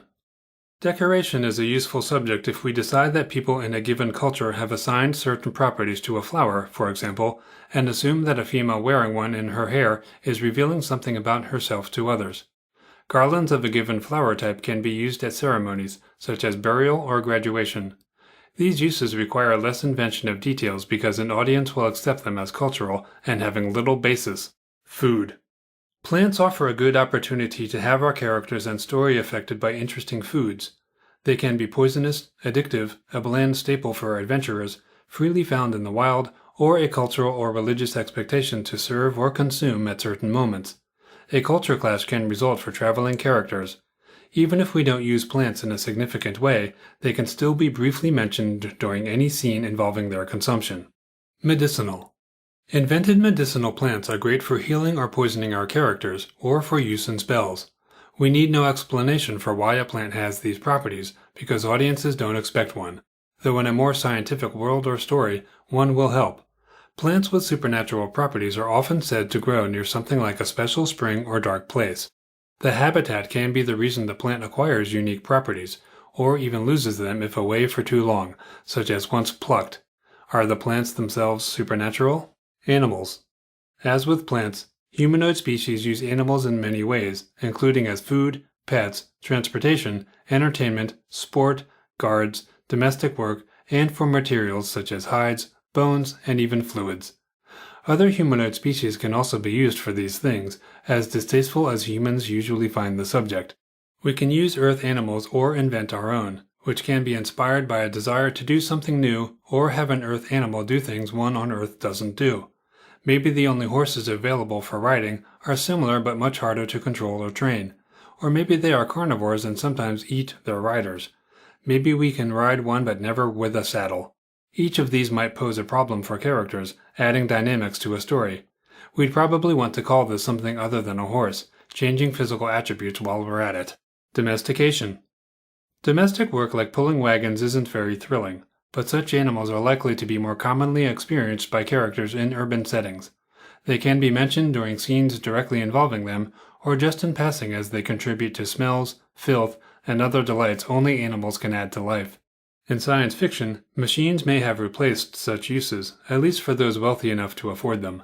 World-hopping characters may visit a world without such technology and have an inability to deal with animals like this, struggling to ride them, for example. Entertainment and sport. Humans often use animals for sport, whether hunting them, fighting them against each other, or racing them. Some see animals as trophies and the hunt a sign of their virility. This can be used to characterize our characters.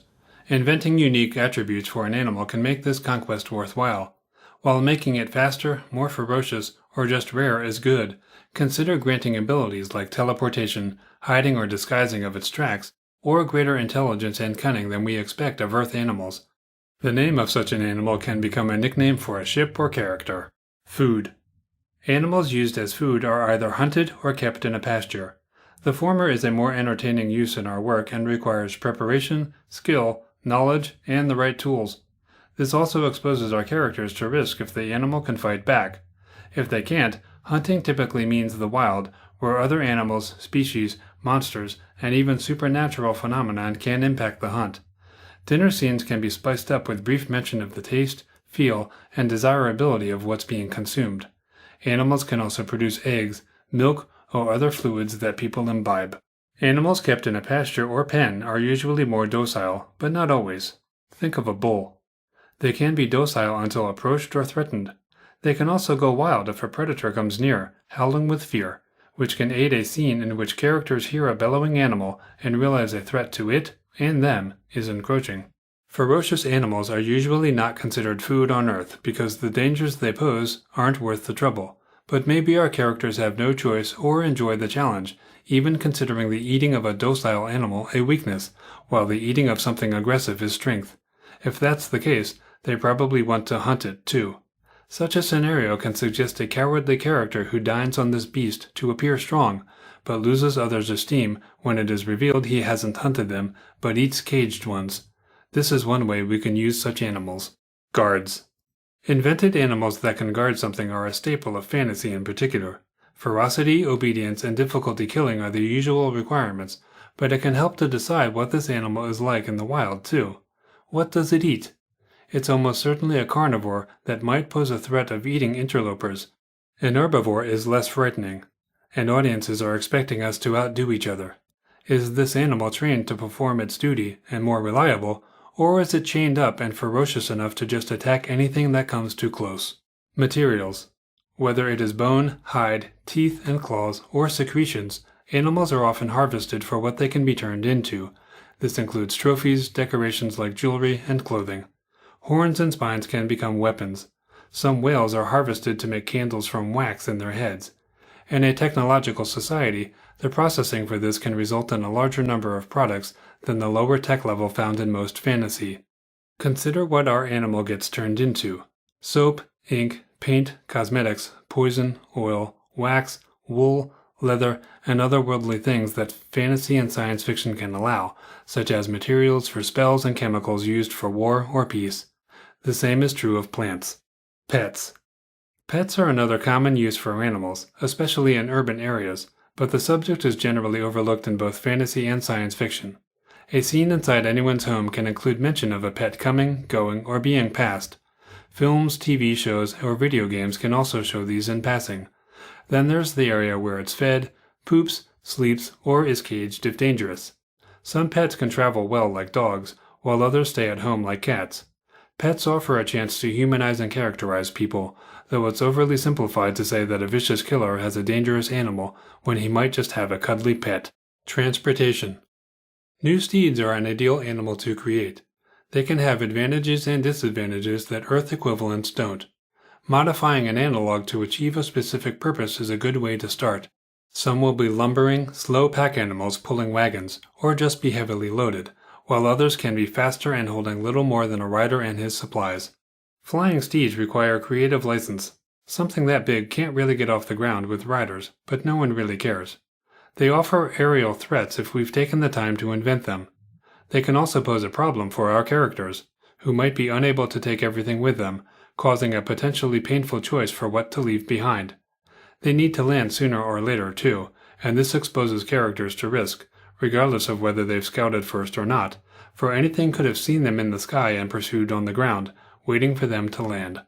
This would be a great reason to only land at night, after many miles of not being seen. Where to start? Analogs. Inventing an animal or plant is easier if we base it on one or more Earth equivalents, of which tens of thousands exist. Analogs free us from becoming experts in botany, for example, because our life form has details that largely match an Earth life. By contrast, inventing from scratch means needing to understand more about what defines a life form type, though this chapter provided enough high-level details for us to do so. Generally, we'll want to portray our inventions to an audience in simple, non-technical terms unless the details are required, as in the case of an actual botanist trying to create a serum from something to cure a disease, for example. Remember the rule of 3 when using an analog. Make at least 3 changes.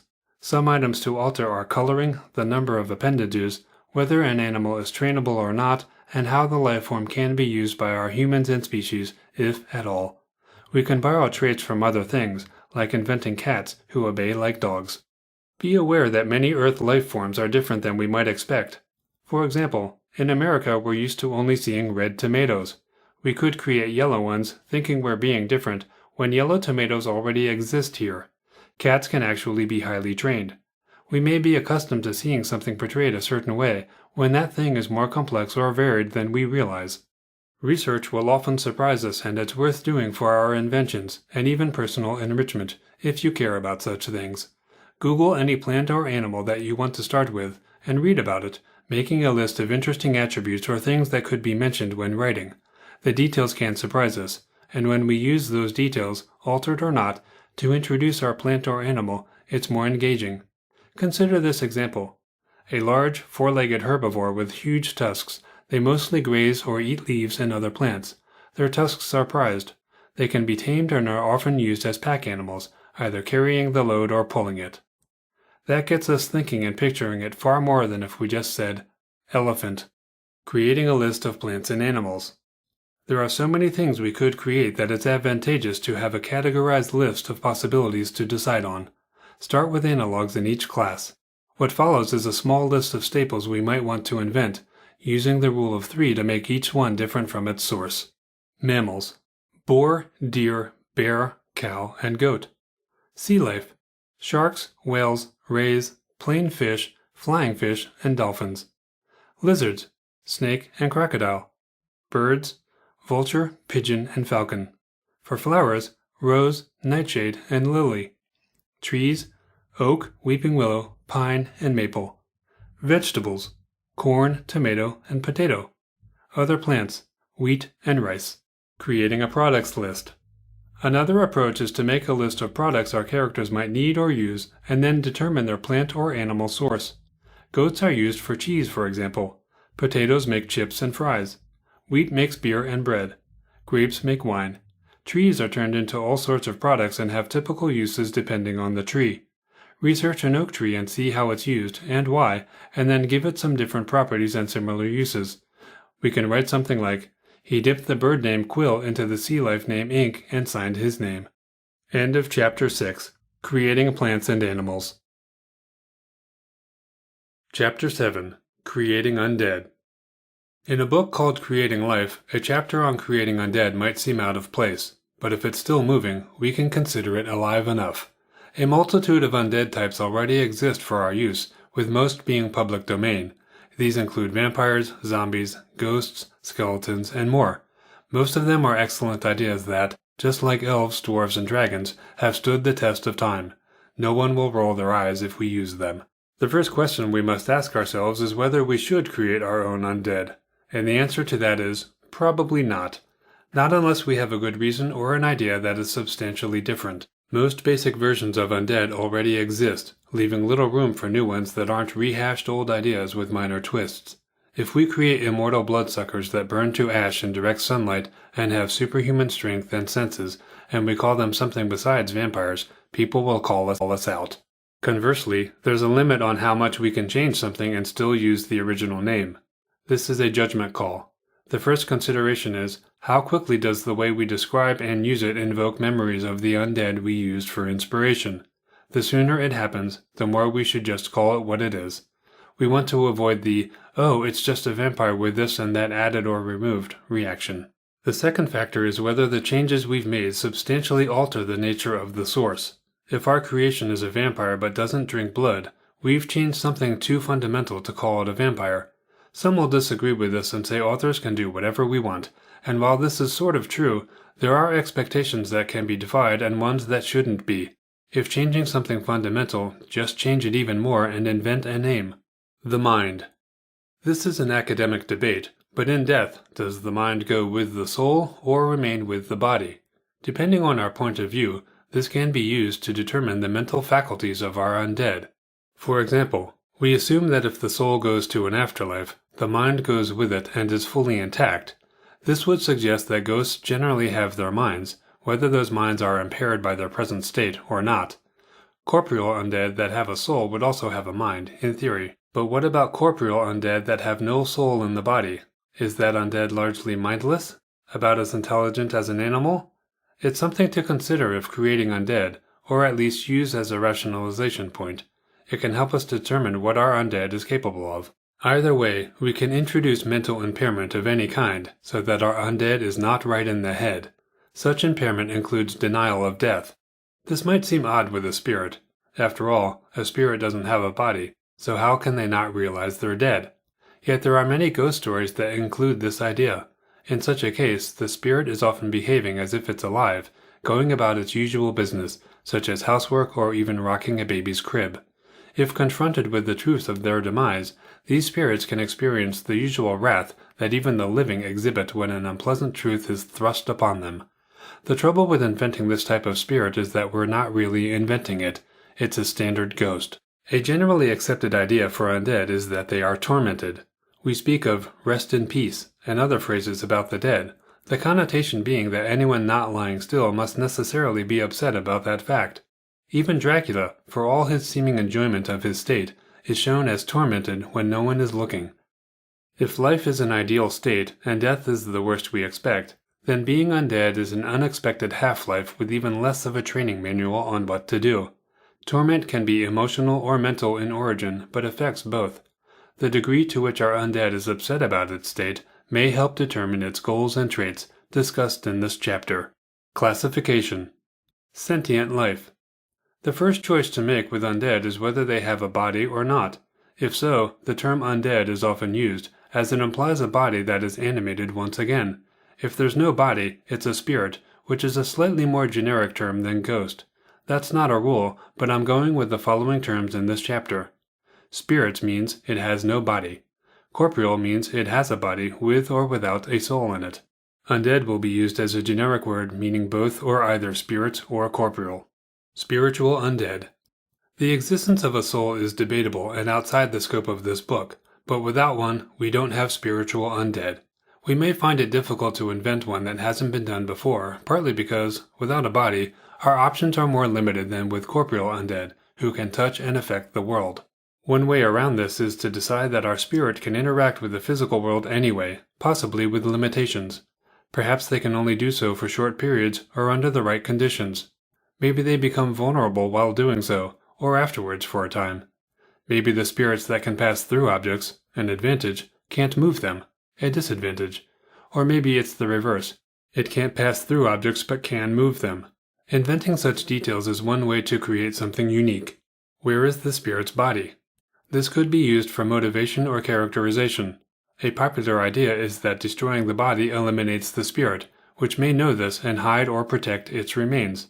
The spirit might wish to reanimate the body.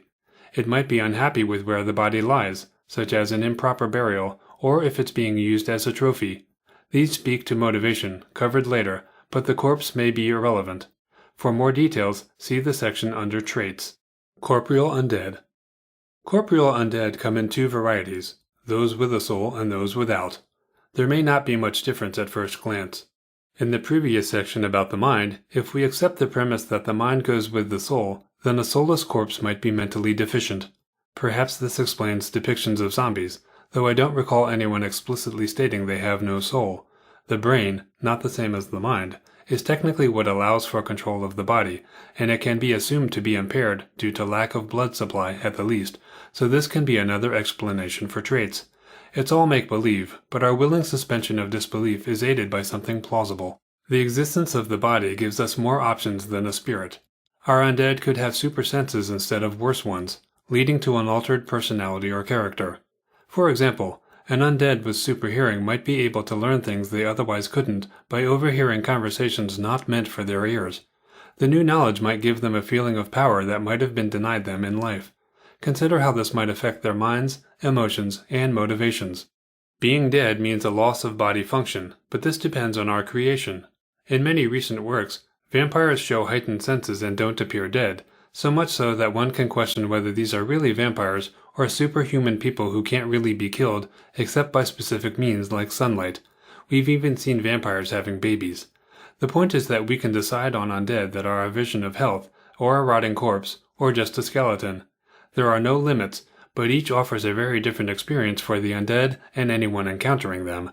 In theory, a skeleton should be unable to move at all, having no muscles or anything else needed for locomotion, not to mention a brain to control limbs. This is largely true of a decaying corpse as well, but at least the decay suggests movement is only hampered. Without the supernatural or technology to allow locomotion and more, corporeal undead are more nonsensical than spirits. So if we have a world without either, they may not make sense, not that anyone's stopping us from doing it anyway. We might think that a skeleton implies that death occurred longer ago than with a partially decomposed or preserved body, but this is not true. The rate of decomposition depends on many factors, including exposure to air, water, or earth, and the level of aridity and even water in soil. A skeleton could be a decade old, while a body preserved under the right conditions could be 1,000 years old, whether this preservation was intentional or inadvertent. For some interesting if gross reading, which is not for the faint of heart, read this article at http://www.memorialpages.co.uk/articles/decomposition.php. Non-sentient life. Plants. Undead plants? Sure, why not? We think of undead as having previously had a mind and soul, in other words, being sentient, neither of which apply here. But anything that's alive can die, and come back to life while not being quite the same. The subject is underutilized in fiction, maybe for good reasons. Without a soul, spiritual undead plants are not an option, leaving only corporeal undead plants. Plants aren't mobile, typically, and are therefore even easier to avoid than the slow-moving zombies of yesteryear. This makes plants not particularly frightening. We also assume they can't grow, being dead, so they can't even extend their range. If we want undead plants that terrify, a predatory and mobile one has better options once dead and back to life. If there are walking and talking plants similar to the ants of the Lord of the Rings, our options increase considerably. Wouldn't it be interesting for plants to not lose attributes as undead, but gain them instead? What if one became sentient? Animals. We see undead animals less often than humanoids, making this a ripe idea for originality. If undead humanoids have reduced capabilities, animals might too, but authors have often given undead animals augmented ones instead. What if it's smarter now, even able to speak? The supernatural can grant this without explanation, as can technology. Great strength or speed are cliches but are done to make them more formidable, which could now be done with intelligence too. An undead animal can continue with a behavior from life even if it's no longer needed, such as eating or hunting. The obvious thing here is for an appetite that's now sinister, such as preying on people. This can include swarms of insects who now do this and infect the living, who might in turn become undead. Numbers. How many of this undead type exist? Is there only one? Is that because it just started existing yesterday and there hasn't been time for more yet, or because whatever caused it was a one-time phenomenon? Maybe someone created it on purpose and the creator's now dead, leaving no one who knows how the undead creature was created. We'll look more into origins next. but the issue of population count is tied to origins. It might be possible for powerful wizards or those with certain technologies to turn people into this kind of undead when desired. This is a good source of indefinite numbers when we need more for our work. The living can be instantly turned into one or killed and brought back, and the dead can be raised, requiring access to them first. Can our undead replicate itself via a bite? This could mean a larger population and a somewhat naturally occurring issue, compared to someone creating more on purpose, but in a limited geographic area, unless travel is unusually easy for the undead. Do these new undead have any allegiance to their creator? This has been taken to extremes in some vampire lore, where killing the creators kills everyone they created. Prerequisites and prevention. Is there a prerequisite of some kind before something becomes a specific type of undead? Maybe any kind of person can be turned into this, or only those people previously in hell or in heaven. We can decide they must have been buried in the earth, or not buried, or buried poorly, or even cremated. Maybe they must have been sent floating down a river on a funeral barge, or jettisoned into space with not even a spacesuit on. Tying their origins to burial, or lack thereof, helps create something memorable. Did the living or dead have to experience one thing or another to make them susceptible to this fate? This could be mundane, such as only sailors becoming those undead aboard a ghostly ship, or a wizard in life becoming an undead capable of performing magic. One would assume that those without magic talent in life don't have it in death, but anything's fair game. What if someone had the talent but refused to use it until undead, when they are compelled to use it for survival, by angst, or at the behest of the one who raised them? Are there any people protected from such a fate by life or death practices? A priest comes to mind. If being turned into this undead is common, maybe people are buried in a way to prevent it, such as the head, feet, or hands being cut off. There's a custom to add to our species. It could be simpler and less gruesome than this, such as being buried with a religious item or something known to repel this fate. Think of garlic and vampires. Time dead.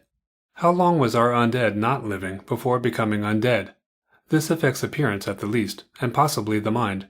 The latter is more affected if our world has an afterlife that this character has been wrenched back from. This sort of thing would be traumatizing, one would assume.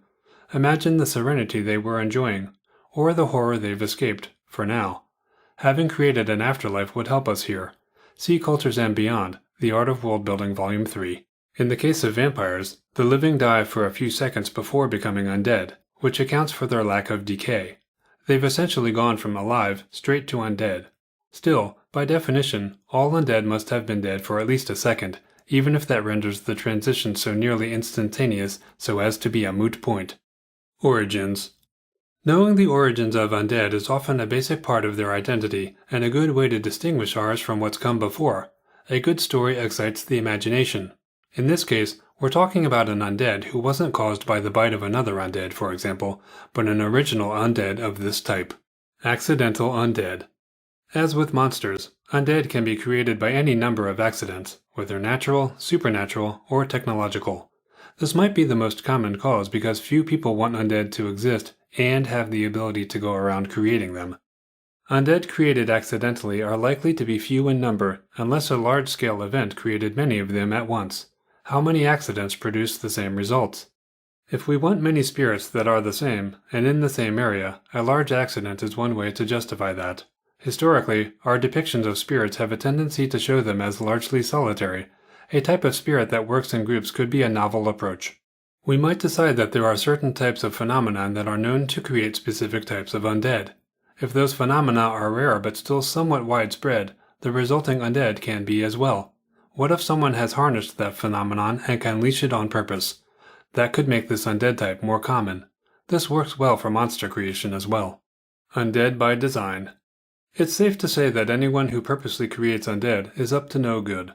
Our perpetrator might be able to control the result. If so, we can decide who wants to do this and why, then figure out the resulting undead attributes, or do this in reverse. Once someone has created one, they don't necessarily need to continue doing so for them to propagate. Instead, the undead may have the ability to create more of themselves, making them widespread despite having a single original source. If our perpetrator cannot control the resulting undead, he might be unhappy with the result. Did he try to destroy it? Chase it away? Did it retaliate and kill or wound him? Or best of all, turn him into one too, possibly under its control? Does the creator have control over his undead? Do they obey, chafe at this, or do they seemingly like it? Are they crafty enough to pretend to obey only to look for an opportunity to attack him? How does he control them? A device? A spell that's still in effect and can't be nullified by a zone where magic doesn't work anymore? Or did the means used to create them make his control a given? Goals. Even the undead want something. Unfinished business. It's traditionally said that spirits stick around to finish an important task or protect someone or something. This might be more of a character issue than one about an undead type, unless the latter always has the same goal that is apparent in behavior. Perhaps their appearance and behavior are often the same, so that when taken together, the undead type is more identifiable. However, this is a basic idea about ghosts and is nothing new. We'll have to combine this with more unique issues to achieve something unique.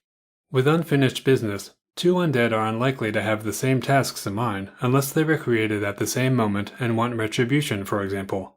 Two independently created undead might go about a similar goal in ways so different that this cannot be used to identify them. Revenge via murder will depend so much on their intended victim that the lack of patterns would make it harder to identify this undead as a given type. Regaining life.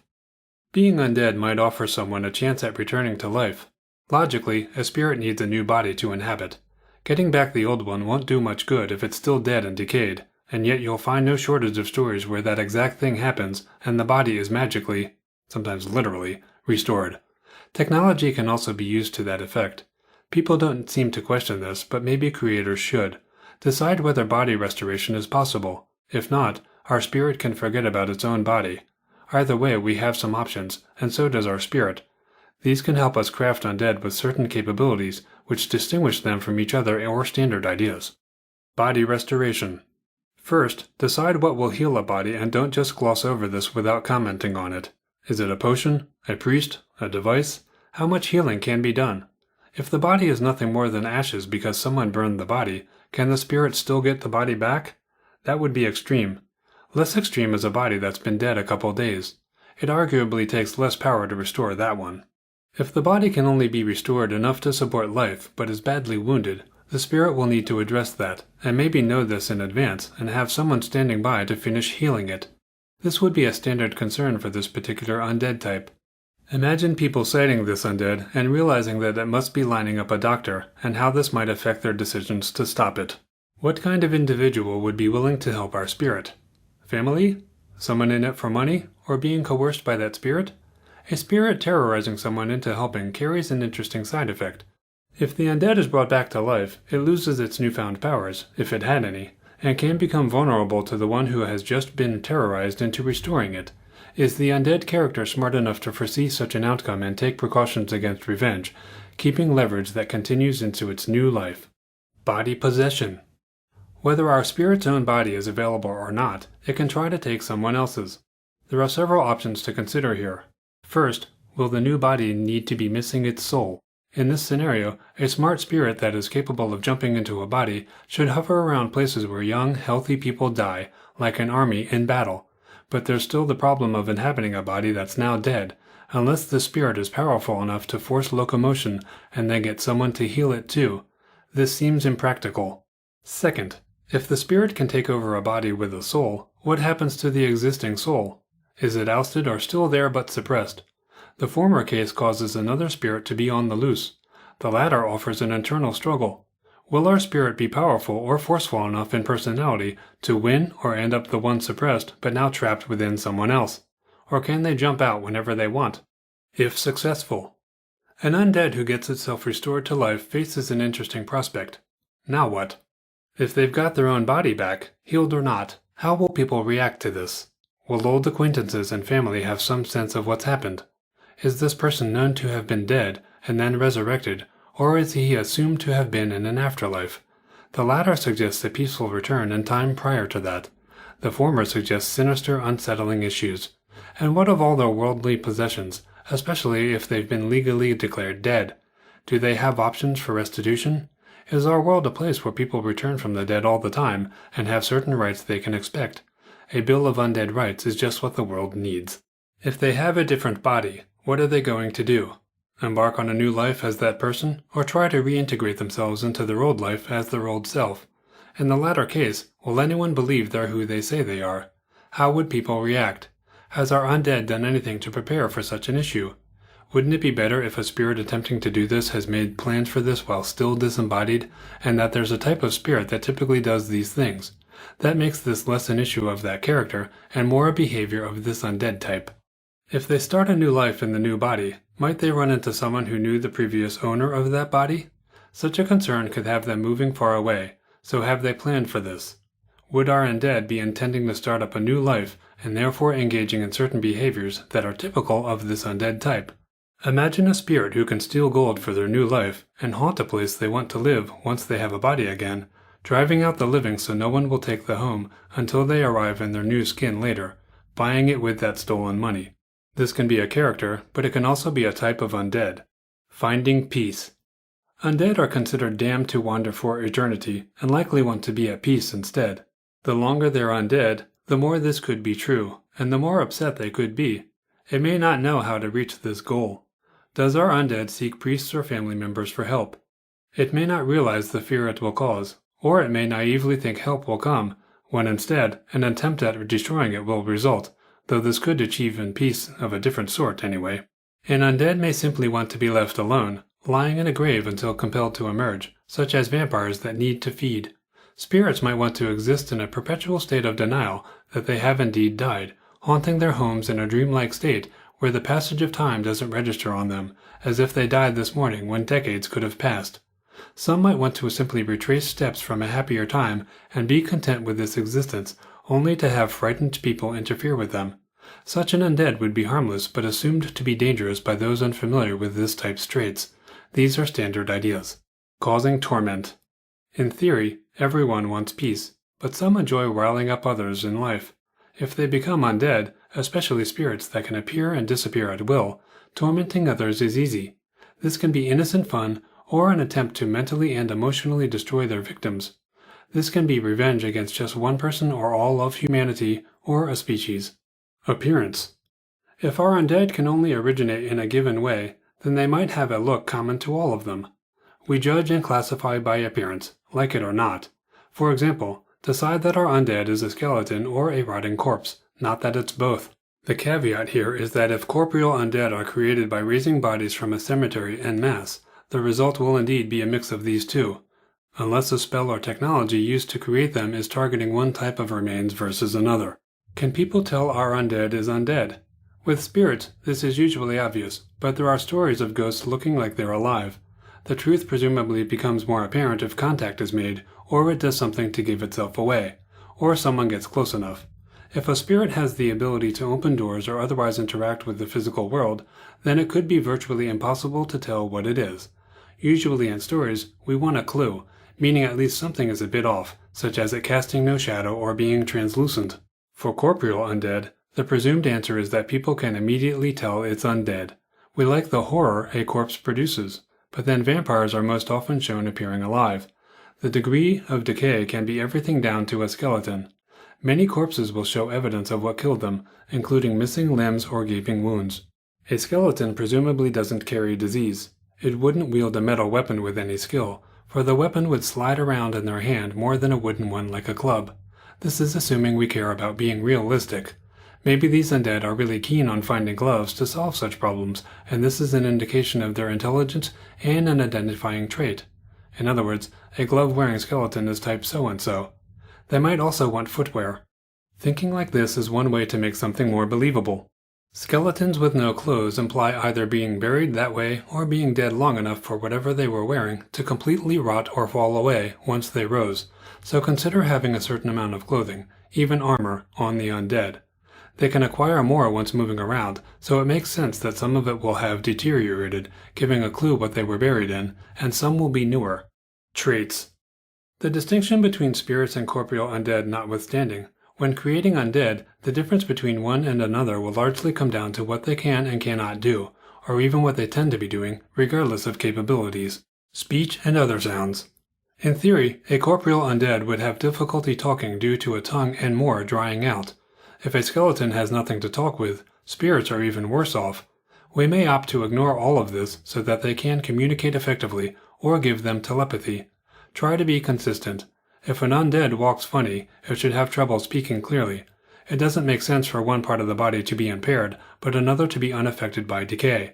If we want an undead to speak fluently but have trouble walking, we can fix this by having a leg wound cause the latter. Completely silent undead, or those making tormented attempts at communicating, can be more frightening. An undead might be able to say only a few words, and if so, those are probably the ones associated with the goal. This could be the name of their child they want to save, or failed to save, for example. Another option is for it to emit a sound meant to draw others to it, or affect them, such as causing a trance-like state in victims. Such a sound would make this undead type identifiable. Touch. Corporeal undead have no trouble touching the world they're still physically a part of, but does their touch corrupt in any way? It can be poisonous, infecting a limb that must be removed. It can just cause unbearable cold that lasts. We can decide it causes the person to touch to have visions of what the undead sees, like who its master is, or what it wants, or what horror it faces now. These results and others of our invention can be part of our undead type. Since disembodied spirits don't inhabit a body, by definition, it's logical that their ability to interact with the physical world is compromised, and yet we've all seen movies where they can move objects or directly touch the living. Sometimes this touch is something they must learn or which takes a toll on them to perform. Otherwise it's too easy, and they don't have limits on their powers. Decide how much our spirit can manipulate the physical world, how often, for how long, and to what end. Are they only able to pass through some kinds of objects but not others? Does the material something is made of affect their ability to touch it? Are they only hurt by something like silver? Can they touch people, and if so, what effect does that have on the living or the spirit? The ultimate version of touch is possession of a victim's body. An appealing idea involves the victim gaining the inhabiting spirit's skills, becoming an expert musician or gymnast, for example. A caveat here is that the body won't have the training. The body simply wouldn't be capable of it, but this again depends on how realistic we want to be. Movement.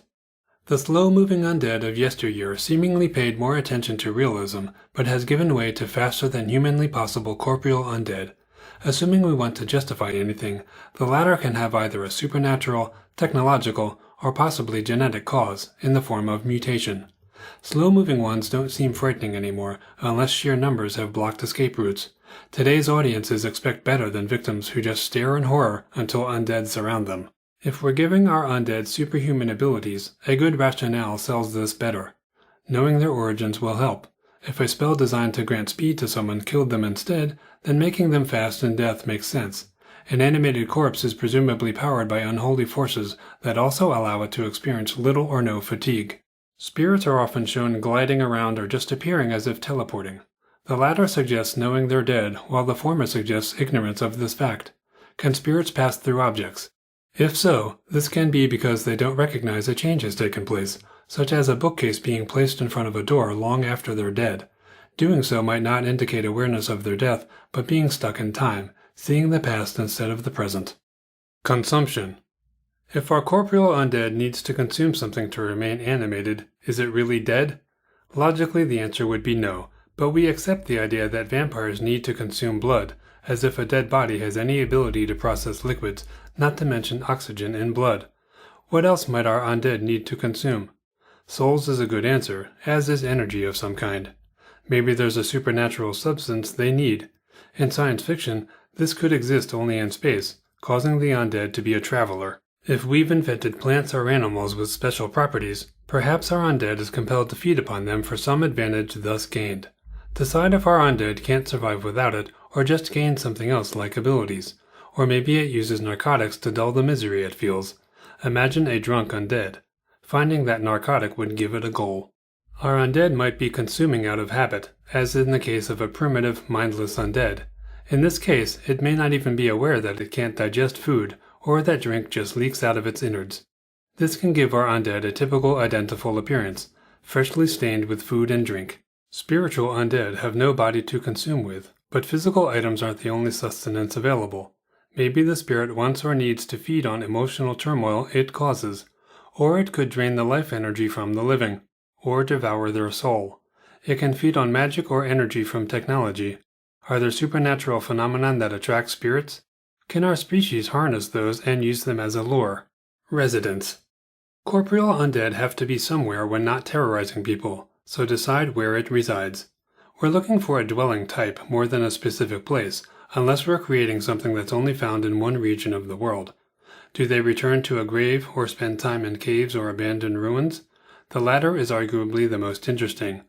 Undead are sometimes depicted as being only a creature of the night, but they still exist during the day. There's no particular reason they must be in hiding, with one obvious exception.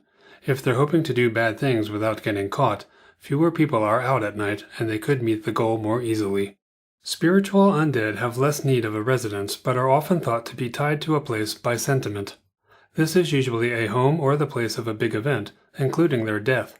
If they died a long time ago, other things could have been built there since. In spacefaring stories, an individual spirit could end up on a ship that takes it away from home, but the desire to return home is a character issue, not an undead type. Aside from the mortal world, is there somewhere they go when not haunting someplace? This is something few creators address. Are they in an afterlife? Do they have any sense of time passing? Are they just dormant like a hibernating bear? While this doesn't need addressing, it could help us imagine something unique. Death. Nothing lasts forever, including undead. Our characters will be highly interested in the question of whether this thing can be eliminated or not, and how to do so we'll need an answer. Spirits. The final outcome for a spirit is typically banishment to an afterlife like heaven or hell, unless we have somewhere else to send them, such as a prison for ghosts. That would seem to be a temporary measure, which is fine but suggests unfinished business might come up later. Another option is for a soul to be destroyed, which is very final and not terribly nice. If the spirit was irredeemably evil, then this might be fair, but innocent spirits exist. Achieving the desired outcome is another matter. Does our spirit need to be confronted with the truth to let go of this world? Does it need to be trapped by spells or technology, such as the infamous pentagram drawn on the floor with blood, holy water, or some kind of salt or other material they cannot pass over? Does a priest need to channel the power and word of a god through prayer and blessed objects? None of that is original, but if we invent objects required for this, then we turn these into something more unique. If a spirit has possessed a body and is driven out, decide what happens to the now vacated victim. Are they insane? Do they return to normal, albeit traumatized? Do they have any knowledge of what was going on while they were possessed? Did the spirit communicate with them? Was the spirit able to guard its knowledge and plans from discovery, or was the victim privy to knowledge that could be sinister or horrifying? Perhaps the victim knows things they shouldn't. They could now be under the control of the spirit, even though the spirit is gone, via manipulation, threats, or an ongoing compulsion to obey in a Stockholm Syndrome sort of way. Corporeal. When destroying corporeal undead, the focus tends to be on the body, with little concern given for what happens to a soul, if one is present. Soul and body are seen as bound, so that truly rendering the body unusable is seen as resolving the matter entirely. This needn't be the case, for such a loosed spirit could then become a spiritual undead instead. It may have even started that way before possessing this body. Entrapping the corporeal undead is theoretically easier, given that there's a body to ensnare, and ordinary mortals could do so, or at least think they can. The difficulty may lie in the qualities of the undead we've created, such as super strength, or something so like a wild animal in ferocity, or being a disease carrier. To craft an idea truly our own, we can imbue an ordinary object, such as a rope, with a special property that counteracts our undead's unique qualities. Bliss it, irradiate it, soak it in a chemical or a substance that appears only in space. What danger do these things pose to the living? Once destroyed, some undead types have a habit of returning to life unless other measures are taken, such as dismemberment, fire, or entombment in a special grave or container. Can ours come back? How can it be stopped for good? Fire is the stereotypical way to destroy undead, the rationale seeming to be that a dead body is cold, and therefore cold doesn't bother the undead. Conversely, heat must. Besides, encasing someone alive in ice will kill them. Doing that to undead will just immobilize them until thawed. Fire will destroy everything but the bones, and if the fire is hot enough, even those can be turned to ash. This is something about the concept of undead that actually makes sense, which can possibly inspire you to invent things that do the same. Where to start? We should first decide if there's an existing type of undead that we can use or make minor alterations to. If there is, then we'd likely have some idea what we hope to accomplish. As with monsters, this can involve basic appearance or behavior, and imagine scenes of this undead frightening or attacking our characters. Work out these impressions, deciding if this undead has a body or not, and if so, whether there's a soul inside. This will suggest other attributes. Then begin using the template in Appendix 7 to address subjects you haven't considered yet. This can be done in any order, but it's helpful to decide origins before figuring out what it wants, which in turn affects behavior and even abilities. Whether it can be killed, and how, can also greatly affect just how dangerous it really is. End of Chapter 7. Creating Undead. Conclusion. I've often joked that I find it hard to believe that God created the world in only 6 days, because it takes me forever. Hopefully this volume will speed you along in your own invention of life. It bears repeating that world building is optional and not everything in this series must be done. Try to avoid feeling overwhelmed. If this happens, take a break. You might be taking everything too seriously. As your world's ultimate god, what you say goes. This includes a decision to skip over the invention of something because you don't need it, don't care, don't have the time, or don't have an idea. This book and the templates should help you flesh out forgotten areas of invention, but it's okay to have blanks in your files where nothing is written about a subject. I have left things this way for over a decade. One day it will occur to you, or not, to write something for that subject, especially when you need it for your project. Don't let it become a chore. World building is fun. End of conclusion. Closing credits. About the author. Randy Ellefson has written fantasy fiction since his teens and is an avid world builder, having spent 3 decades creating Lorien, which has its own website. He has a bachelor's of music and classical guitar, but has always been more of a rocker, having released several albums and earned endorsements from music companies. He's a professional software developer and runs a consulting firm in the Washington, D.C. suburbs. He loves spending time with his son and daughter when not writing, making music, or playing golf. Connect with him online at http://www.randyellefson.com. Connect with him on Twitter at http://twitter.com/randyellefson. Or on Facebook at http://facebook.com/randyellefsonauthor. If you enjoyed creating life, please help others enjoy the book too. You can lend it by sharing this book with others. You can recommend it to friends, family, reader groups, and discussion boards. Or you can review the book at Goodreads and the vendor where you purchased it. Join the Randy Ellefson newsletter. Subscribers receive freebies, including bonus scenes and the latest promotions and updates. You can join at http://www.fiction.randyellefson.com/newsletter. Acknowledgements. Special thanks to Raoul Miller, Laura Scroggins, and Ann Heiser for their input. Edited by J.J. Henke. Cover design by Deranged Dr. Designs. Creating Life, Volume 1 in the Art of World Building book series. The end.